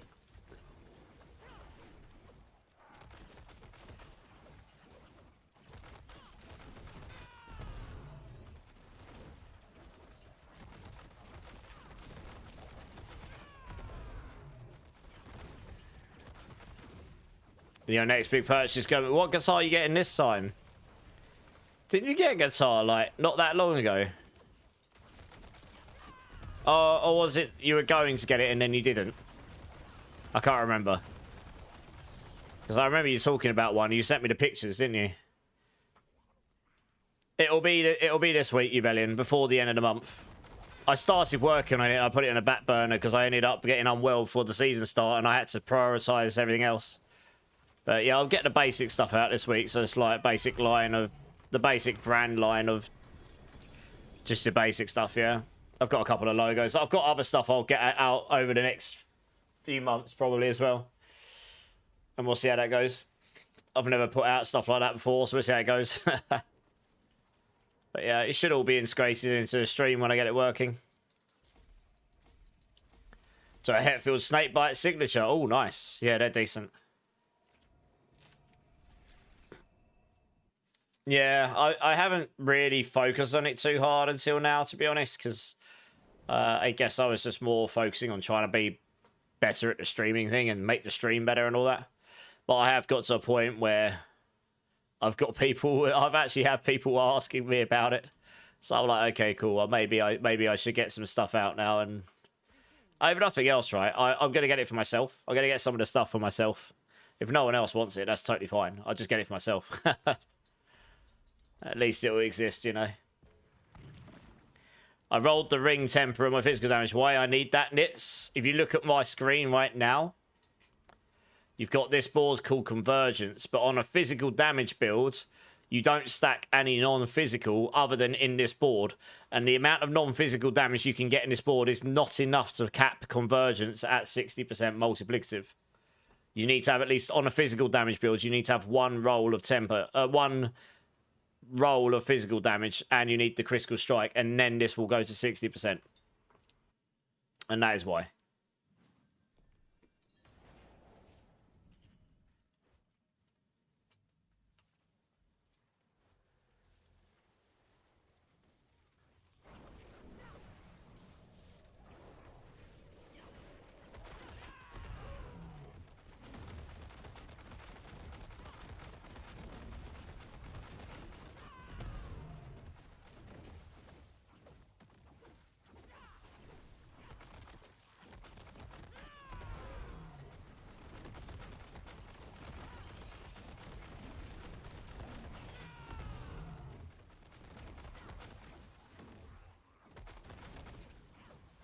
Taters is very firmly in the lead right now.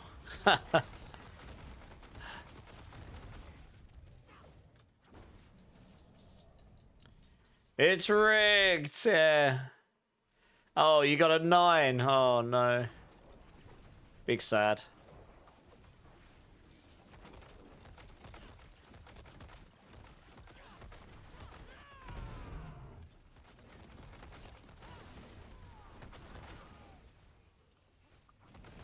Well, boss in 14 minutes. Nice.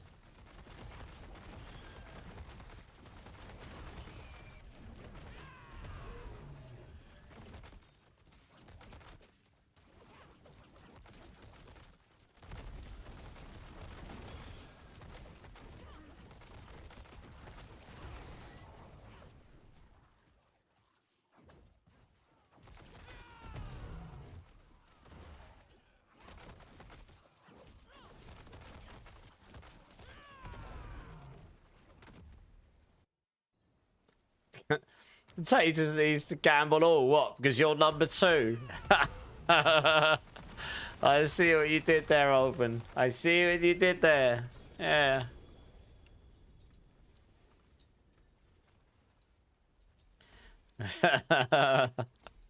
Cheeky, cheeky.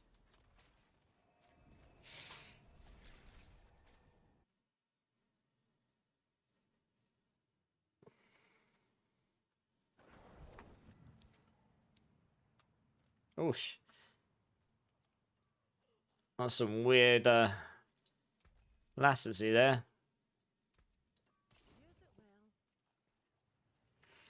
Justin's like, YOLO! You and a lot of other people in this channel, yeah.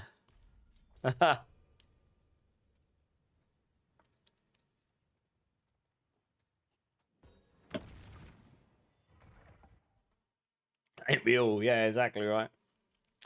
Indeed.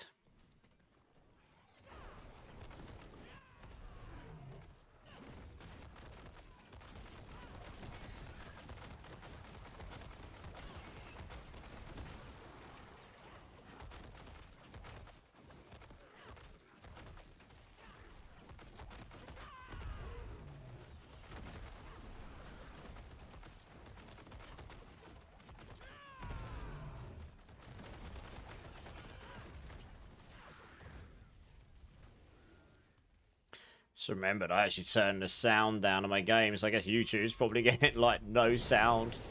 Whoops.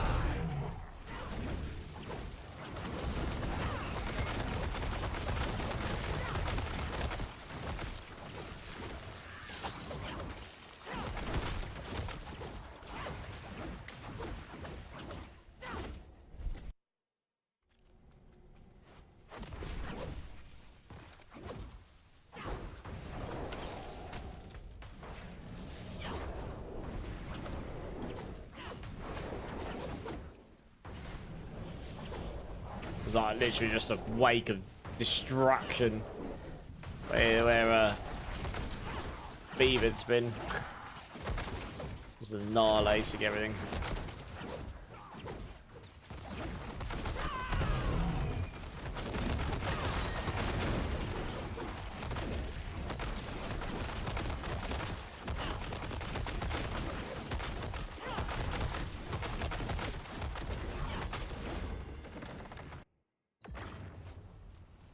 Oh no!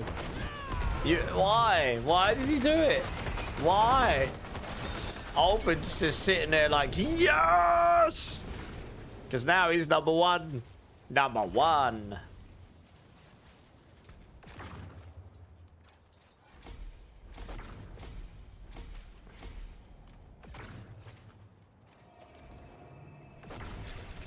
Right, before we do the next one, guys, I'm just going to quickly go use the restroom. I'll be back in 1 minute. BRB.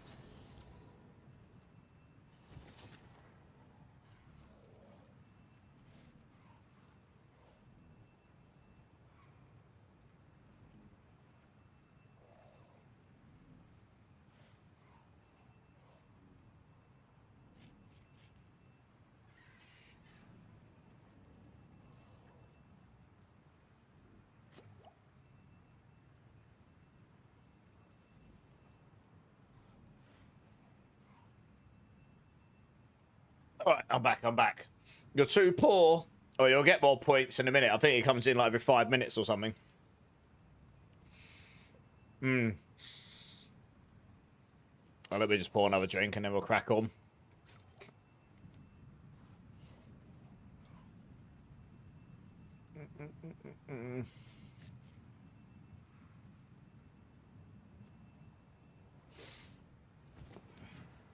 Nearly all of my glyphs are 46 now, so that's nice. You need to learn for a bit. You're like, my job here is done. Crawl to the corner and hide now for the rest of the month, yeah. Nice. Anyway, thanks for the lurk, Open. Appreciate it. Right, let's crack on. Right, you're fine, Open. Obviously, deal with your work issues. Definitely more important.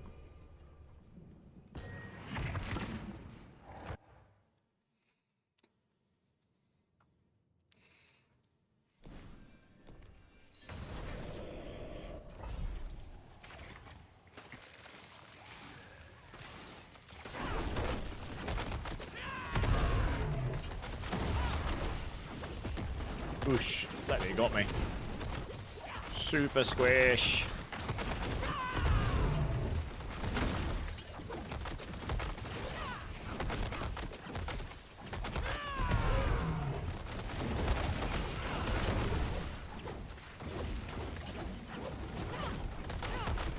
Hello, cat.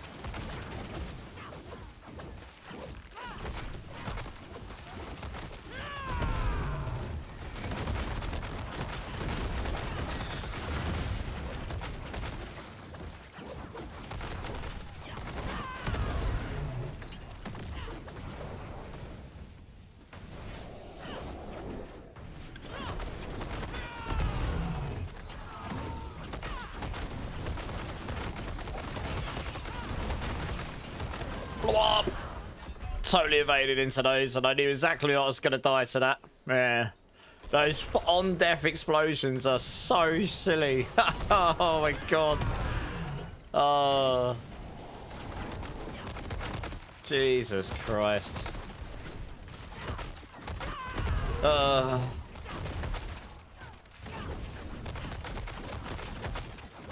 I think that's been added this season. I don't think those were in the PTR, which is why I had a better time. I don't think the on-death explosions existed. Not like that. Not quite well. Maybe they did, but they definitely seem more brutal. Yeah. Because it was only the big fire explosions we were really worried about before. Now we've got these small ones and they just annihilate you. They're more visible, but they've got a giga short time on them. And they just seem to seemingly one-shot you now.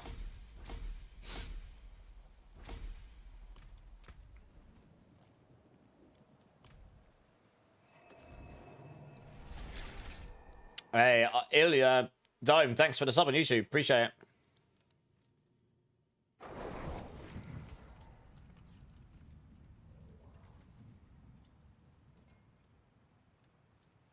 Yeah, they are pretty painful. You compare it to like the other affixes, it's like, okay, Executioner swords, but at least with Executioner swords you get more time. You do see them because they're above you, and they take what, like 3 to 5 seconds to drop on you. Those on death explosions, I swear they're like maximum 3 seconds, maybe less. But they're pretty quick. And they're not always visible, and they do just one-shot you. No. I've got 100% block charts and counter-attack, and neither of them can save me. It bypasses my counter-attack. And yeah, the block damage reduction is definitely... I just don't have enough max life. Doesn't matter, you don't get enough max life on this. Oh yeah, they're pretty brutal.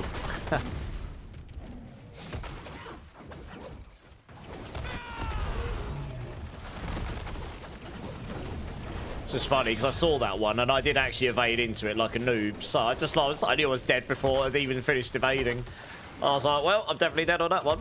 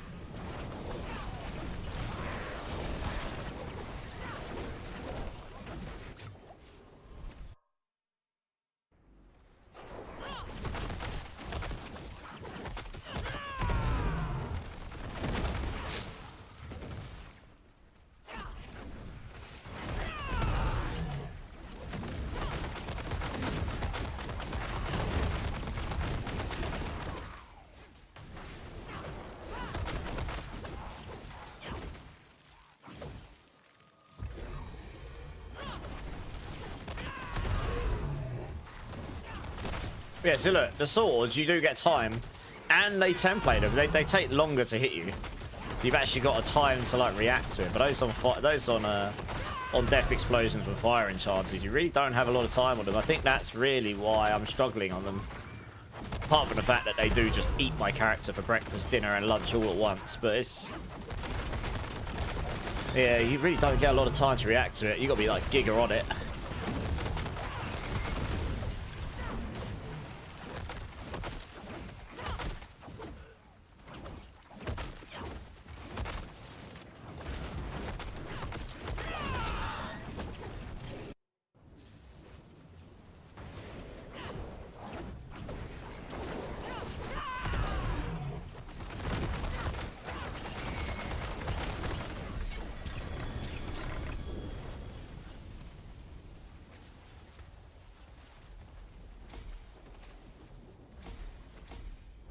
Yeah.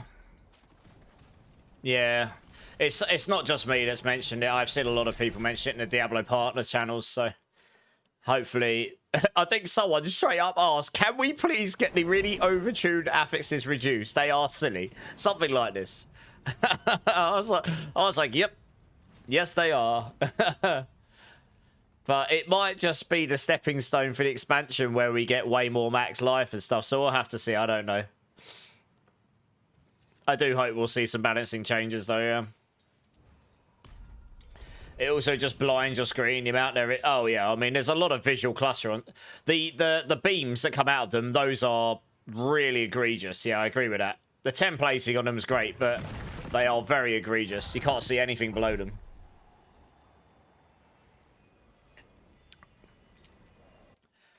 Get a pack of 5 champions, all with fire enchanted. You got no chance of seeing anything on the floor. No chance.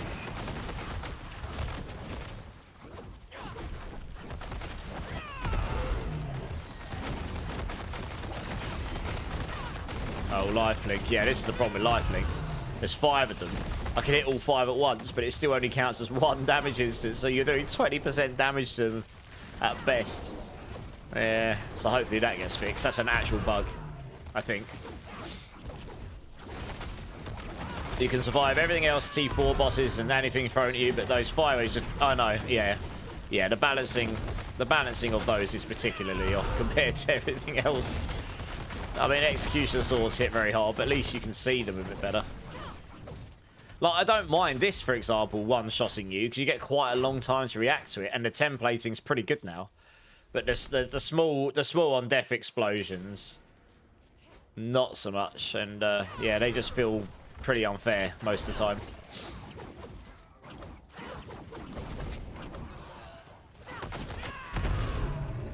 Yeah, I'm not a huge fan of on death things, but if you're gonna have them, they need to feel at least somewhat skilled, like you should somewhat playable. So you can actually reasonably outskill them, you know what I mean? And then if you still die to them, it's because you stood there like a potato going, what does this button do? And you just stood in it, but, you know. Yeah. So, I don't know. Every ARPG has made this mistake. Even PoE 2 made this mistake. They had to... increase the templating and stuff on there on death explosions and make them slower and whatever, because they were just insane to start with, and they were a lot better when I last played. I don't know what they're like now because I haven't played in a couple of leagues, but they were really bad to start with, and they certainly weren't as bad in 0.3. But they made exactly the same mistake, to be honest.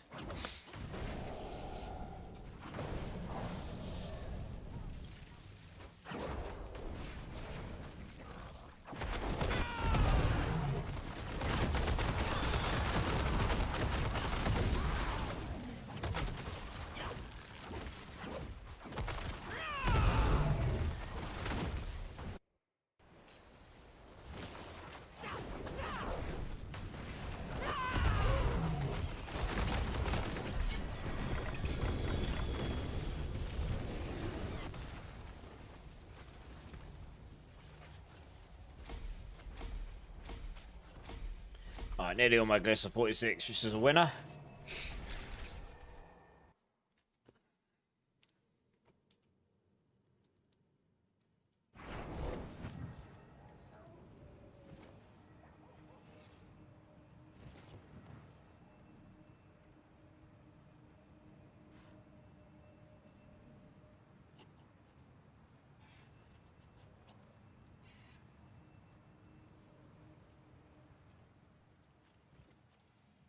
Game crashed. Okay, we can wait for you.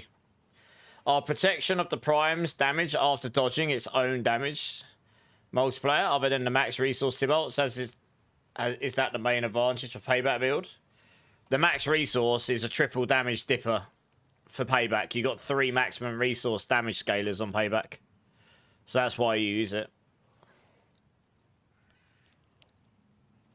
Perimeter protection right now is not, I don't know, we've never really used them.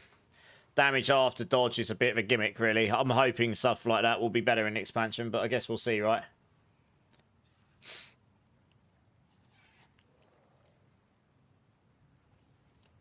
I can tell you what, if you crashed, I'll kick you from the party so that you can join again. There you go. Once you've logged back in, you can just request to join again.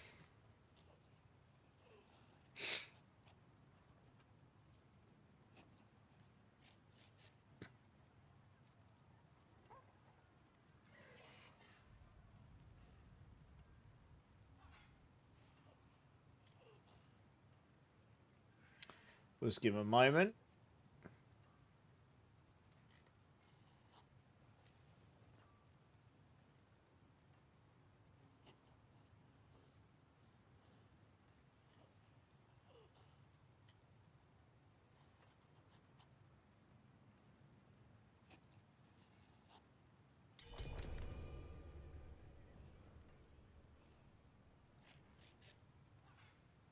There we go. The Mystic Circle aspect used to be investing a lot in most builds, but it's not going to be good now. There's nowhere to put it. It doesn't give enough damage anymore.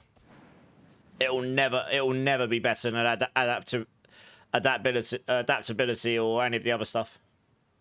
You used to get an awful lot more damage from that compared to what you do now.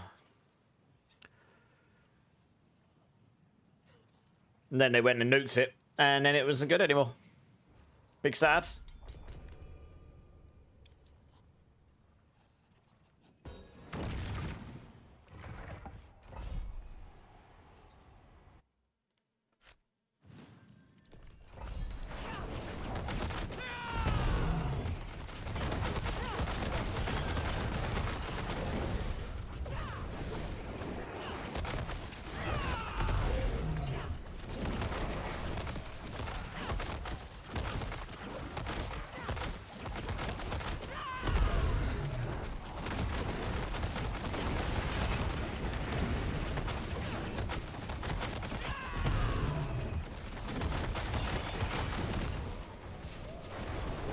Oh, great.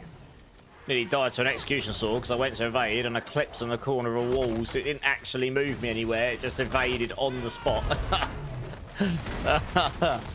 Oh, dear. That's why we can't have nice things. Yeah. You have nice things and then they get nuked.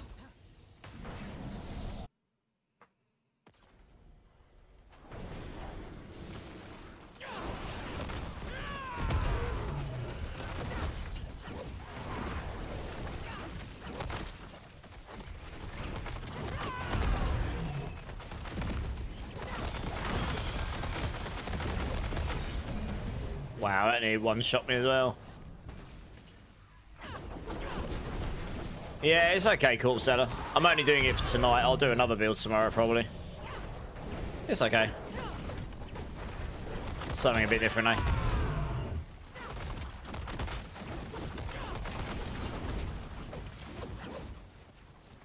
Grim Hobbit, how's it going? For some reason, my pits feel more empty, like smaller packs spread out. Really? Huh. I mean, certain layouts are more dense than others, to be honest. I mean, mine feel okay tonight. I haven't really felt any difference. So, maybe it's just the layouts you're pulling? Oh, Corpse Seller is fine, but it's... We need the expansion, really, now. We need some new stuff to do. Spiritborn's been kind of samey for a long time. So I'm looking forward to some new toys.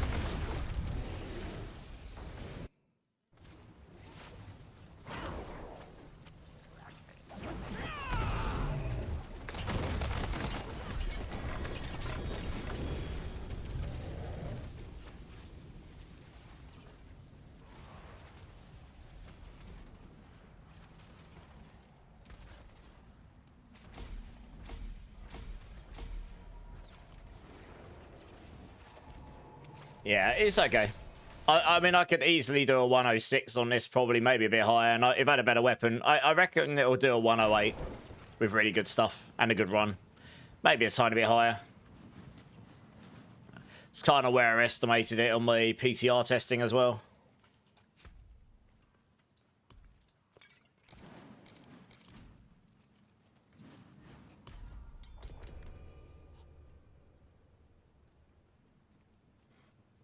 Yeah, same, Grim Hobbit. You hope all classes get some love. I mean, every single class is getting their skill tree overhauled, so I imagine every class will be quite different. And probably have a lot of new stuff. You love your Touch of Death and your King Kong Crushing Hands. Crushing Hands is a good... Yeah, Crushing Hands, great build. I mean, these builds will probably still exist in the expansion. They'll just be different, right?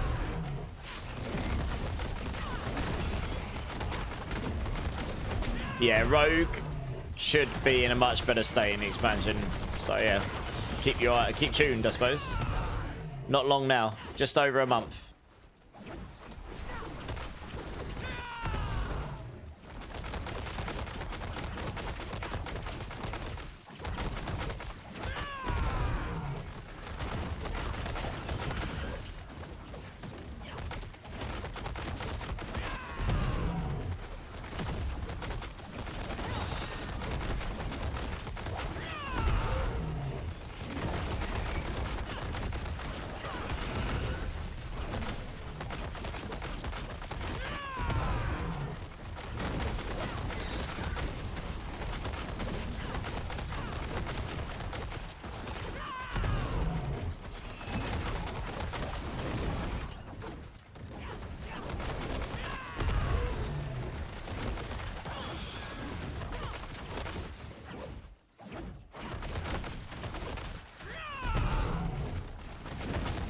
Can't wait to see the new skills for each class. Same Bizbear. It's going to be great.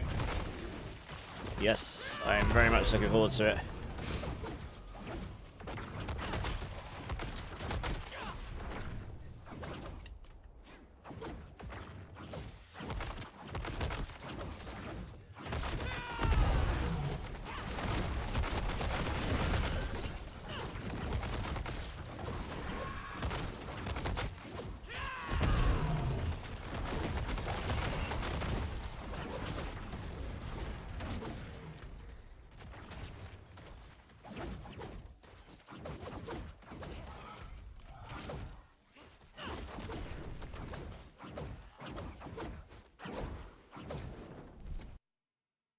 Shadow imbued twisting blades being a really great speed farmer again. We'll have to see.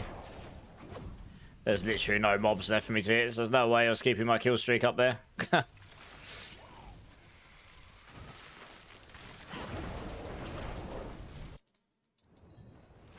It's cool to brick out guys if we just open their butcher caches on another tomb, right? Well, I mean, I didn't even bother doing that, but yeah, my understanding is you can do that. It's getting fixed on Tuesday anyway, right? I've done T7 bosses on my payback, Spiritborn. It's definitely doable. Hey Zulu, thanks for the follow over on Kick. I think you're my 100th follower on Kick, this is awesome. You need help in this game. What help do you need, Zulu?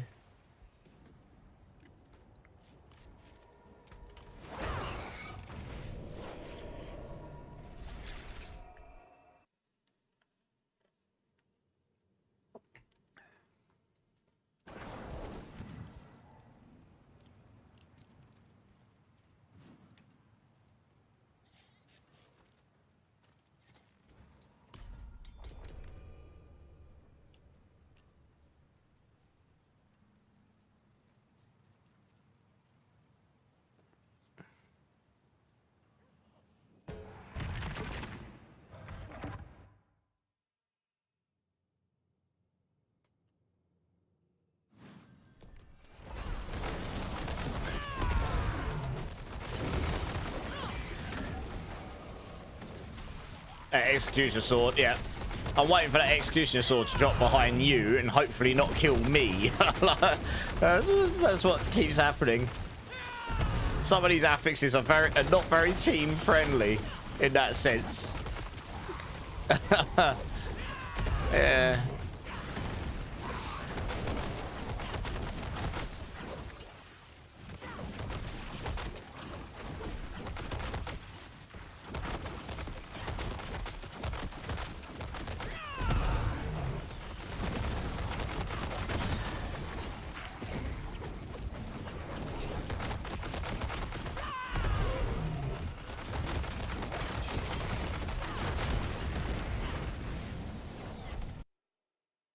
There you go, Jambon. How's it going, man? Been using the pure payback build this season. Loving it. Nice. I'm glad you're enjoying it, dude. Would love for you to check out my build sometime. See what needs improving. Absolutely. Type in !B tag. Give me a cheeky ad. I'll add you in a moment when I finish one of my runs. And then I can have a quick nosy at your gear and see if I can give you some pointers, maybe. Nice old songs track list. Yeah, CF. I turned 37 the other day, so I thought I'd stick some old songs on like me. From when I was a kid and teenager in school, yeah. How you doing, dude? First time chatter, welcome in. Actually, to be fair, sometimes I stick on track lists that are even older than I am. I've got quite a wide taste of, you know, like range and taste in music. But yeah, today I just fancied some of the some banger rock tracks. So that's what we've got.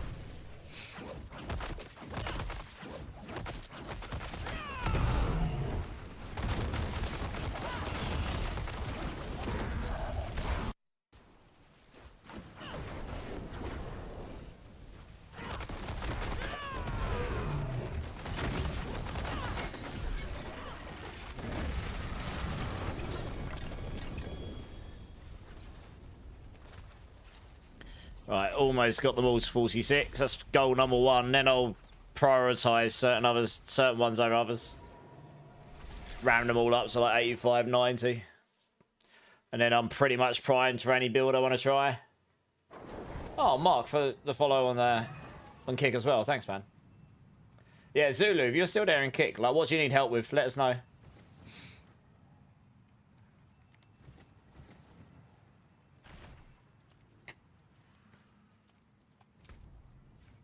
Well, I don't need that item, do I?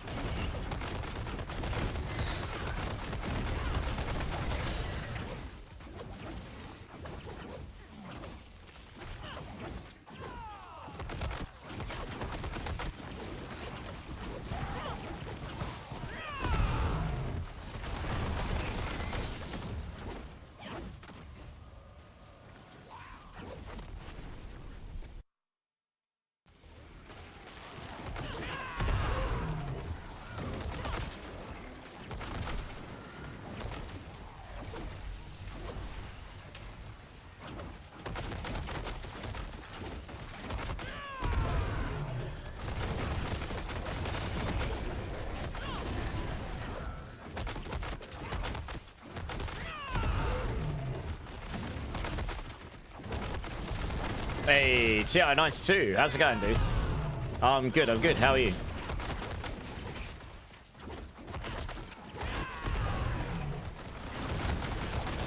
The second I kill this guy, I've got to run for dear life so I don't get blown up. Oh dear. You're trying to payback build, see if you fancy it. Nice, which one? Thorns or Pure?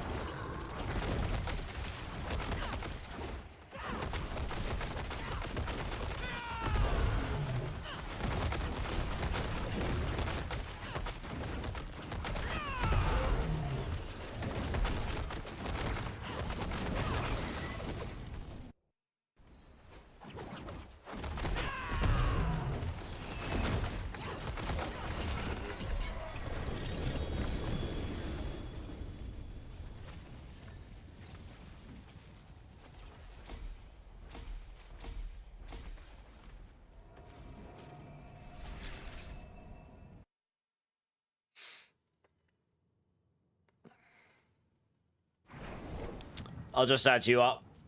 Go Jambon. Let me just remove someone here quickly. Right now, sitting back, eating lunch, hoping I don't get called into work. See how nice too? Fair enough. What is that? So you can game more? Question mark.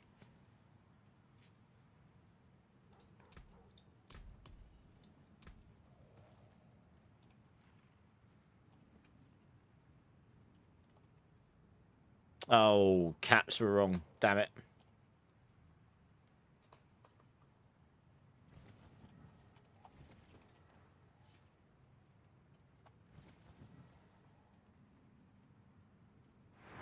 Alright, cool. I just added you, Jambon.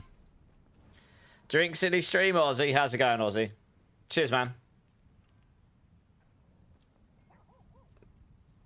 Let's run another one of these, and then I'll, if you can send me a private message in game, or just say hello or something, because then I can view you from that when I finish this pit, and I'll have a quick look through your gear for you. This will only take us like 5 minutes. You're pretty good. Glad to hear it, dude. Glad to hear it. Glad to hear it.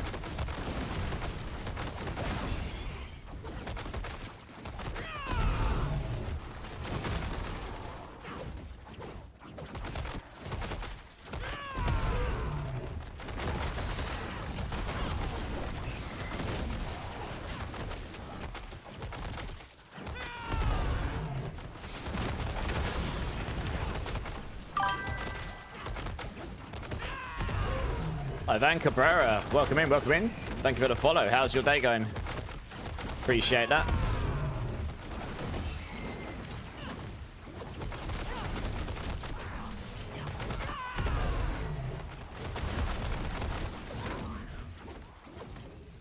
Shittery. I'm so tired of floor effects this season. We may or may not have been talking about these for on and off for the last few hours. Yes. Yes, I agree.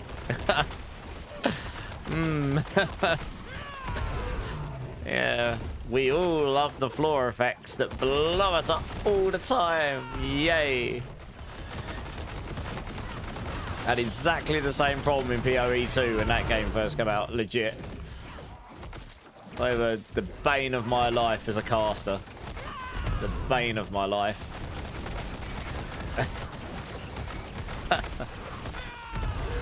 Oh dear. I'm sure this stuff will get addressed at some point. It's just a bit tedious right now, right? Yeah, it's probably not going to change this season, to be honest. They're going to be literally trying to do the bare minimum on this season now because the game's changing so drastically for the expansion. They're just going to be working fully on that now. We're really so close to the expansion release now. It's, you know.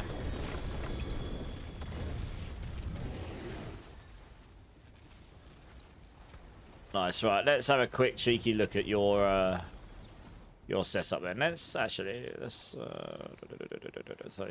Headhunter, Bane, Consumption, Exploit.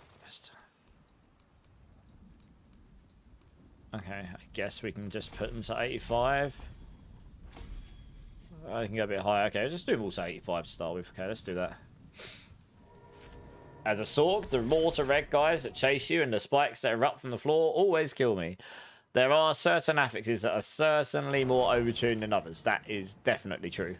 Right, one sec. I'm just going to have a quick look at this guy's gear for him. All right, Jambon. Hopefully you're here. So you're playing Pure Payback. Nice. Your Rod of Kepeleka is probably better than mine, actually. Because even though your aspect's lower than mine, you've got the max resource GA, so that's really nice. Poxan, that looks good. Your boots look... No, your boots are decent. They're as good as mine, if not better. Oh, you've got dexterity. I've got resource, but that's fine. Yeah, Tybalt's looks fine.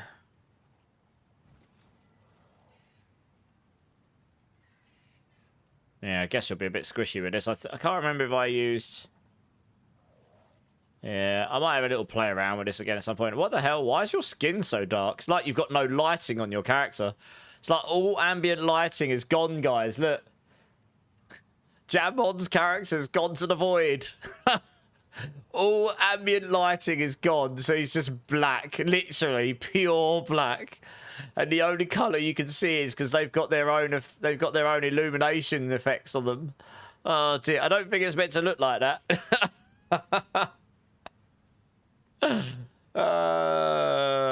That's really funny. All right, your gloves. Oh, okay. Right. Your Heshira Kasungis. Look for a GA Gorilla Skills here. Yeah, you can definitely... The max aspects is really nice, but you're missing up to 9 ranks of Gorilla Skills here. And on Pure Payback, that's actually a lot of damage because Pure Payback uses those ranks as the damage. On Thorn's Payback, you don't care about the ranks because that's not where the damage is. So, yeah, that's definitely a big upgrade you could look for. Also, I can see immediately you do not have any bloodied affixes for a resource reduction. Resource cost reduction. You want to try and get 2 of those. So, yeah, on the gear, on any of these, I suppose, your boots are really good, so I wouldn't try there.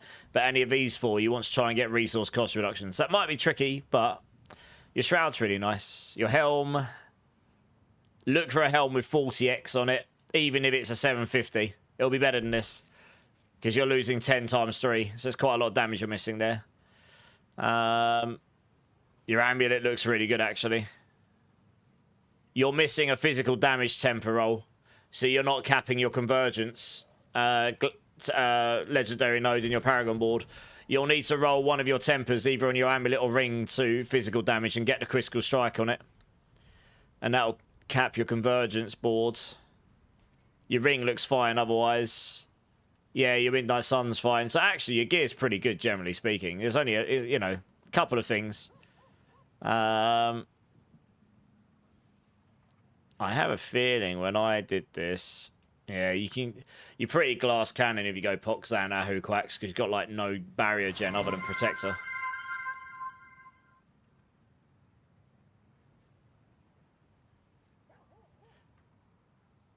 Yeah.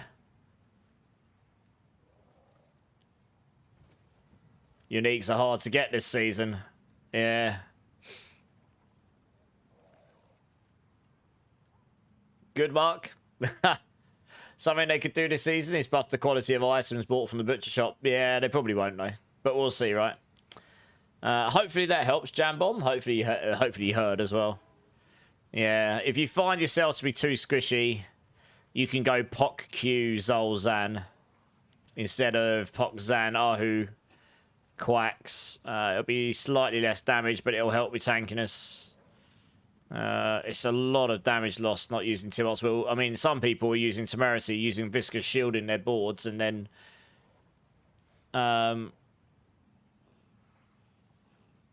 that's your defensive layer. So I suppose you can go Poxano, who Quack still, and yeah, depends what you want really.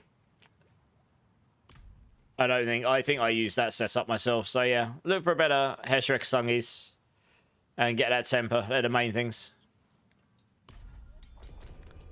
Good night, Gamer Dog. Good night, dudes. Appreciate you being here. Have a good night. Have a good sleep. Catch you soon.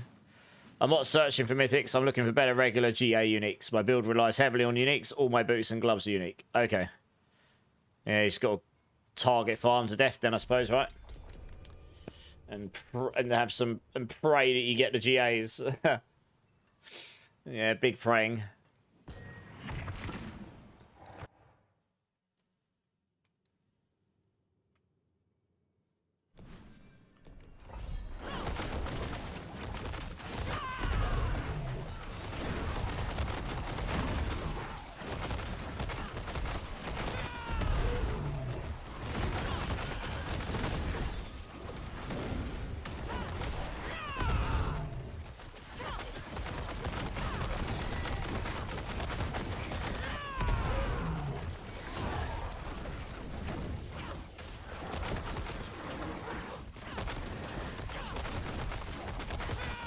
Yeah, no worries, glad. Yeah, let me know how you get on. Let me know how you get on. I've done a 110 on that build. I was very close to 111. If I can get a much better run of Kepaleka, then I can definitely do a 111, 112 on it. There is room that maybe I can... The guy that's done the 117 on Thorns, he's using adaptive stances. So I might try and see if I can get the items, because Pure Payback could definitely do that as well, to be honest. That'd push you up a couple of pit tiers, to be honest.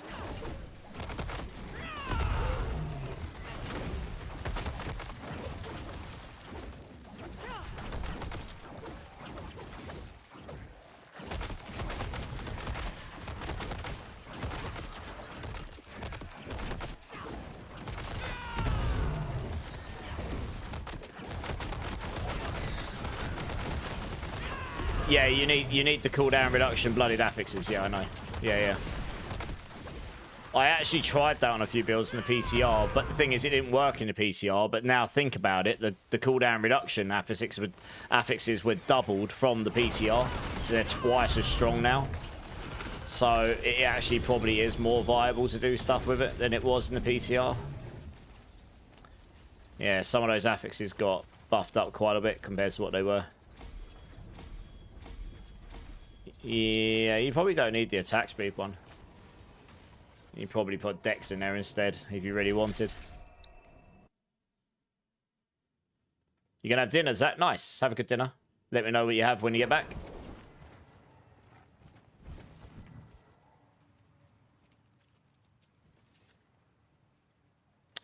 When a space opens up, I'll let you know, Shiduri. Yeah.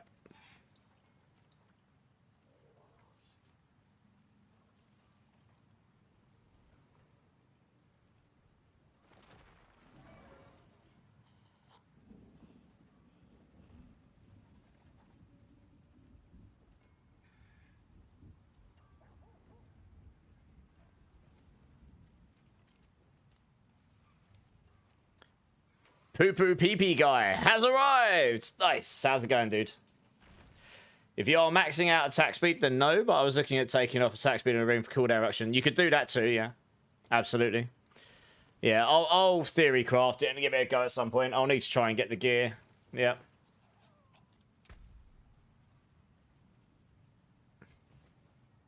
Just keep an eye on the items I drop here then, really, shouldn't I?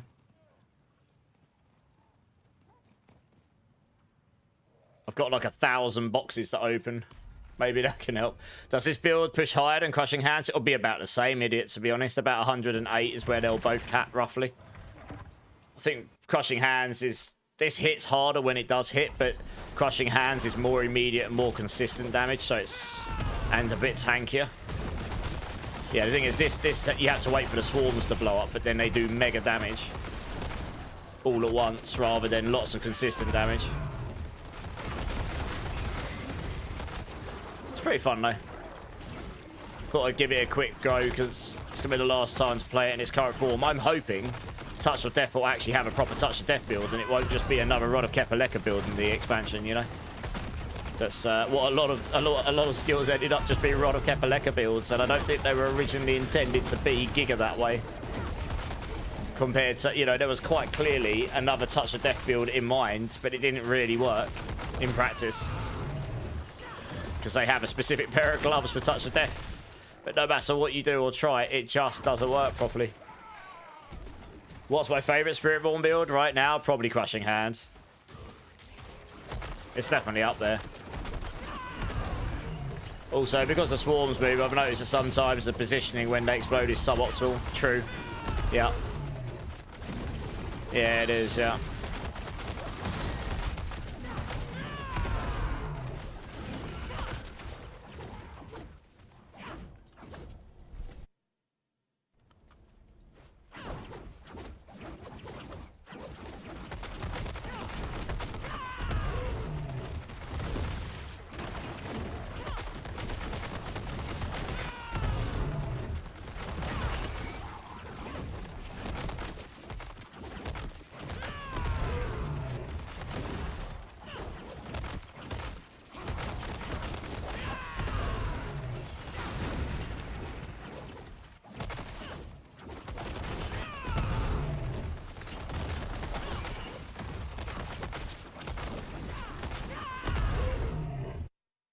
Yeah, it's a pseudo minion build, I guess. Sort of, yeah.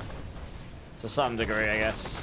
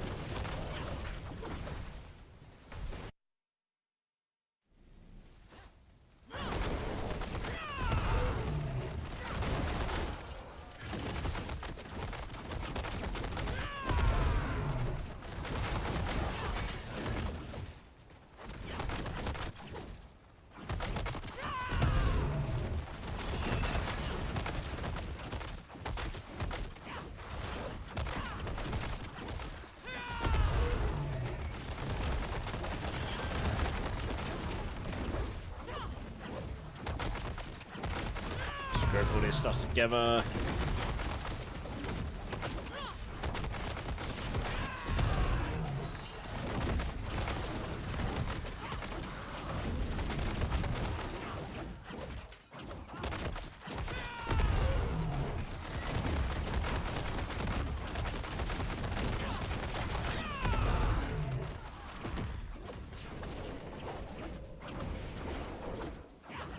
Oh.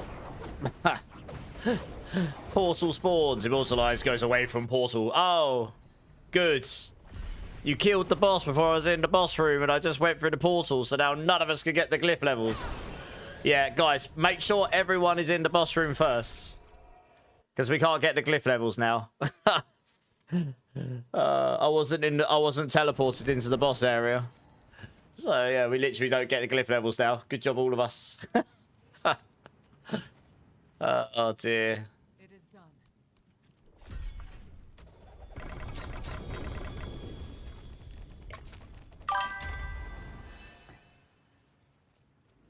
I mean, it's all right. We can run another one. It only takes 2 or 3 minutes. It's just, yeah, switch. Yeah, if you want to bleed, yeah, switch away if you like, dude. You're fine. I gotta make myself some more incenses.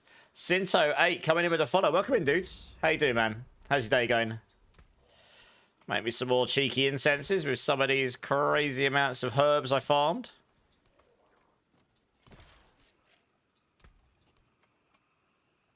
Not 100. I would like to keep some of those herbs.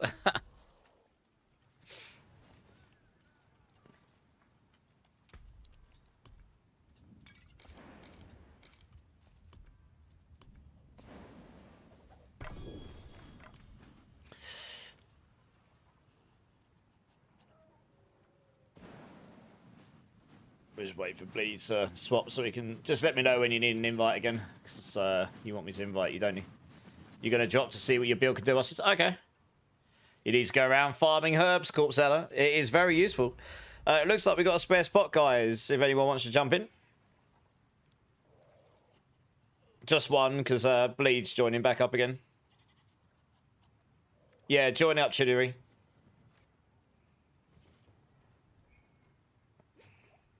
You got something for giveaway? Join up, wide. Gorse, join up. I'll get you back in, Bleed. I'm just getting something off Gorse quickly. You hit 300, Corpse Seller. Nice! I will hit 300 when I bother to try and farm again. I mean, actually, I've done about a level tonight, to be honest. I'm not exactly focus farming levels right now. I'm high enough. I'm over halfway. I did 268 to 284 in one sitting, so yeah. Yeah, I'm good, Mars Monster. How you doing, dudes? How you doing, man? We're getting a giveaway item. I'll do at least a giveaway for something today. What are you giving me, Gorsh? What sexy, schmexy, giggity item are you giving me? Oh, that's not bad. Max Aspect, Heshregar Sungis. Nice. With Max Live GA. Nice, not too bad. I'll take that, thank you. You did a 14-hour grind session. Nice. Oh, with Fame. Yeah, okay, that makes sense. Yeah, Fame. It doesn't surprise me that Fame's at 300. We got Virus raiding us again. How's it going, dudes? Game is hard, bro. What you trying to do? Let me get a shout out here. Thank you for the raids again. Hopefully I can catch you at some point. Obviously, I tend to stream later than you, which doesn't help much. Oh, the shout out's been given. Nice, guys. Go show Virus all the love. Multiple raids recently, very kind. Also been blasting Spiritborn. Yeah, dude, it's all right. I'm just chilling. I'm just leveling up all my glyphs so that I can swap between a load of builds this week and just have a bit of fun on them all. Sort of see a lot of these builds out before they change for the expansion, you know. Hey, Morgana, how's it going? Yeah, but how was your stream? What were you getting up to, dude? Inspectionary. 1 second.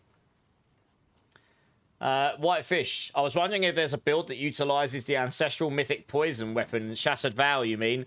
Yes, there is. I have a Venomborn build on Mobilytics. It's a Balazan's Max Lethal build, and you scale it with both Thorns and Poison. That includes Shattered Vow. So yes, there is a build that uses it. You're logging off. Have a good one, Bizbear. No worries, dude. See you later. Gaming Hellfire, how you doing, dude? I will do in a set, Chiddery. Alright, bear with me. You have a rule in your clan. If someone runs a Spiritborn, it has to be one of my builds. Oh, really? Oh, God. Hopefully none of them go, why did you make me do this? Why, Morgana, why? Yeah. Making them all suffer. Right, let's have a look at your build quickly. Oh, yeah, just drop when you're ready, Gorsh. Because I'm going to grab Bleed back in again. He was just swapping character. If that's alright, thanks. Oh, yeah, Sorks are very unique heavy. I know this because I put some builds together, yeah. You're playing Cracking Energy, right? Yeah. Yeah, it's very unique heavy, and you're playing the Ocon's variant, so you can get, like, crazy mobility. And you're using Tacits for resistances, okay. You'll probably want a Temerity eventually, right? I'd have thought you want a Temerity eventually. You think you're up to date? You tried tower pushing for the first time, got to 108, so close for 109. Nice, that's pretty good. Oh, you're fine, Forrest, no worries. You're good. You still can't get a freaking Starless to drop. Really? I think I got one of those on day one. It was one of the first things I got or something. Actually, do I have one of those? No, maybe I don't on this season, you know, but then I don't need it on this character particularly. I can't remember. Do I have one? No, I do have one. Yeah, I did. I dropped two, I think, actually. Yeah, I'm losing track of seasons. Oh, dear. Well, hopefully one drops for you soon, Corpse Ella. Bleed, we need to get you in, right? Where are you? Yeah. You're going to head to bed, Mr. Essex. No worries. Have a good sleep. I'll catch you soon. I should be on again tomorrow. I have... so, Phyros, I planted my time up on day 3. And I haven't touched it since. I've finally been knocked out of the top 10. If I can get a better weapon, I'll go back to top 5 again. Yeah. I'm going to update my pushing builds tomorrow. With some new tech, which probably makes it better. Bean Jamming, thank you so much for the follow. Welcome in. How's your day going? Poo Poo Pee Pee Guy, thank you for the prime as well. Appreciate it. You're awesome. That's very kind. Please tell me you're the Immortalized who has builds online I've been seeing for Spiritborn. I might be a person called Immortalized, and I might be a massive Spiritborn degenerate, yes? Hopefully you saw builds that you liked. That's the next thing.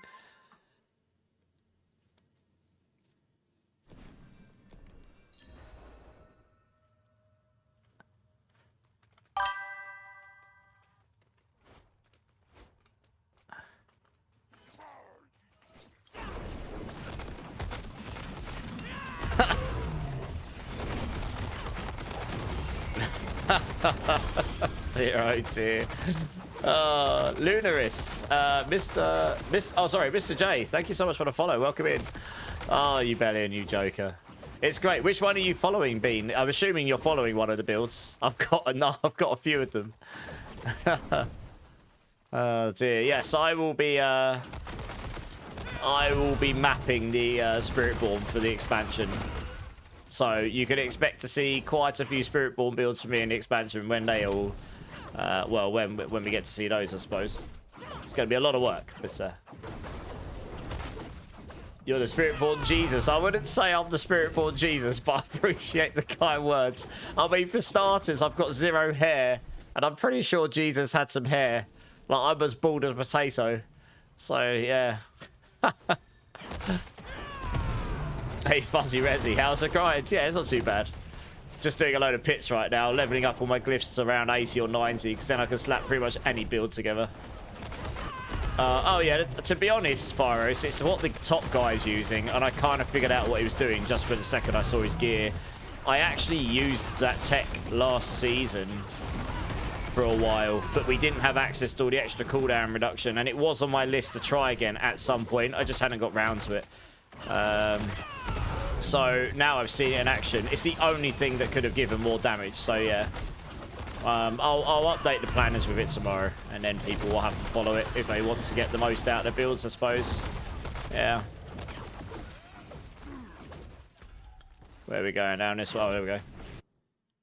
I have done some T7 bosses. I did Varshan and Grigor in about 3 minutes on my pure payback build. Without that tech.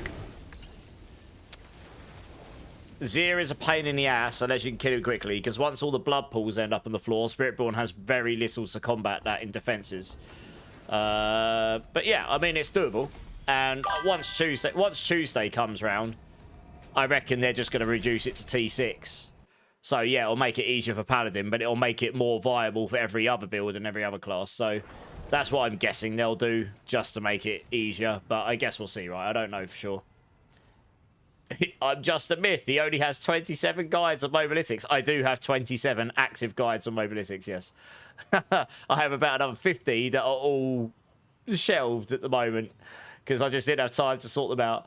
Jocker, which build do you think's first guy uses? He uses Thorn's Payback, 100%. I actually captured his gear the other day, Jocker. I screenshot it all to send to number 2 because I don't care about being number 1. I was helping number 2, who was using my build, to try and do it. And I'll update my guides tomorrow with the tech that the top guys use, because it's a tech I've used before. It's nothing I haven't used before. I didn't put it in because I haven't tested it, and I don't often put techs in my builds that I haven't physically tested myself. It will be horrible to play, but theoretically it's the only way you could gain 2 pits worth of damage, but it will be stronger in terms of raw damage if you can get the... You'd have to have everything right, like proper GG gear. I might even add an extra variant. It's just like pushing ++ or something. I don't know. I need to think about it. Is it very different than current one? No, but you'd need 2 bloodied affixes for cooldown reduction. And you'd probably want 2 resource cost reduction bloodied affixes. And then your last one doesn't matter.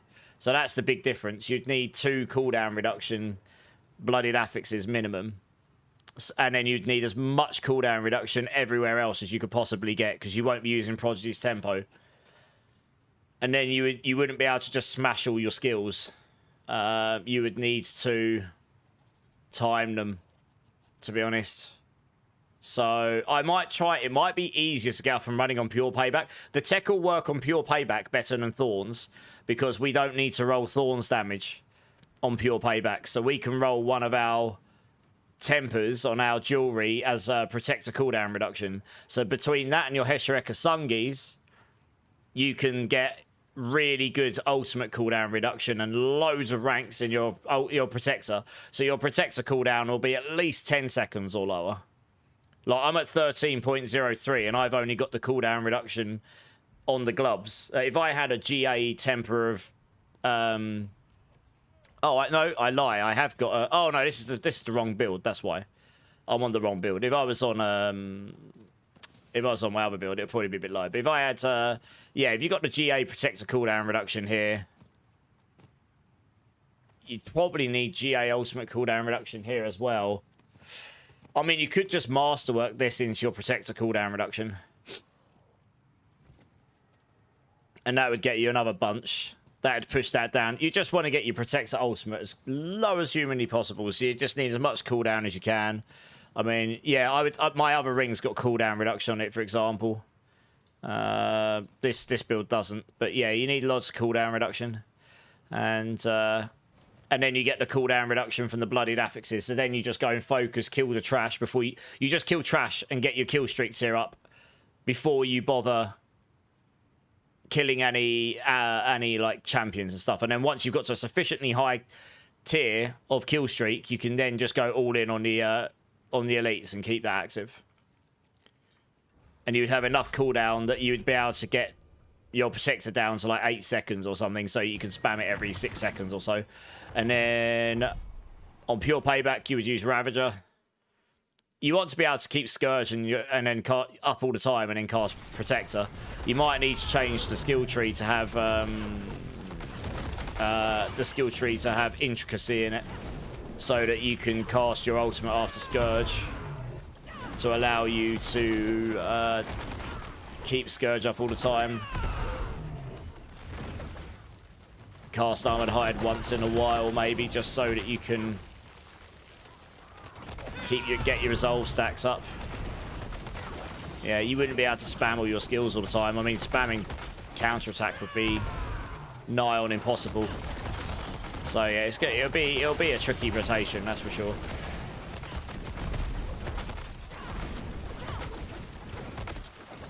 It only scales your damage on Thorn's payback, not pure payback, but yeah. Yeah, the rank of the passive rank from Shroud doesn't work on Intricacy. It hasn't ever, which is kind of annoying. It's been reported, but never been fixed. Oh yeah, Pally's like half geared and just annihilating the game, and every other class has to like giga gear to be able to even remotely get halfway there. Yeah. The singular... No, Intricacy will work if you've got points in it. But the Shroud passive rank, if you have one rank in Intricacy and you've got your Shroud on it, you'll only get one extra recharge on your skill. Well, at least you used to. I don't think they fixed it. When you should have 2. Or if you put 3 skill points in it and you have the one from the Shroud, you should have 4 resets, but you only get 3. Well, that's what used to happen anyway. That's what was happening in the PTR.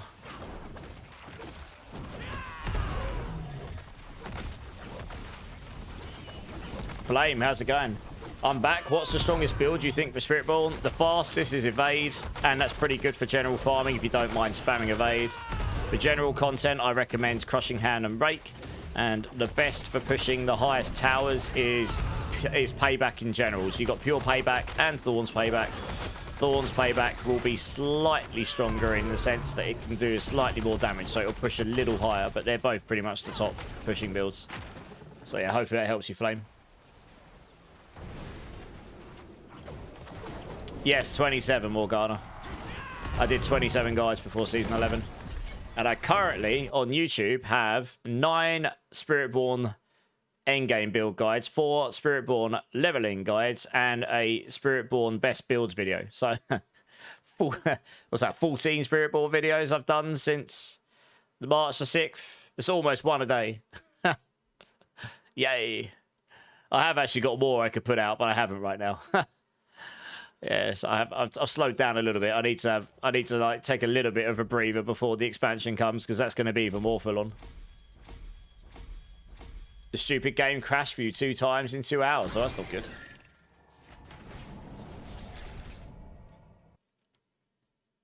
Okay, maybe they did shadow fix it then. I haven't actually tested it since the PCR. It definitely didn't work in the PCR.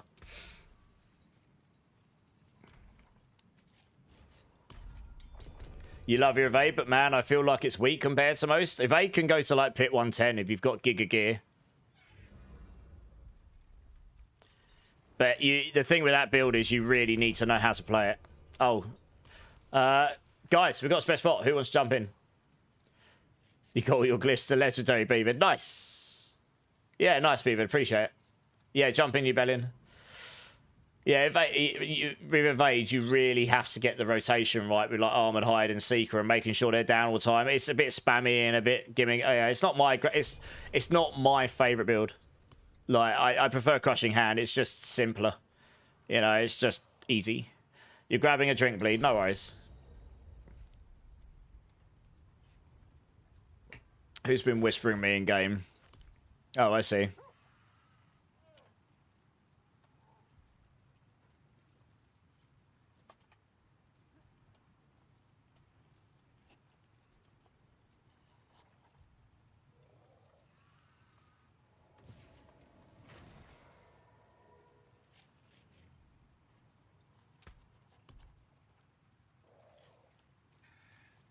You're back? Nice. Let's go. Yeah, I'm getting all my glyphs up to like level 85-ish. They're pretty high then. I could try and push them a bit higher afterwards, but you get them to that level, they're pretty high.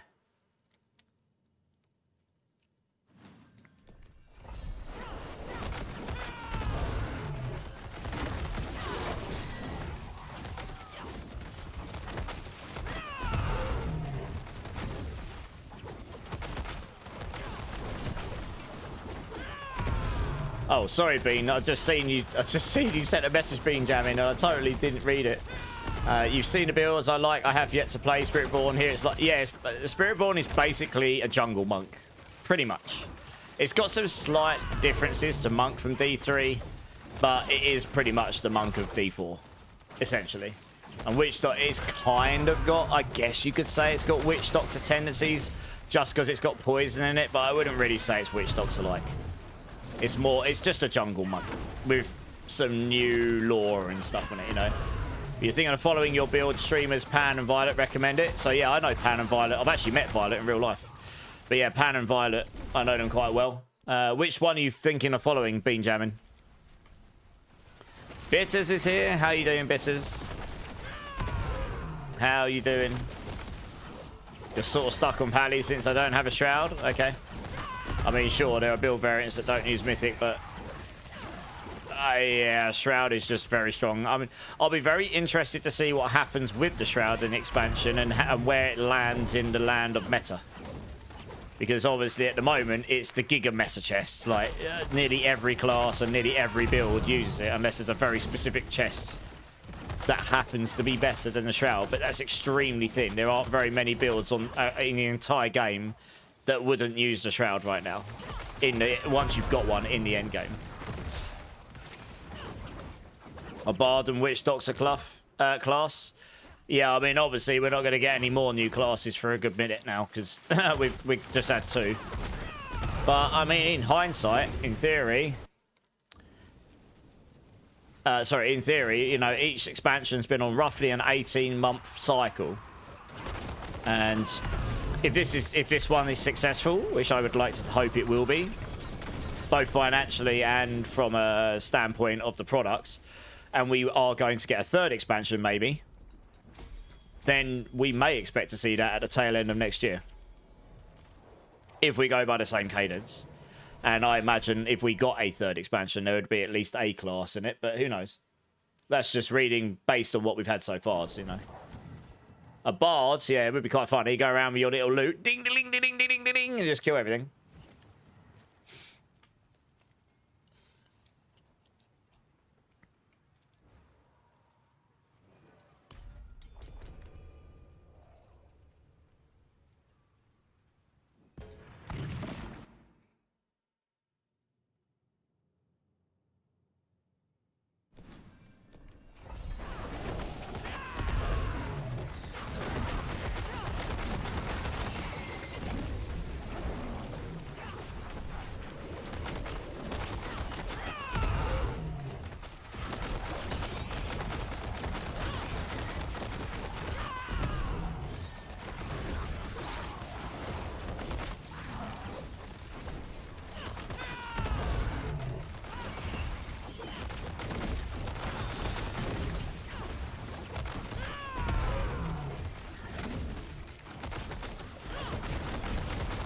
It would be funny. I'm not sure it fits in the land of the lore of D4. They will only add stuff in the game that fits within the lore of the Diablo world. And the reason for that being, they are very protective about their brands and their lore and all this, you know, everything.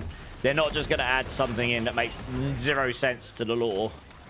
So Warlocks exist because the whole, like, if you know the lore of the D4 stuff, they're like sorcerers. They were part of Vizjerai, and then they were outcasts, and then they you know, they turned to bad magic, and then it got, you know, then it sort of took control of them, and then they learnt to control it more, and then by the time you get to D4, they're like giga strong because they've learnt to completely control it, and they're at the height of their power. You know, there's a whole story there of how the Warlocks in the world of D4 even exist. Like, who are they? Why people are scared of them, how they became Warlocks, where they originated, etc. Like, they've never been in the games before, but they're in the lore in some sense. So, if they could somehow do that and put a Bard in the game, then sure, I could see it. Obviously, Witch Doctors, they exist in the world, so that's not completely outside of the realms of existence. Of course. Yeah. It'd be interesting, like, you know, if we were to get a 3rd expansion and they were to do another class, would they go for a fan favorite or would they do something completely new? I don't know. I'm not sure if we got a 3rd expansion if we get 2 classes again. But, I mean, the thing is, every time they add a new class to the game, that means every season they've got an extra class of work to do. There's a certain series of things they've got to do, like balance, new stuff, whatever, right? They have this tick list of stuff for every class. So now there's 8, right? They've just increased that workload by 1/3 once the expansion comes out for every season cycle. And then if they added another 2, they'd be adding another quarter again. So I'm not sure we'd get 2 classes in a 3rd expansion. But if we only got 1 class, I'd expect more like features and whatever. I don't know. This is, again, just assuming we would even get a 3rd expansion. But as I say, I'm hoping, you know, I hope it's really successful for them. And if it is, then I don't see why they wouldn't. So we'll see. We need to wait for this one to come out first. What's this build? Grimjo, this is Touch of Death. It's okay. I prefer Crushing Hand, but this is definitely... It's really fun once you get it going. Just got to be careful of the on-death explosions, because they absolutely touch you in bad places.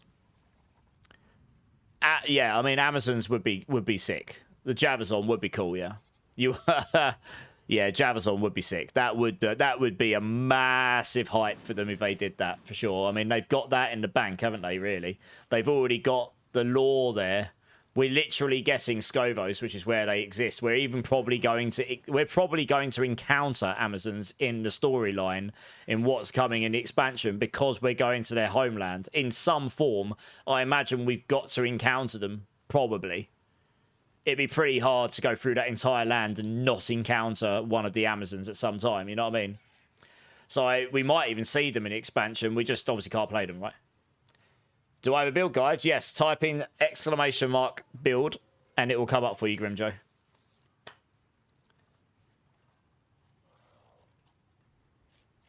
One to balance out the Druid class. Well, we'll see. I mean, Druid should be a lot more... Like, every single class should be a lot more varied. A lot more variety in the expansion, right? That's what we're all hoping for. Well, I don't know, Morgana. But they're not for this expansion, are they? But like I say, they've got loads. They've got Demon Hunter that hasn't been... You know, there's loads of classes that they've done in the past that obviously aren't in the game either as well. But there is... If they were only going to do 1 class for another expansion, say in the future, I imagine they'd want to try and do something creative, so that not necessarily just a clone of what's been in the game before. That's maybe one of the reasons they did 2 this time, because they kind of committed to Paladin after the last expansion through interviews and stuff. So they kind of, if they didn't do Paladin, they would have shot themselves in the foot. Like it would have gone down like a sack of bricks. And then they did a 2nd class, which they could be more creative with, because it's not been in the game before. So they could take inspiration from their World of Warcraft Warlock and all that, but they've been able to be somewhat more creative with it and how it looks and how it plays and, you know, its set of skills and all the itemization and everything. So yeah, I can see room for both, but we'll see. We'll see. I mean, that's a long way down the line yet, right? We need to get Lord of Hatred out first before we think about the next one. But yeah, I mean, if we go by the 18-month cadence, you'd be looking at the tail end of next year if that was the case for the release. So, yeah. Warlock and... Yeah, I mean, none of us have seen Scovos yet. To my knowledge, no one has seen Scovos yet.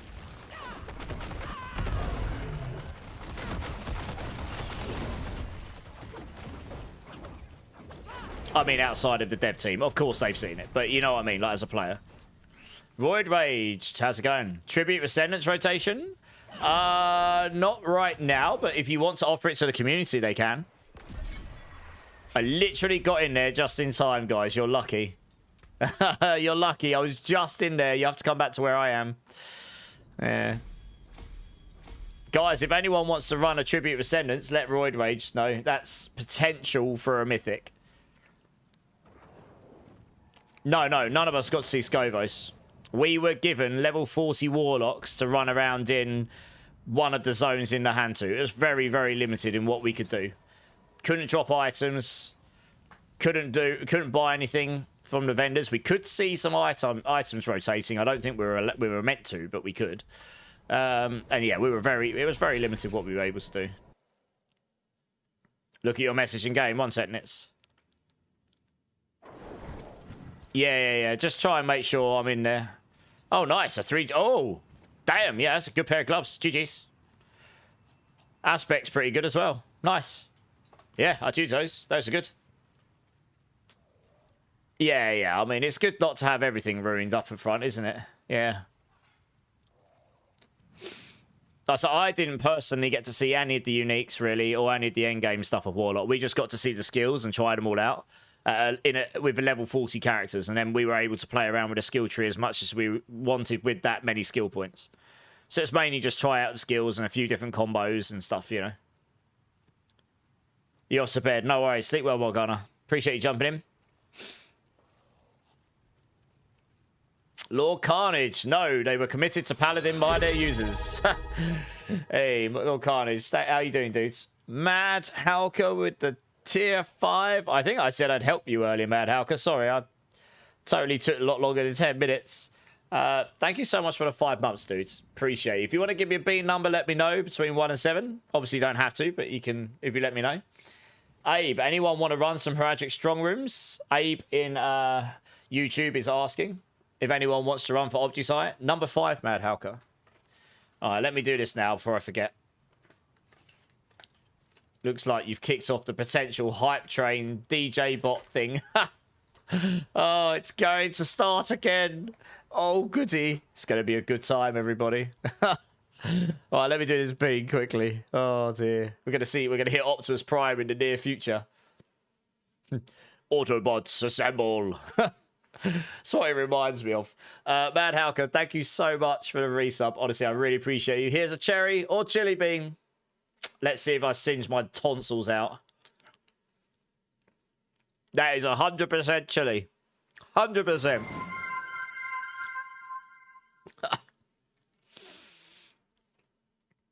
I'm doing it. I'm making my dreams come true. My tonsils are burning. Can we quickly do a Varshan? Yeah, go on then. At least it tastes okay. We can see Drix City Streamer. Cheers, man.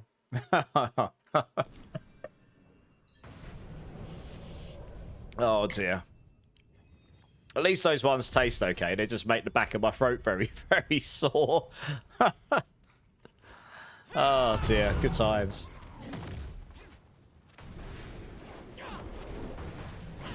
Mind if I stay a while and listen, Airworm? Absolutely. First time chatter. Welcome in, my dudes. Stay a while and listen. I can't do it very well. I just sound like Sean Connery. Stay a while and listen. Definitely can't do Deck Arcane very well. Oh, dear. What am I like? It's the accent. And that's the way the cookie crumbles. Is it Kane basically lazy Connery? Well, that's why I went with Connery. I can't... It's as close as I'm getting. Yeah.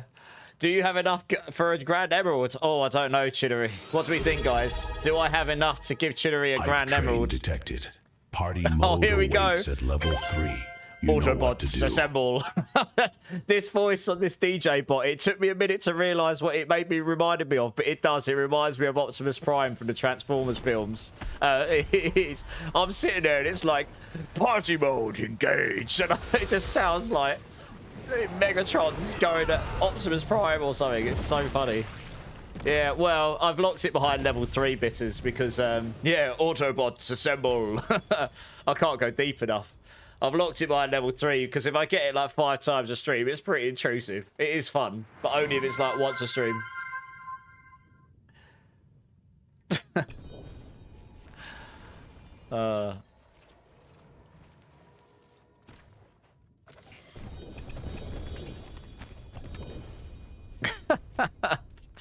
I just got a 3GA pair of Balazans. It's near perfect. Nice. Knights is the hype train king.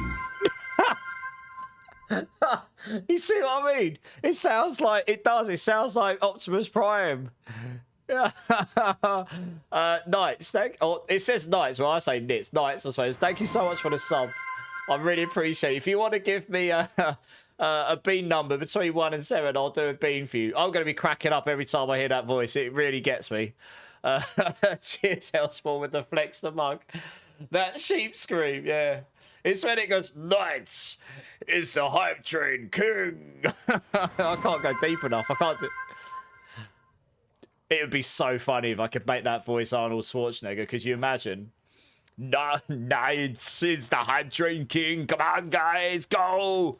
It'd be so good. Oh dear. Oh man, it tickles me more than it should do. Knights is the hype train king. When this was happening in Bitters' stream the other day, I was wetting myself for about 20 minutes. It's the voice that gets me. That hype train was legendary. That last bit got me so bad. Oh, right, let me do this beam. 1 sec. I'm just going to be sitting there giggling away. You watch. Knights. I'm going to go with Knights now because the hype train's told me that's what your name is. Thank you so much for the sub. Here is apple or wasabi bean. Let's see what we got here. That is, in fact, apple. Nice. But thank you, Knights. I really do appreciate your support, dude. I really do appreciate it. Still as deep, but with an Austrian accent. Well, yeah, it's a bit easier to do Arnold than it is to go about 5 tones deeper than I can ever get close to. You flip between Arnold, Walker, and Macho Man at work. Oh, yeah, okay, nice. I mean, Arnold's a legend, isn't he? Right. What are we doing? Back to pits. I'm sitting there giggling. Oh, that voice gets me. It's freaking funny. Oh, thank you, Knights. Appreciate that.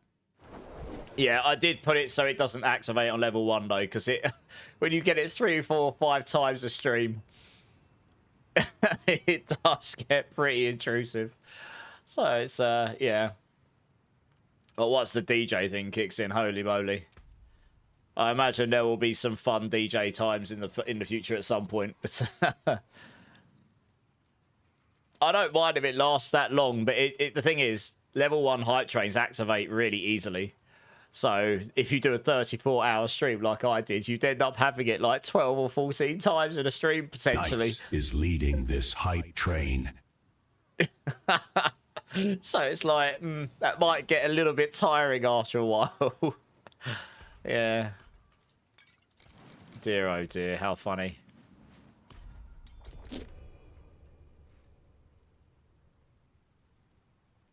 Seconds. Time is running out. Oh, thing is, I love the first Transformers film. I think it's genius. I remember when that first came out. That's literally every time I hear that voice, that's all it reminds me of. Oh dear.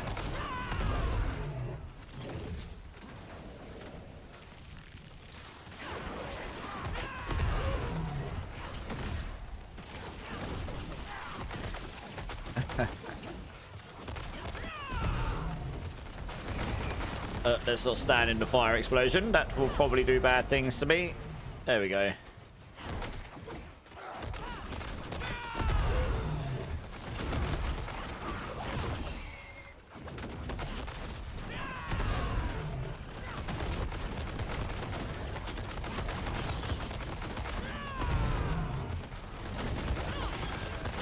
Oh, back to some sort of normalcy. Oh dear, oh dear.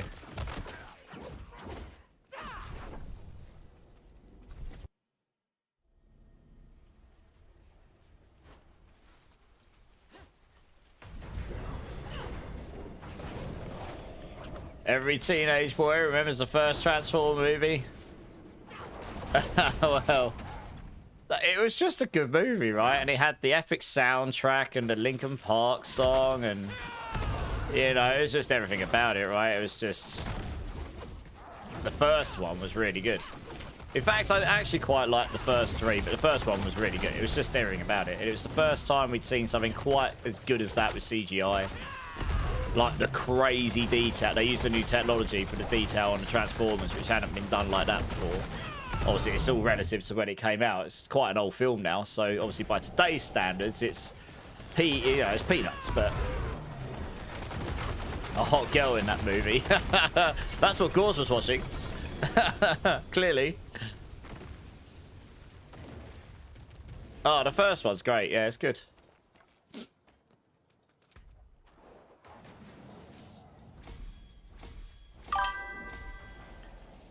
Thesic Attack, how's it going? Welcome in, dudes. Thanks for the follow. Yesterday on my Necro, I finished the Pit 105, and now today I can't do any of the T7 sigils. Does it make them harder or something? Okay, so if you hadn't cleared a Pit 100 or before that point, then your sigils would have actually been T5, not maximum T5, not T7. Once you clear a Pit 100, your sigils go to Blood Soaked, and they become actual T7, and then they become Giga Hard. But that's getting changed on Tuesday. So look for blood-stained ones with the yellow text.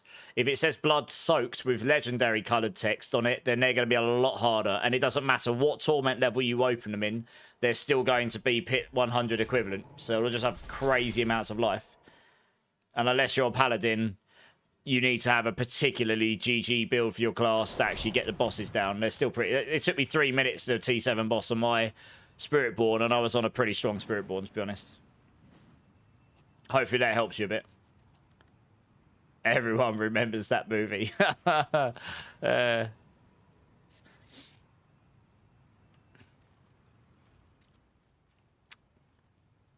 It should be all of them real wireless. If it says yellow, bloodstained on it, then you're good. That will scale to your torment level. So if you're in T1, it'll be T2. If you're in T4, it'll be T5. If it says blood soaked, it's always Pit 100 equivalent. Pretty much. So you'll be able to tell what your keys are going to do. Well, in theory.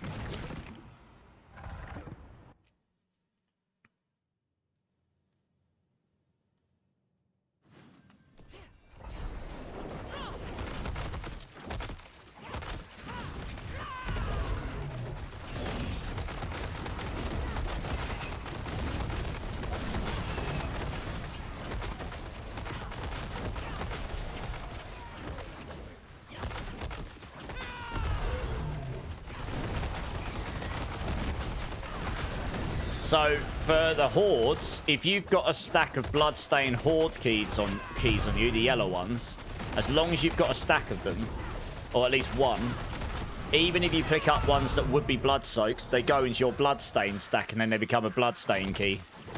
So always keep at least one bloodstained horde key on you, because then it doesn't matter what ones you pick up, they will never go blood-soaked, and then they won't become insanely, absurdly difficult to do. And you literally have to be a paladin to do them. Pretty much. Yeah, that's why I was really confused when someone came in going, Mike, oh, Ravager. Got Ravaged and got killed by Fire Enchanted again. What a shocker. That's why when someone came into my chat and goes, all my hordes are blood-soaked, I can't do them. What do I do? And I'm like, hang on a minute. I've never had one of those. They're always blood-stained, and it's because I never used my keys. I had a stack of them. So I was just picking them up and they were always converting to blood-stained. Yeah, I found this out the other day. Man, I swear nearly every single time I've died tonight is to Fire Enchanted on Death Explosion somewhere along the lines.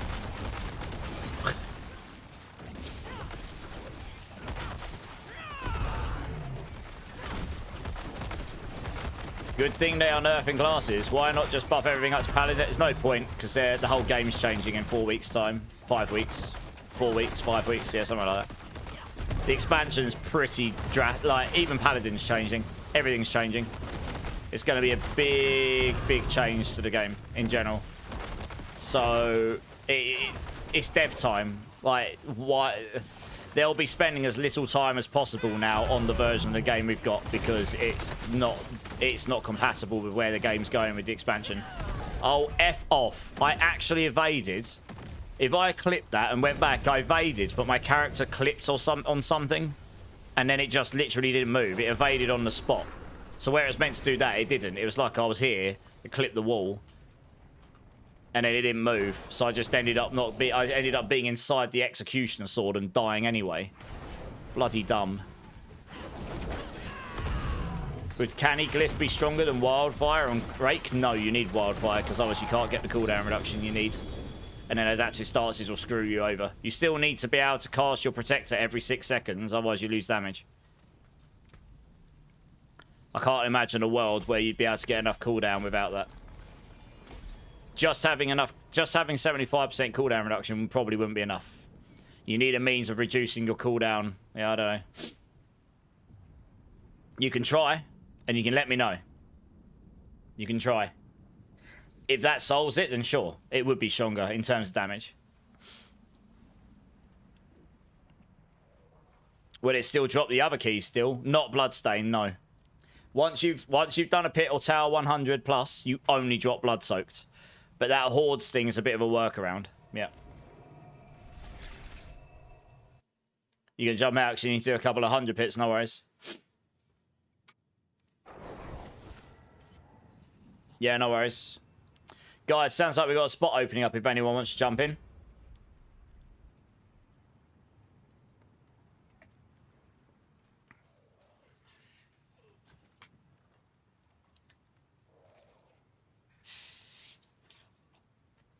Yeah, no worries. Jump in, Zach.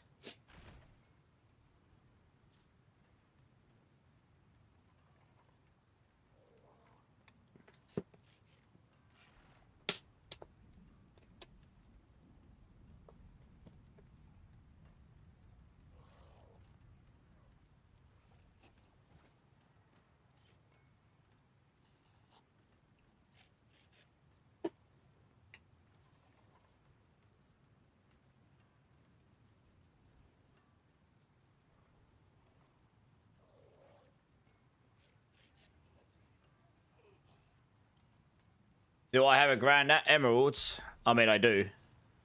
Probably.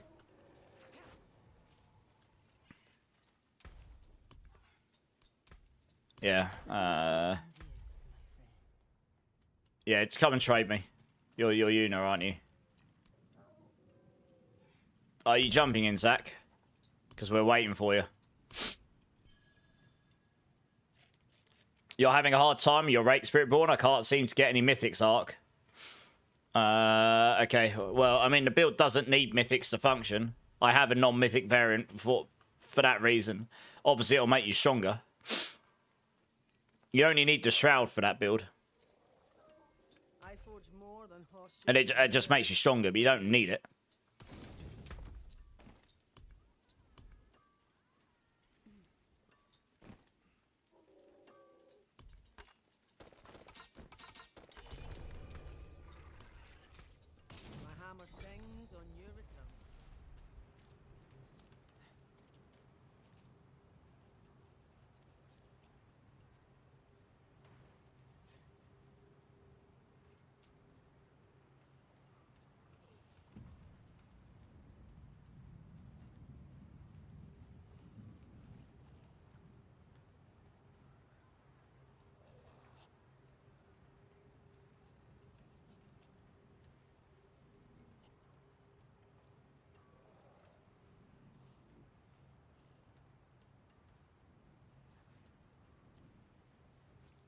Right, let's go.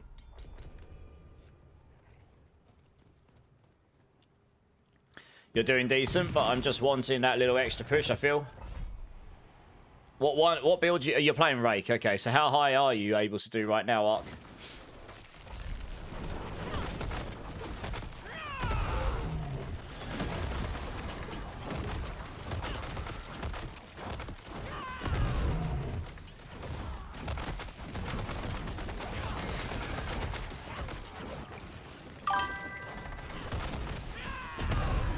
The Boogeyman. Welcome in, welcome in. Thanks for the follow, dudes. How you doing? How's your day been?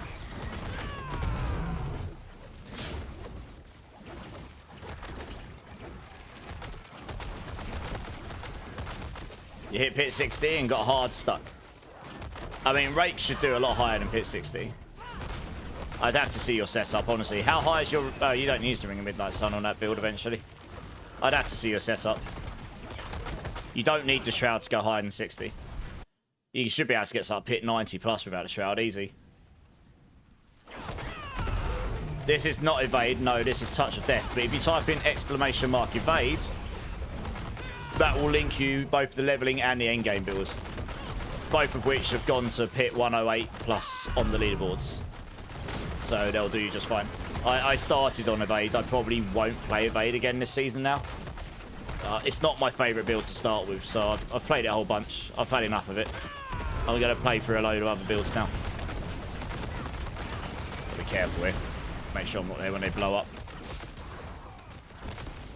But yeah, hopefully that helps you out, Boogeyman.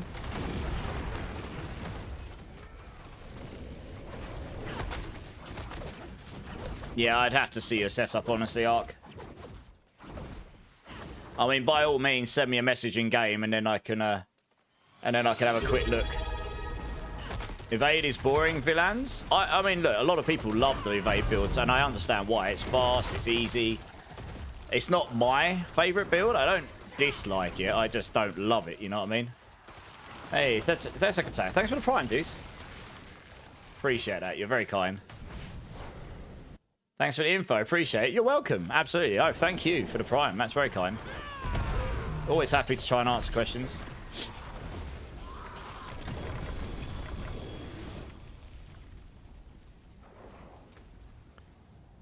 Alright, let's smash this one up. It doesn't really matter what glyphs I'm leveling up first. I'm just going to get more to 85. It's easy peasy. So you think I should do Evade or Crackling Sork for second build? I don't know. What was your first build? They're both fast builds. They're both really strong. Evade and Cracking Energy Sork will both push roughly the same. I mean, actually, Crackling might go slightly higher. Just depends if you want to play a Sork or Spiritborn, honestly. They'll both be tanky because they're both using Temerity. Yeah.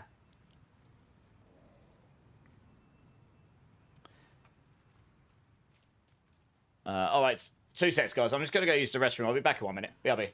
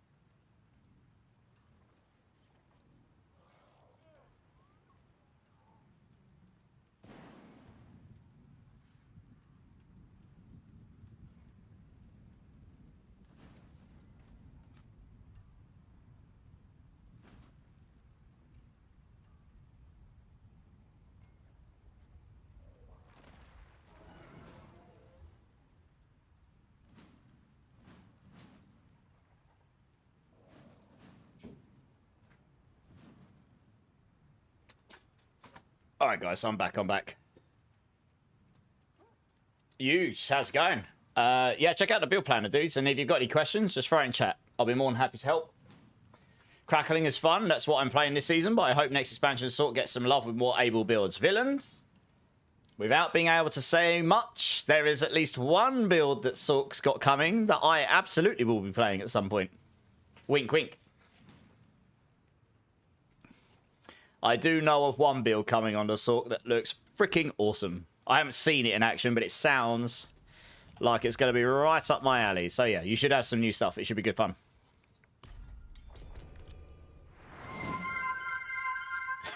Alex, how's it going? First build is Pally, but Captain America and Aura. Okay, yeah, so I mean, it doesn't really matter what you play next. It's not going to be as strong as those, to be honest. Not this season. But you'll look great.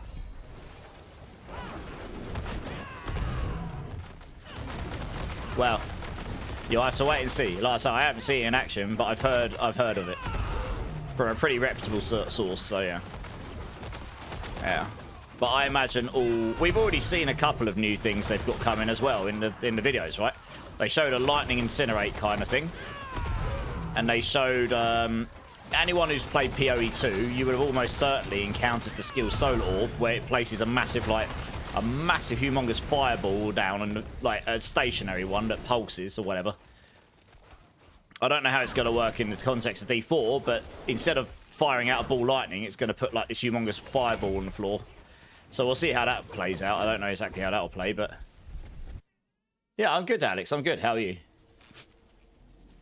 So and we've seen Frost Hydra as well in the footage. So there's loads of random like elemental conversion stuff and that we've already seen, and God knows what else there may or may not be. Yeah, but the thing is, it might be that no one knows what the actual meta will be. People will be like they were for Spiritborn when it first dropped. They'll be figuring out the meta as they go, won't they? So it takes a while before that gets properly figured out.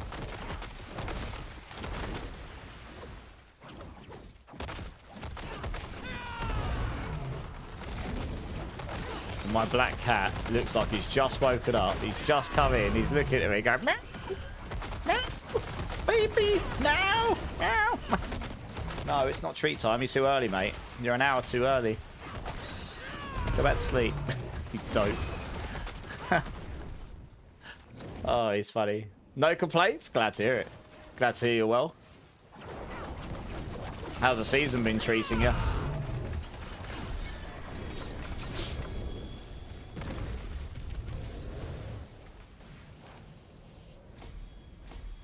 If Sork has at least 2 comparably strong builds, it will already be better off than the last 5 seasons. Well, I'd like to think every class will have more than 2 strong builds.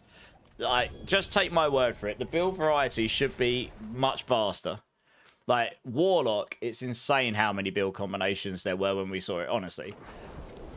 In terms of what we classified as S tier, who knows? It may still be 1 or 2 builds that ends up being, these are the builds that can clear Torment 12, but inevitably there will be builds that are much stronger than others, so we'll see.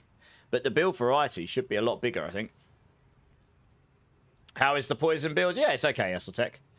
You could get a pit 108 down with this if you had really good gear. I could have done a 105 earlier easily, to be honest. I just messed up when I was looking at chat.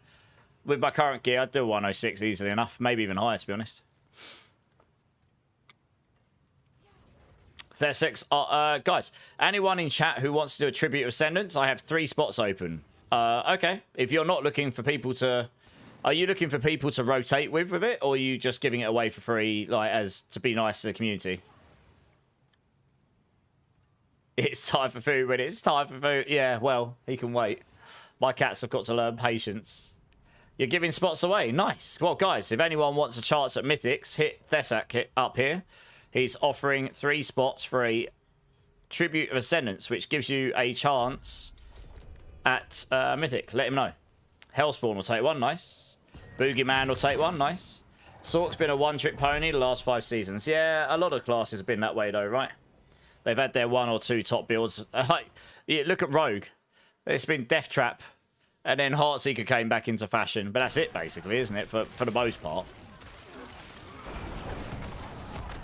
So, yeah, I honestly hope for all the classes that it will just be vastly more varied and exciting. Yeah. And I think there's a good chance that could happen. I'd be honoured. There you go, Jay, as well. It looks like you got a few takers, Desak. You're going to have to decide who to say yes and no to. You can only take 3. Everyone's like, me, me, me, me, me, me, me, me, me.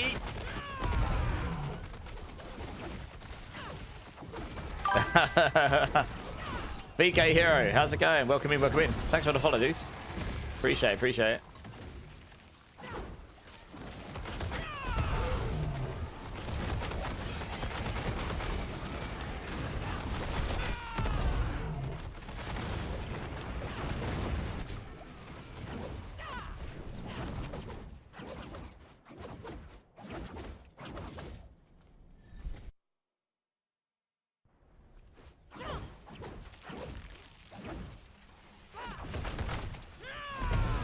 Almost one-shot me and I don't even know what he hit me with. God. Spider's going burr.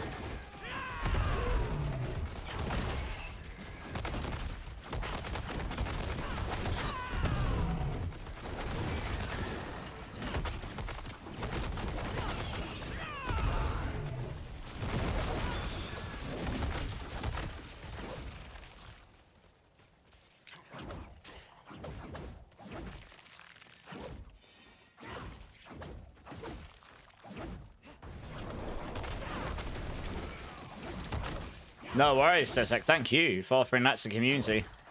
Very, very kind.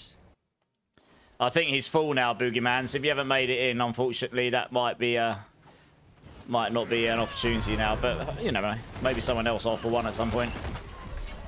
Those tend to go pretty quickly. Everyone's on you like a fox. Like, let me in. It's mine. Mine. Yeah. Don't even know how many of those have I got. I've only got 2. Yeah, they're definitely not as common as last season. I had like 200 stacks of them. I had like stacks of 100 stacks of them last season or something. It was crazy. Abe Kim, thanks for the sub on YouTube. Appreciate it. Magneto, how's it going, my dude? How you doing? How you doing?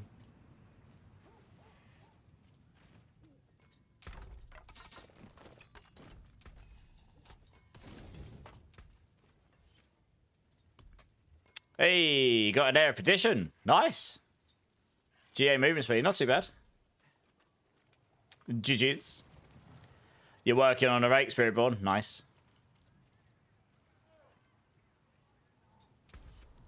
You forgot how tanky support paladin is. Well, that's the idea, right? If you're support, you shouldn't be dying. You shouldn't be able to die, really. You'll just do absolutely no damage. Absolute wet noodle of all wet noodles.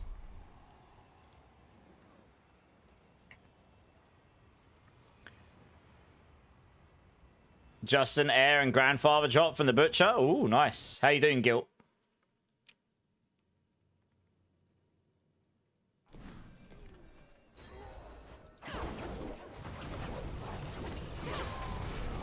Whoop. That person's executioner sword nearly deleted me. Here's me just trying to keep up with them. Second I get near to them, I get executions. Or executed, I can't English apparently.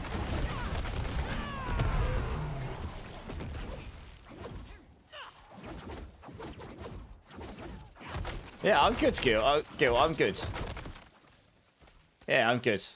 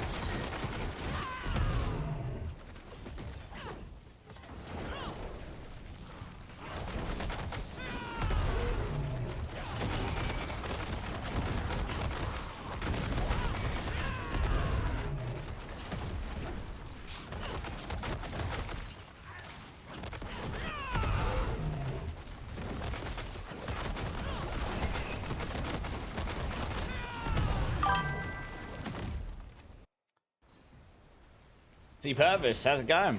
Welcome in, welcome in. Thanks for the follow, man. How's your day going? And Mike Croddick, thank you so much for the follow. How you doing, dudes? Welcome in, welcome in.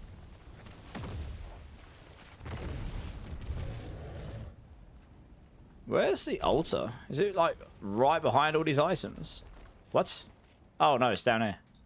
So I just picked all those up for no reason. Oh, good. Let's drop those on the floor. I absolutely don't need any of that stuff.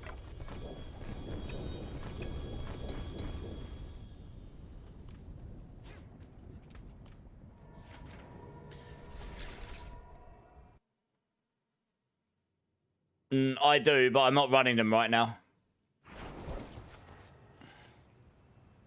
If anyone's got tributes to Ascendance and wants to do a rotation, Breakpoint is looking for that. He has one.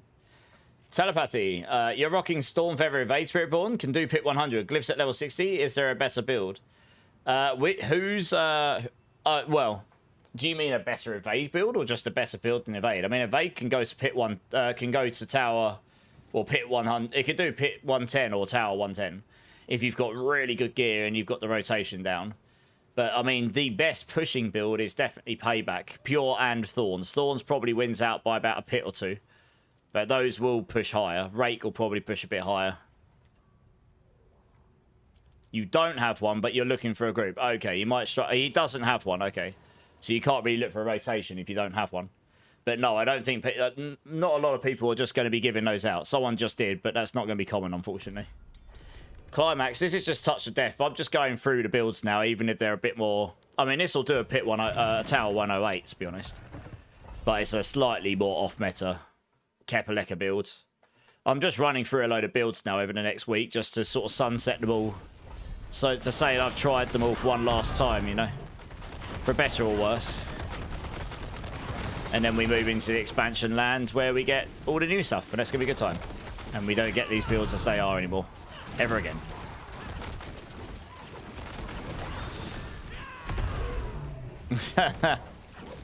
Yeah.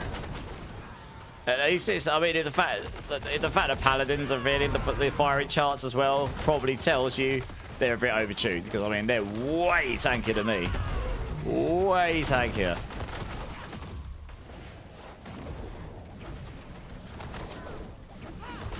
Yeah, everything's changing drastically, so the builds definitely won't be the same.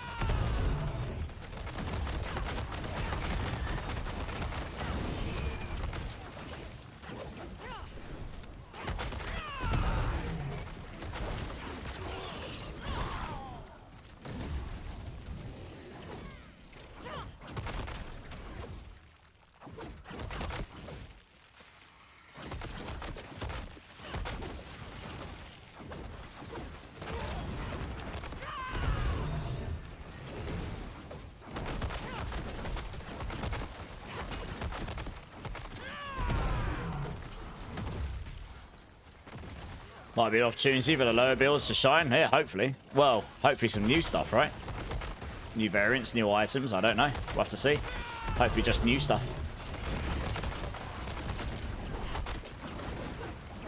Does anyone want to hook a man up with a quick ult power level?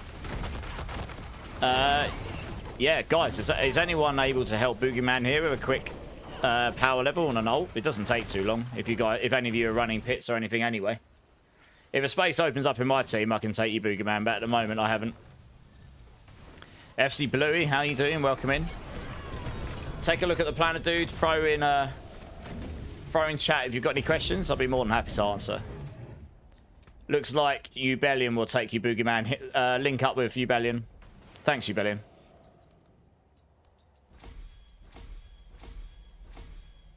That's 75. Nice. We'll level this one next.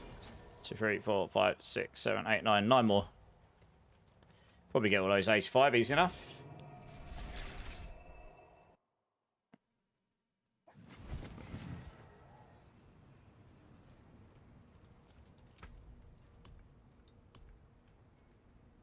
Ha! Look what I just dropped. Ha! Oh, that's what I asked for earlier and got given. It's literally like to a T exactly what I was asking for. GA core skills with Dex Max, Life, and Attack Speed. 2 of those so I can roll the 3rd. It's literally, I could... Good times.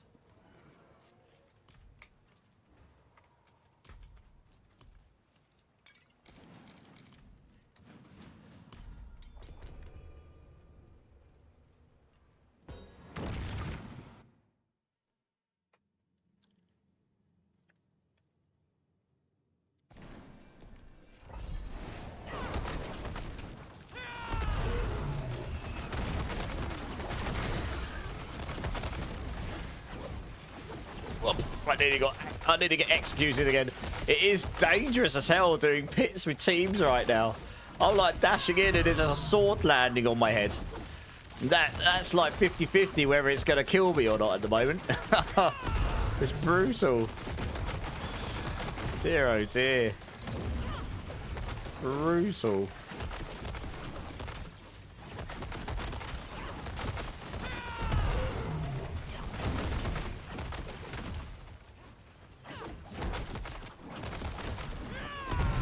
Oh, even with a support paladin, probably. Well, I don't know. I mean, you've got to be nearby to me, but I just don't think it'll be enough to save me. My life is just too low. My life only goes up to 9,000, like 600 or something. It's not that high. Yeah. 80, how's it going, dudes?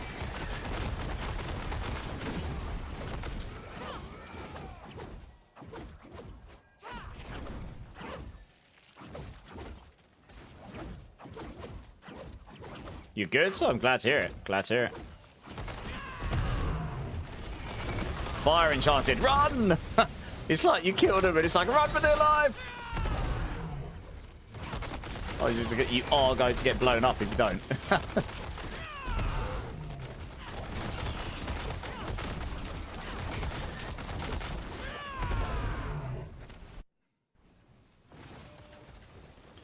Fortress makes it you can't die? Yeah, I mean, the fortress has got to be down around me to do that. But yeah, fair enough. With fortress, I should be okay, but... yeah, still.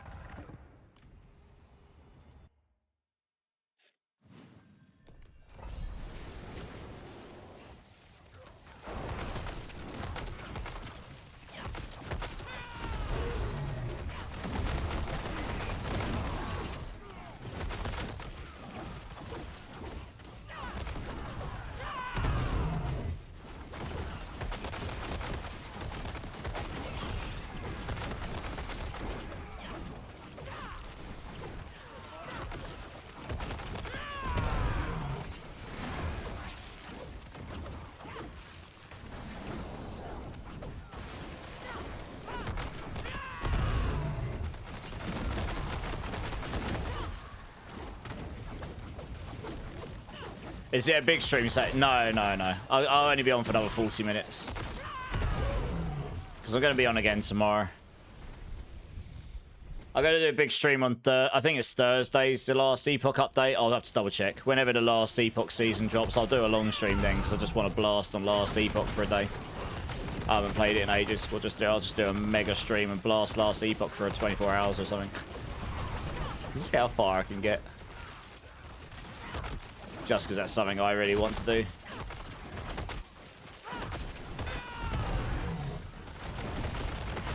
I'm not amazing at that game because I haven't played it enough to be pro at it, but you know, I can have some fun on it. It'll take me forever to get through the story compared to the pros, I'm sure. Hey Vito, good night. Appreciate you being here as always. See you later.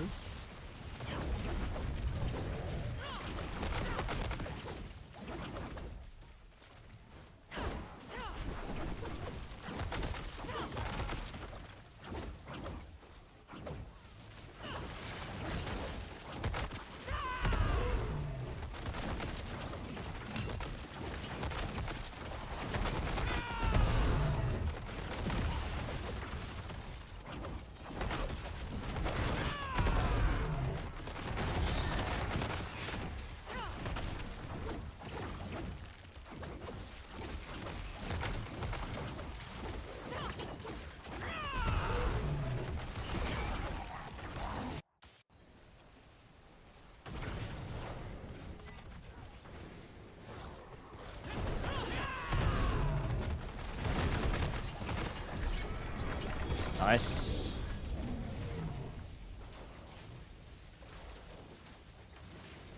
Let's get it up a bit.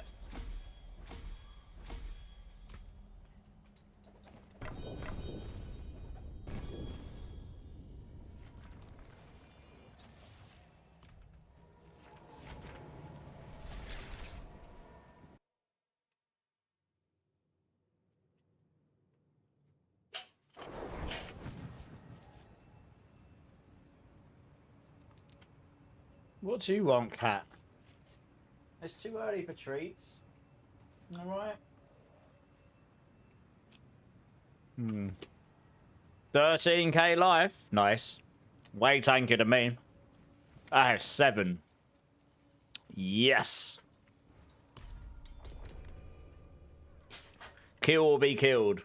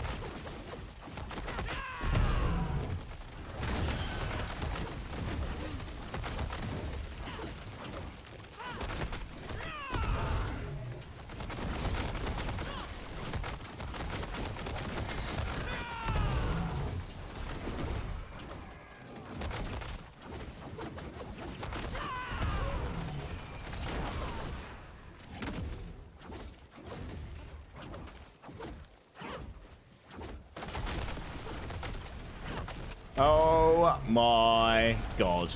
No, so much fire. I'm scared. I'm scared. It's too much. I'm going to go in. I'm going to get blown up for sure. Like, no chance. That nearly got me. It's just like fire explosions on the floor everywhere. Like, what the hell was that? Disgusting. That's what that was.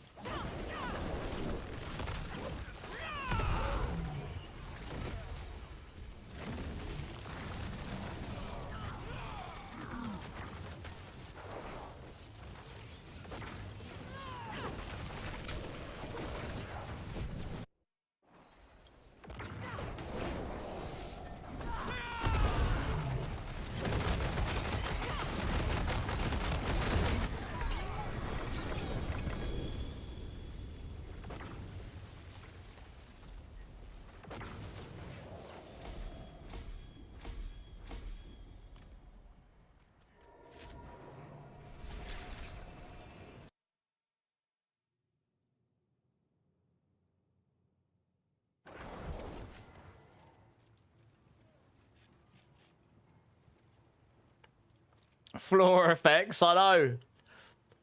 I ran away. I let you deal with them, and then I saw you blow up. There was just fire floor effects everywhere.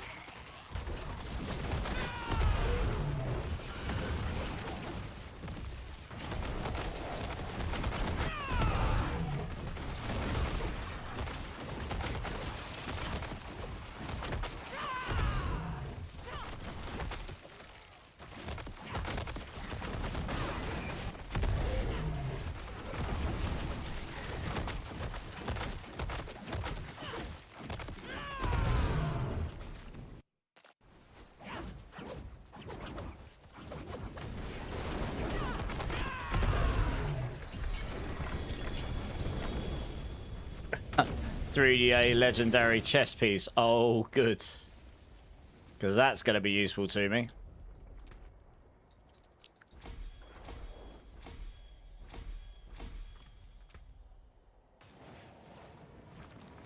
It's got quite good stats on it as well, actually. Oh, goodness me. Shame it will never be better than the Shroud. Ever.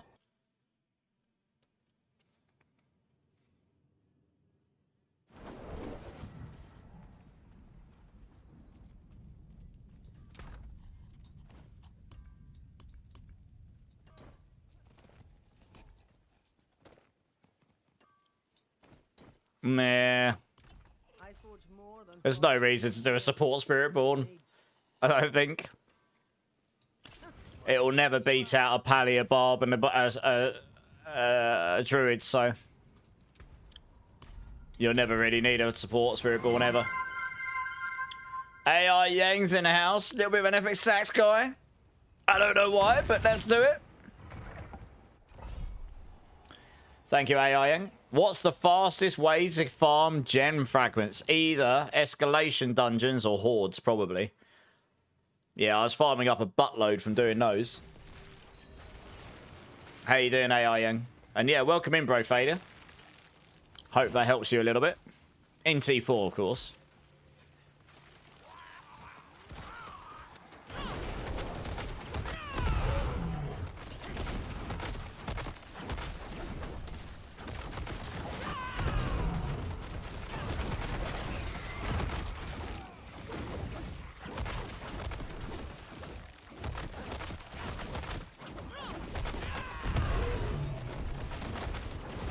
Your hordes are so tough, they are tricky.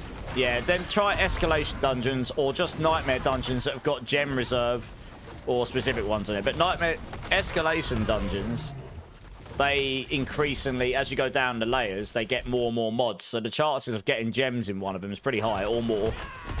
And you just keep running them over and over again as fast as you can. And you do accrue a pretty decent number of gems doing that.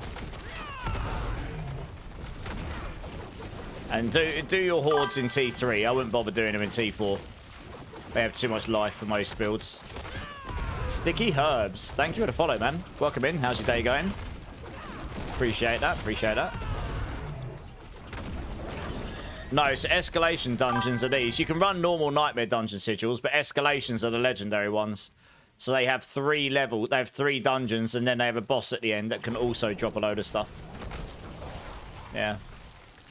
Dominus, thanks for the follow as well. Appreciate it. Welcome in. Hope you're also having a great day.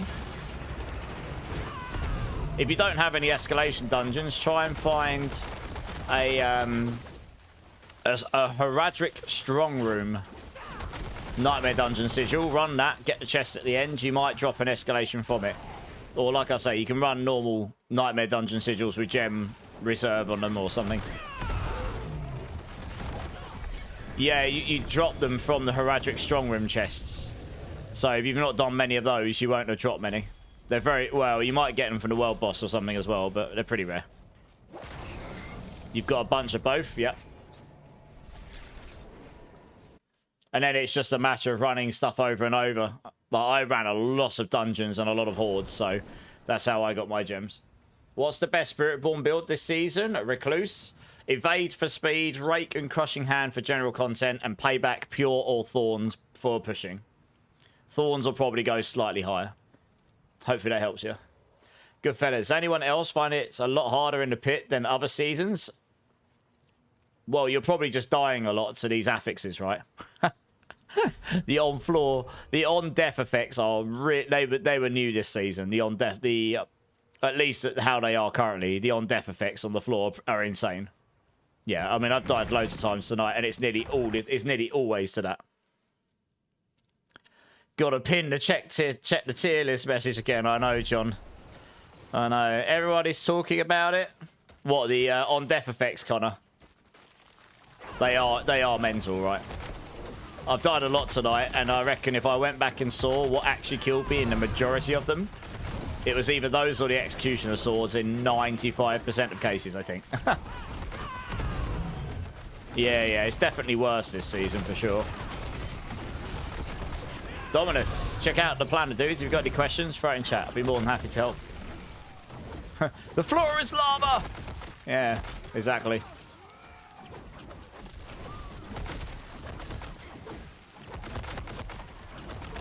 Bro, failure. Someone's asking if you would like help leveling. Let us know.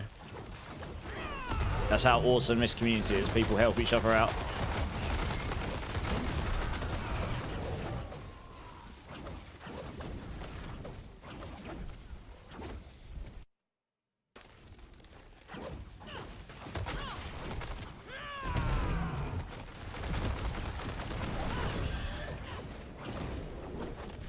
You're Paragon 158 right now. Just trying to work your way through things and learn. Okay. Yeah, I mean, if you want to take your own pace, that's also fine, right?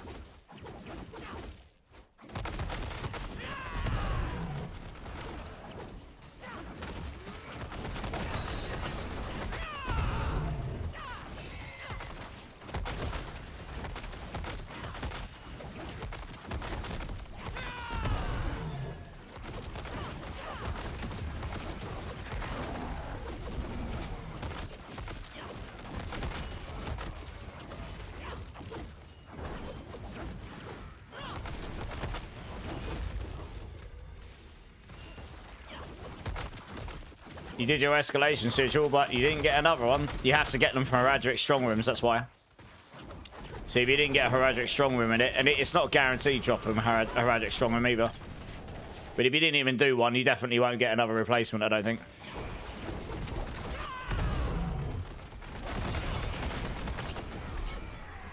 Ah, fair enough. Just didn't get lucky then.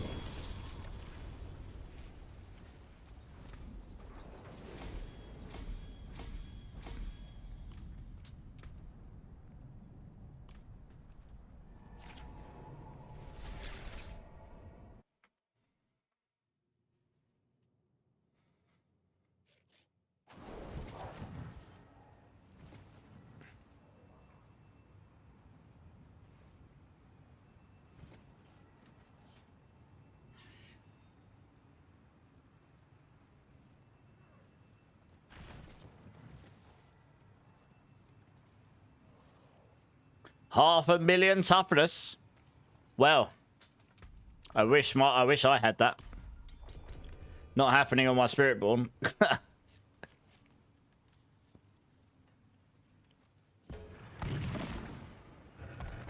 Esseltech, hit up Thesek attack. He's got to go run some, so you can get in on those. Come on, cat, down you get, mate. All right, you're still too early. Adriana Mendes, thank you so much for the follow. Welcome in, dudes. How's your day going? How's your day? I appreciate the follow.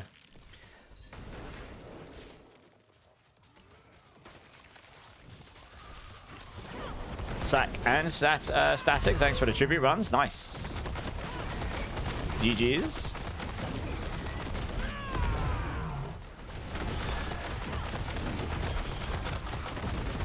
Wow, they were really tanky. Oh, you gotta go to bed. Fair enough. Oh, it's always another day, isn't it?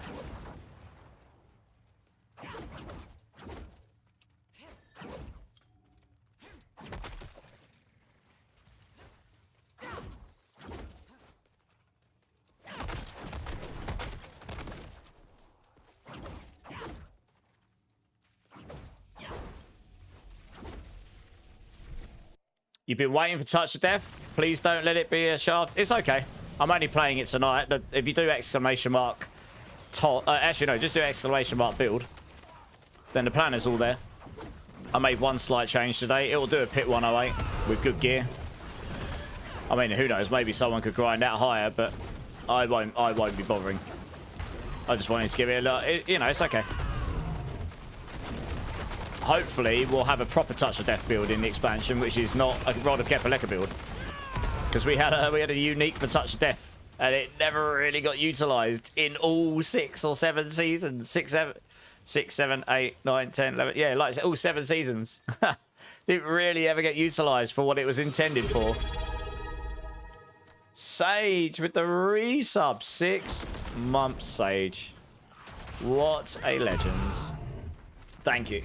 Appreciate you, dude. Give me a B number between 1 and 7. Streamer said the funny numbers. Well. Maybe.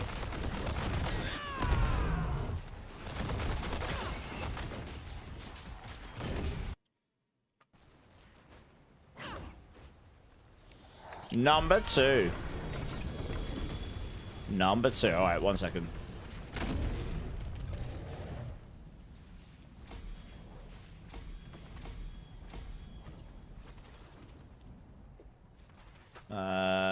Do I have a number 2 in there?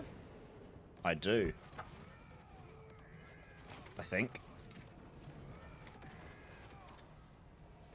Grab that there.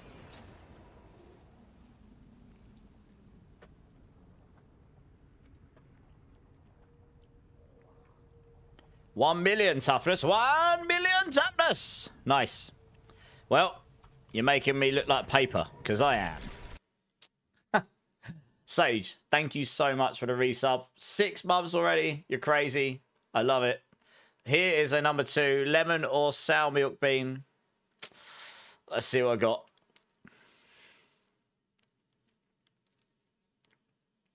That is one very milky bean. Very milky bean. That is definitely not ideal at 20 to 4 in the morning. Thank you, though, Sage. Appreciate your support. I'm just going to sit here and think about what poor life choices I've just made.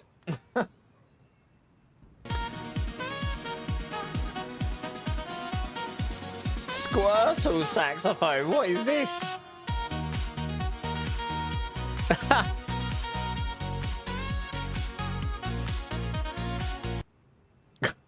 That's different. Thank you for the bits, AI Yang. Appreciate it. 3-watt streak. Nice.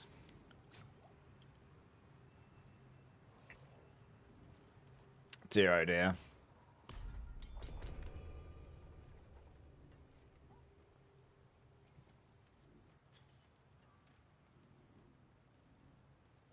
What is the best source of Opticite? Heradic Strong Rooms. You get about 800 to 900 a run in T4, give or take, if you can do level 5 attunement. You get 2 guaranteed of those at the end of an escalation dungeon when you kill Astroth, as long as he's got the Riches of Keys affix, which more often than not he will. And then you can, in those Heradic Strong Rooms, you can get escalation keys if you're lucky. Kazoo Kid, thank you for the bits, AI Yang. Appreciate it, man.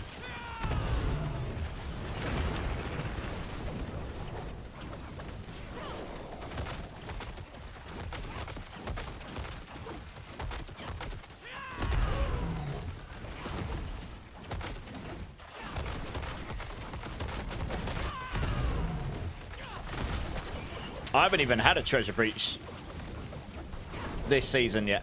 I got a mythic prankster in one of my escalations when I was running them solo on like day 3 or 4. And that's it. I haven't had a treasure breach yet at all. No. So they are quite rare, yeah. You do, but bloodied. Okay. Fair enough. Boton Kid. Welcome in, dudes. Thanks for the follow. How's your day going? Appreciate it. Appreciate it.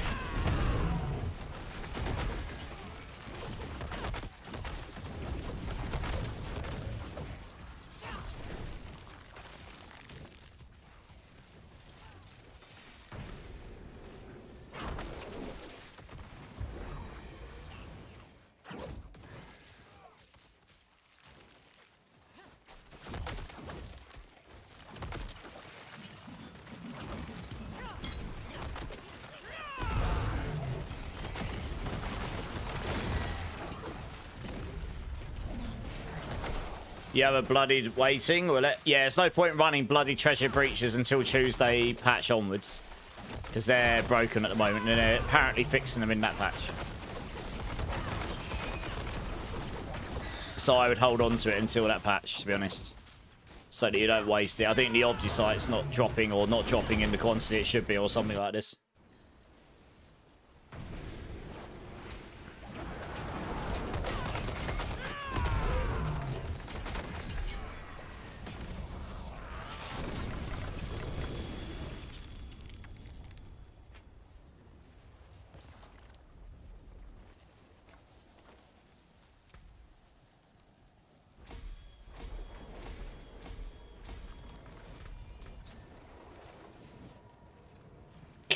She's got another pair of GA rake gloves as well. Although the stats on them aren't ideal, but you could certainly make this work to some degree. Well, that's like my 4th or 5th pair this season, but none of them have been GGs.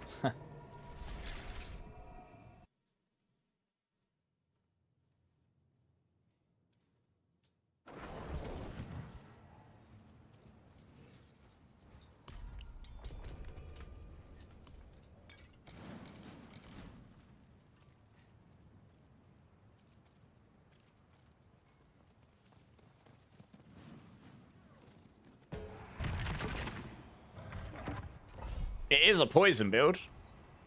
Like, but it is a Rod of Kapaleka build as well, yeah. Here we go again.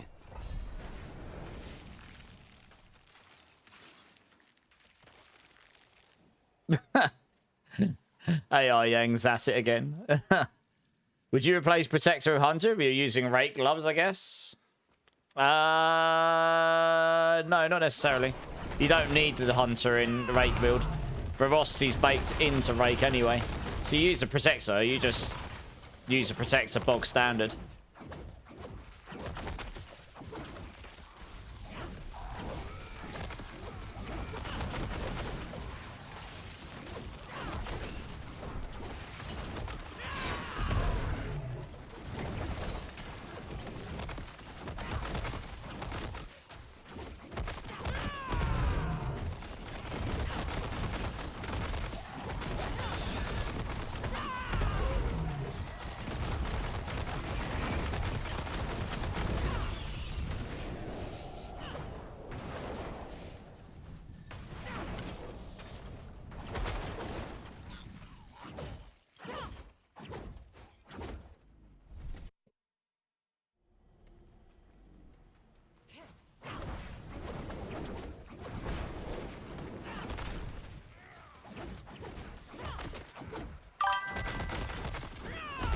Hey, Clink Commander. How's it going, dudes? Welcome in, welcome in. Thanks for the follow.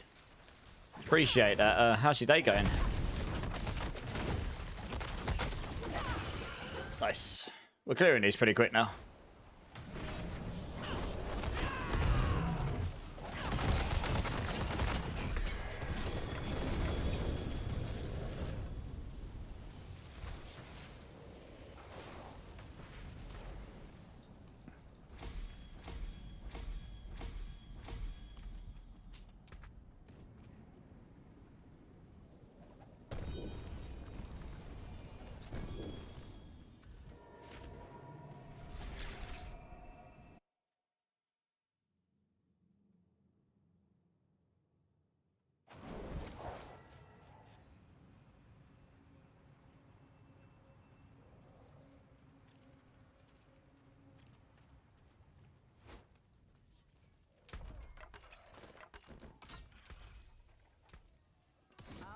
Guess I'll dump those gloves down for now.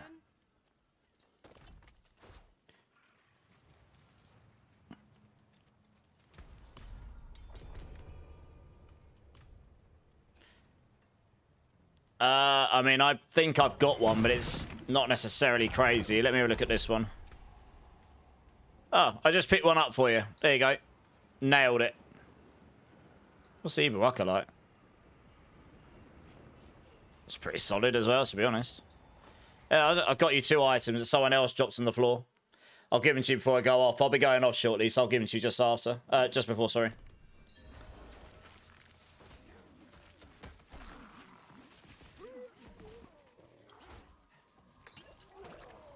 Yeah. Oh, good. Someone else has activated a fire enchant mob, and all I saw was this fire beam come and delete me. I looked at chat, I looked back at screen, and I was kaput.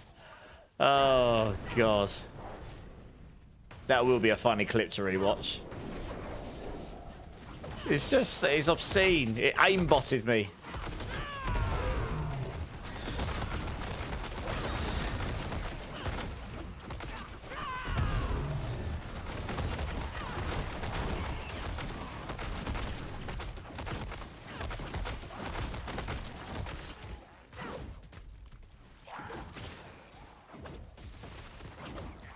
What's the best way to farm back runes? Probably to do T4 lair bosses or blooded lair bosses. And just keep doing those over and over and hope you drop the legendary runes. And hope you drop back runes, I suppose. And then it'll just take you a while. Yeah, running escalations and normal dungeons and stuff like that, that didn't net that many legendary runes. We ran a lot of them and I barely got any. I got more in like a couple of hours of bosses than I did in literally like 3 streams of doing that stuff. You could also roll runes, but again, you won't guarantee yourself back runes, so it's... Yeah. Yeah, running the bosses. Clint Commander, hey bro, I just started Spiritborn today and I got boosted and whatnot. You're doing evade, okay. But the armor I have takes my health. You're using Jack Imp Shell, yes. You're a bit confused because I looked at the build and it calls for it, but after like 3 seconds my health is gone. Can you please help me? Yeah, are you following my build? Question mark. I think I only recommend... Do I even recommend it, mine? I'm not even sure I do. Because it sucks when people don't know how to use it. I had someone else come in my YouTube comments the other day going, my health keeps disappearing and I don't know why. And I'm like, do you have the Jack Imp Shell chest on? They're like, I do. And I'm like, yeah, you probably want to take that off. Yeah, okay. So, look, the reason people use that chest piece... Wow, I'm still alive. That's good. Oh, I do recommend it. Okay. So... Yeah, I guess I have got it in there. So, the reason... Where's the healing coming from? I can't remember. Oh, yes. Spending vigor heals your maximum. Yeah, got you. So the reason people use that is to reduce your cooldowns. If you're really struggling, just put a legendary chest piece on. So the way that chest piece works is the more active cooldowns that are currently on a timer, waiting to have their cooldowns removed, the quicker it will drain your life. At 10% of your maximum life per second per skill on cooldown. So if you only have 1 on cooldown, it'll take 10% of your life at once. If you've got 4, it'll be 40%. It'll just ruin you. So you need to have life sustain on your builds. You need to have life per second or life on hit. Basically, roll a life on hit mod on your gloves, your weapon, your rings, anywhere. Any of those, and that will probably solve your problem. Yeah. If I look at my builds, I do recommend it. My gloves have life on hit on them. You could also roll it on your rings. And I've got life per second on the boots. So I've literally taken loads of stuff just to try and counter it. And that helps you with your cooldowns while you're still at like the earlier stages in the build. But that's why your life is disappearing, yeah. I had someone else miss that the other day, and I explained it to them, and they realised, and then they're like, ah, yes, this makes sense why I am dying all the time. Because I'm spamming all my skills all the time. Life on hit. Life on kill is garbage. You want life on hit. Life per second on your boots would be fine. Life per hit on your gloves, on your rings, whatever. They will help anyway. Because it means every time your feathers or anything else hits, you're just going to get life for it.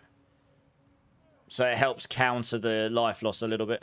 But you just don't need to spam all your skills either. You only actually need to use Armored Hide and your Seeker, and that's it. And then you just evade. So you don't need to spam... If you've got 6 skills, you don't need to spam all 6 skills all the time, you know? That's the chest that will teach you the piano key method. Yeah, sort of, yeah. Yeah, no worries, Commander. Justery, what do you mean? What, on the affixes? You don't have to. I only did it on 1 in my builds, but you can put it on 3 places if you really wanted to. Oh, 3 skills? No. So you can have as many skills. You can have all 6 skills on your bar. You just don't want them all on cooldown all the time. But on that build, all you really need to do is cast Armored Hide, cast your ultimate straight after Armored Hide, so it resets its cooldown and gives you 3 casts. And then you just keep casting Armored Hide and keep casting the Seeker to make sure you've always got the Eagle on the floor. Because when your ultimate Eagle is on the floor, you guarantee critical strike. And if you manage to land it on top of the harder targets, it constantly makes them vulnerable. So even though your feathers hit them and remove the vulnerable from them with your vital strikes key passive, they'll just be instantly vulnerable again. So every single feather will do the big damage, etc. And that's it. That's the build. Like, you just evade. Cast Armored Hide, cast Seeker, evade, evade, evade. And make sure you cast Armored Hide every, like, 3 seconds if you can. With the Seeker. And keep the Seeker down on the floor. It's a bit spammy. So that's why a lot of people don't love it. Because it's a very particular playstyle. But, you know. What's my opinion on the Battle Pass? The skins look good to you or lame? I think that's very personal to a point. Because some people might love it and some people might not. I think... I didn't even really look at the skins, to be honest. I just got the Battle Pass anyway, because I don't really want to miss out when I've got all the others. And what I do know is, if you buy the Premium Battle Pass, you get more than your money's worth compared to what you would get by buying a skin in the store, you know what I mean? You get a whole bunch of stuff. So I think it's probably worth the money, but some other people might say it's not. And some people... I know someone who said they didn't really like the skins this season, but they bought it anyway just so they've got them, because they preferred ones in previous seasons. But then maybe next season's ones, you'll absolutely love it, you know, so... Like, if, for example, if I... One second, if I just spend my points here so I don't forget. If I go and have a look at the Battle Pass right now, right? Is there a good build? But it's the Panther mobility skill that's really quick. That's really fun. You're talking about the Hunter Ultimate.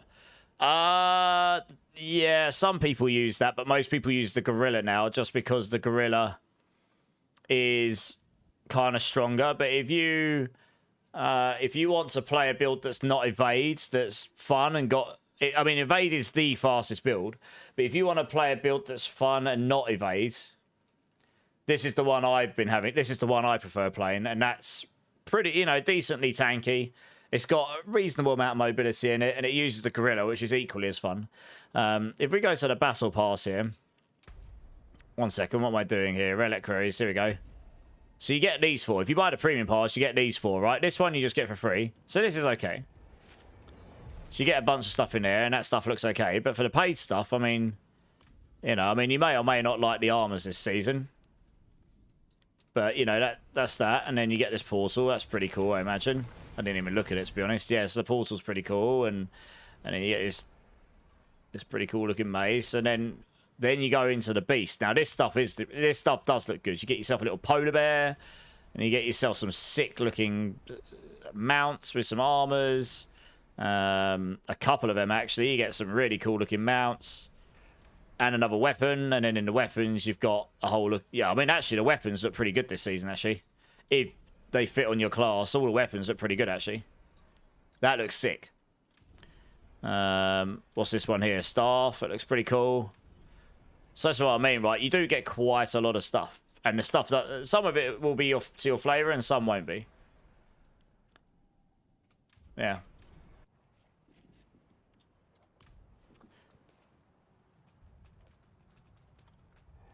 Right, I'll do one more, and then that'll probably be it for night. It's called the Russian Claw. Oh, Russian Claw. I've got a pure Russian Claw build. I wouldn't recommend playing that unless you're really good at Spiritborn, though.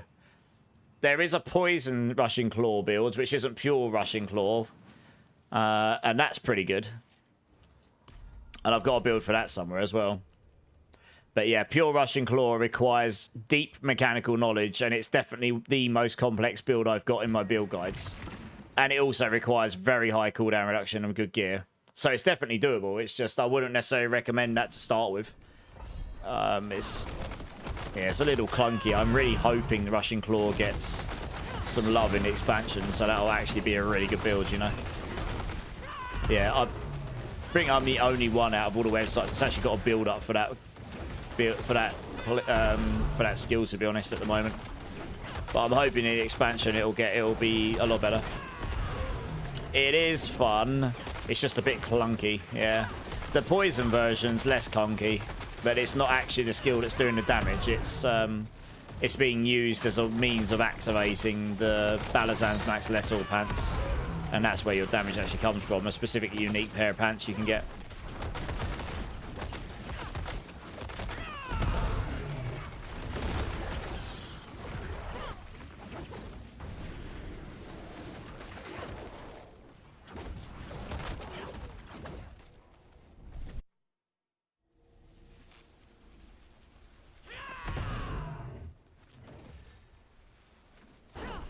Yeah, fair enough. Well, the expansion should have some really cool fun stuff to play with, so we're looking forward to that.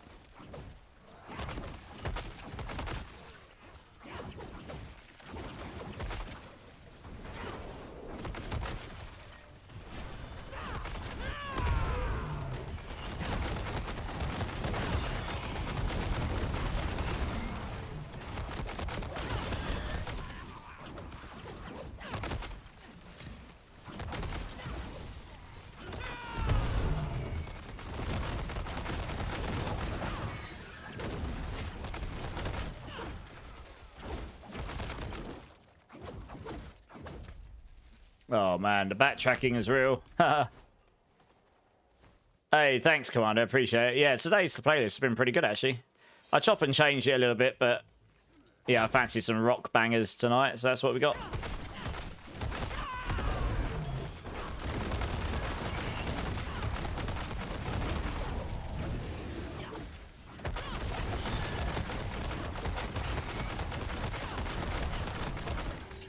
There we are.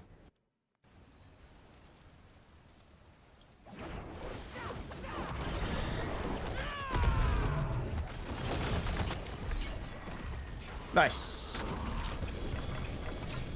Am I a Sleep Token fan? I like a bit of Sleep Token, sure. I liked their new album. I preferred the one before, but I thought the new album was really good still. Yeah, I like a bit of Sleep Token. Yeah, yeah. Yeah, they're huge here in the UK. Absolutely massive. No, I didn't get any lag, Zach.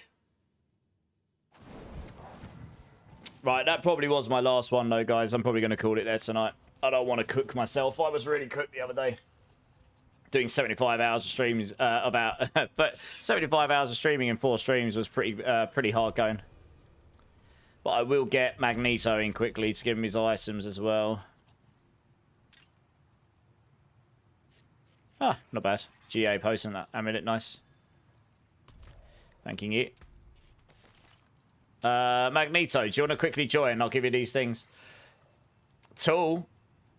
I mean, this is Alter Bridge, but yeah, I do like a bit of Tool. We do get that on sometimes in some of these playlists. Shinya, how's it going, dudes? First time chatter. Hey, how do you actually Paragon farm after 250? Bloodied Hordes. Do them in T3. Get yourself a Forgotten Wisdom Shrine. Get in a team with at least one other person. Put an incense and elixirs on. And if you can efficiently kill the butchers in there, 3 or 4 a wave, 10 waves, you can get on average about 200 million a run. XP this is. I could check your build tomorrow, Jay. Yeah, sure. First time tuning in, Thessac. Great stuff. I'll be back. Nice. I appreciate the kind words. I'll be on tomorrow, I think. Yeah. I try to get on 4 or 5 times a week. The days do chop and change. It does very much depend on what's going on in a week and stuff. But yeah, I try to get on 4 or 5 times a week.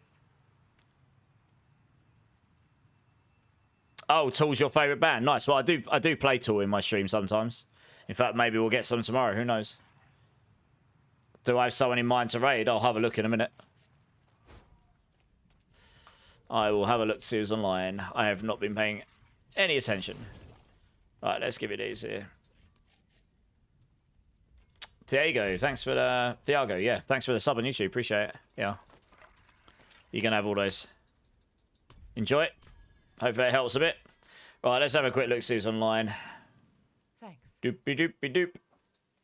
See if there's any wonderful people to go raid today.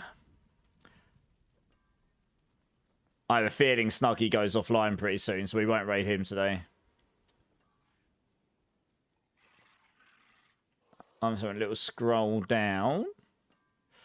Okay, that's an option. That's an option.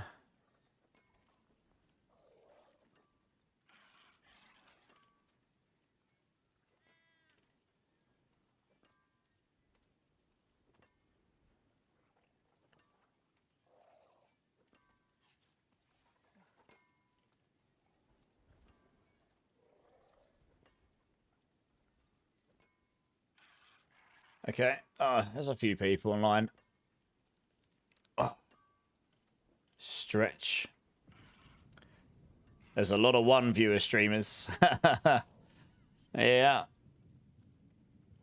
I won't know any of these. I don't think. Nope.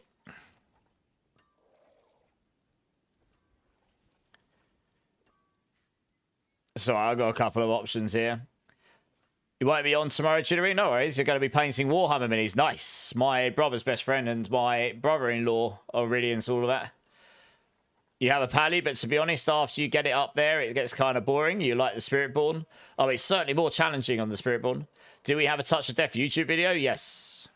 It was the latest video I put on my YouTube page. What Zach just posted, I guess. Okay, guys, I'm going to move over to the screen so we can raid up.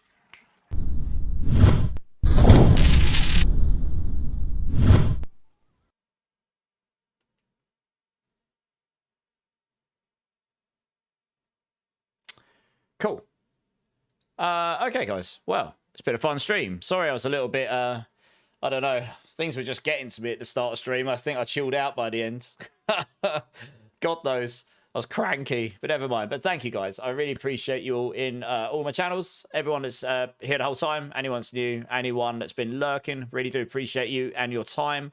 If there is anyone who hasn't hit the like or subscribe button in my channels, please consider doing so. Really helps me out. Would love to see you again. There will be an awful lot of D4 content coming up between now and the expansion and beyond. So, yeah, it'll be a good time. I will for sure be DJing the hell out of it, I'm sure. Spin to win. I'll try to get off stream, Blaze. All right, I'll spin for you. Are you happy now, Blaze? Are you happy?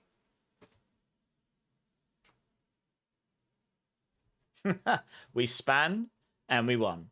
I do have a Discord, guys. If you want to get if you want to get a hold of me before I'm next online, that is the best way to do it. Please come and join if you think that'd be of use to you. If you want, yeah, like I say, if you want to get hold of me about any builds, if you want to join the clan, which we'll probably have to create a second one for by the time we get to expansion, be part of a growing community, be notified when next go live, any of the above.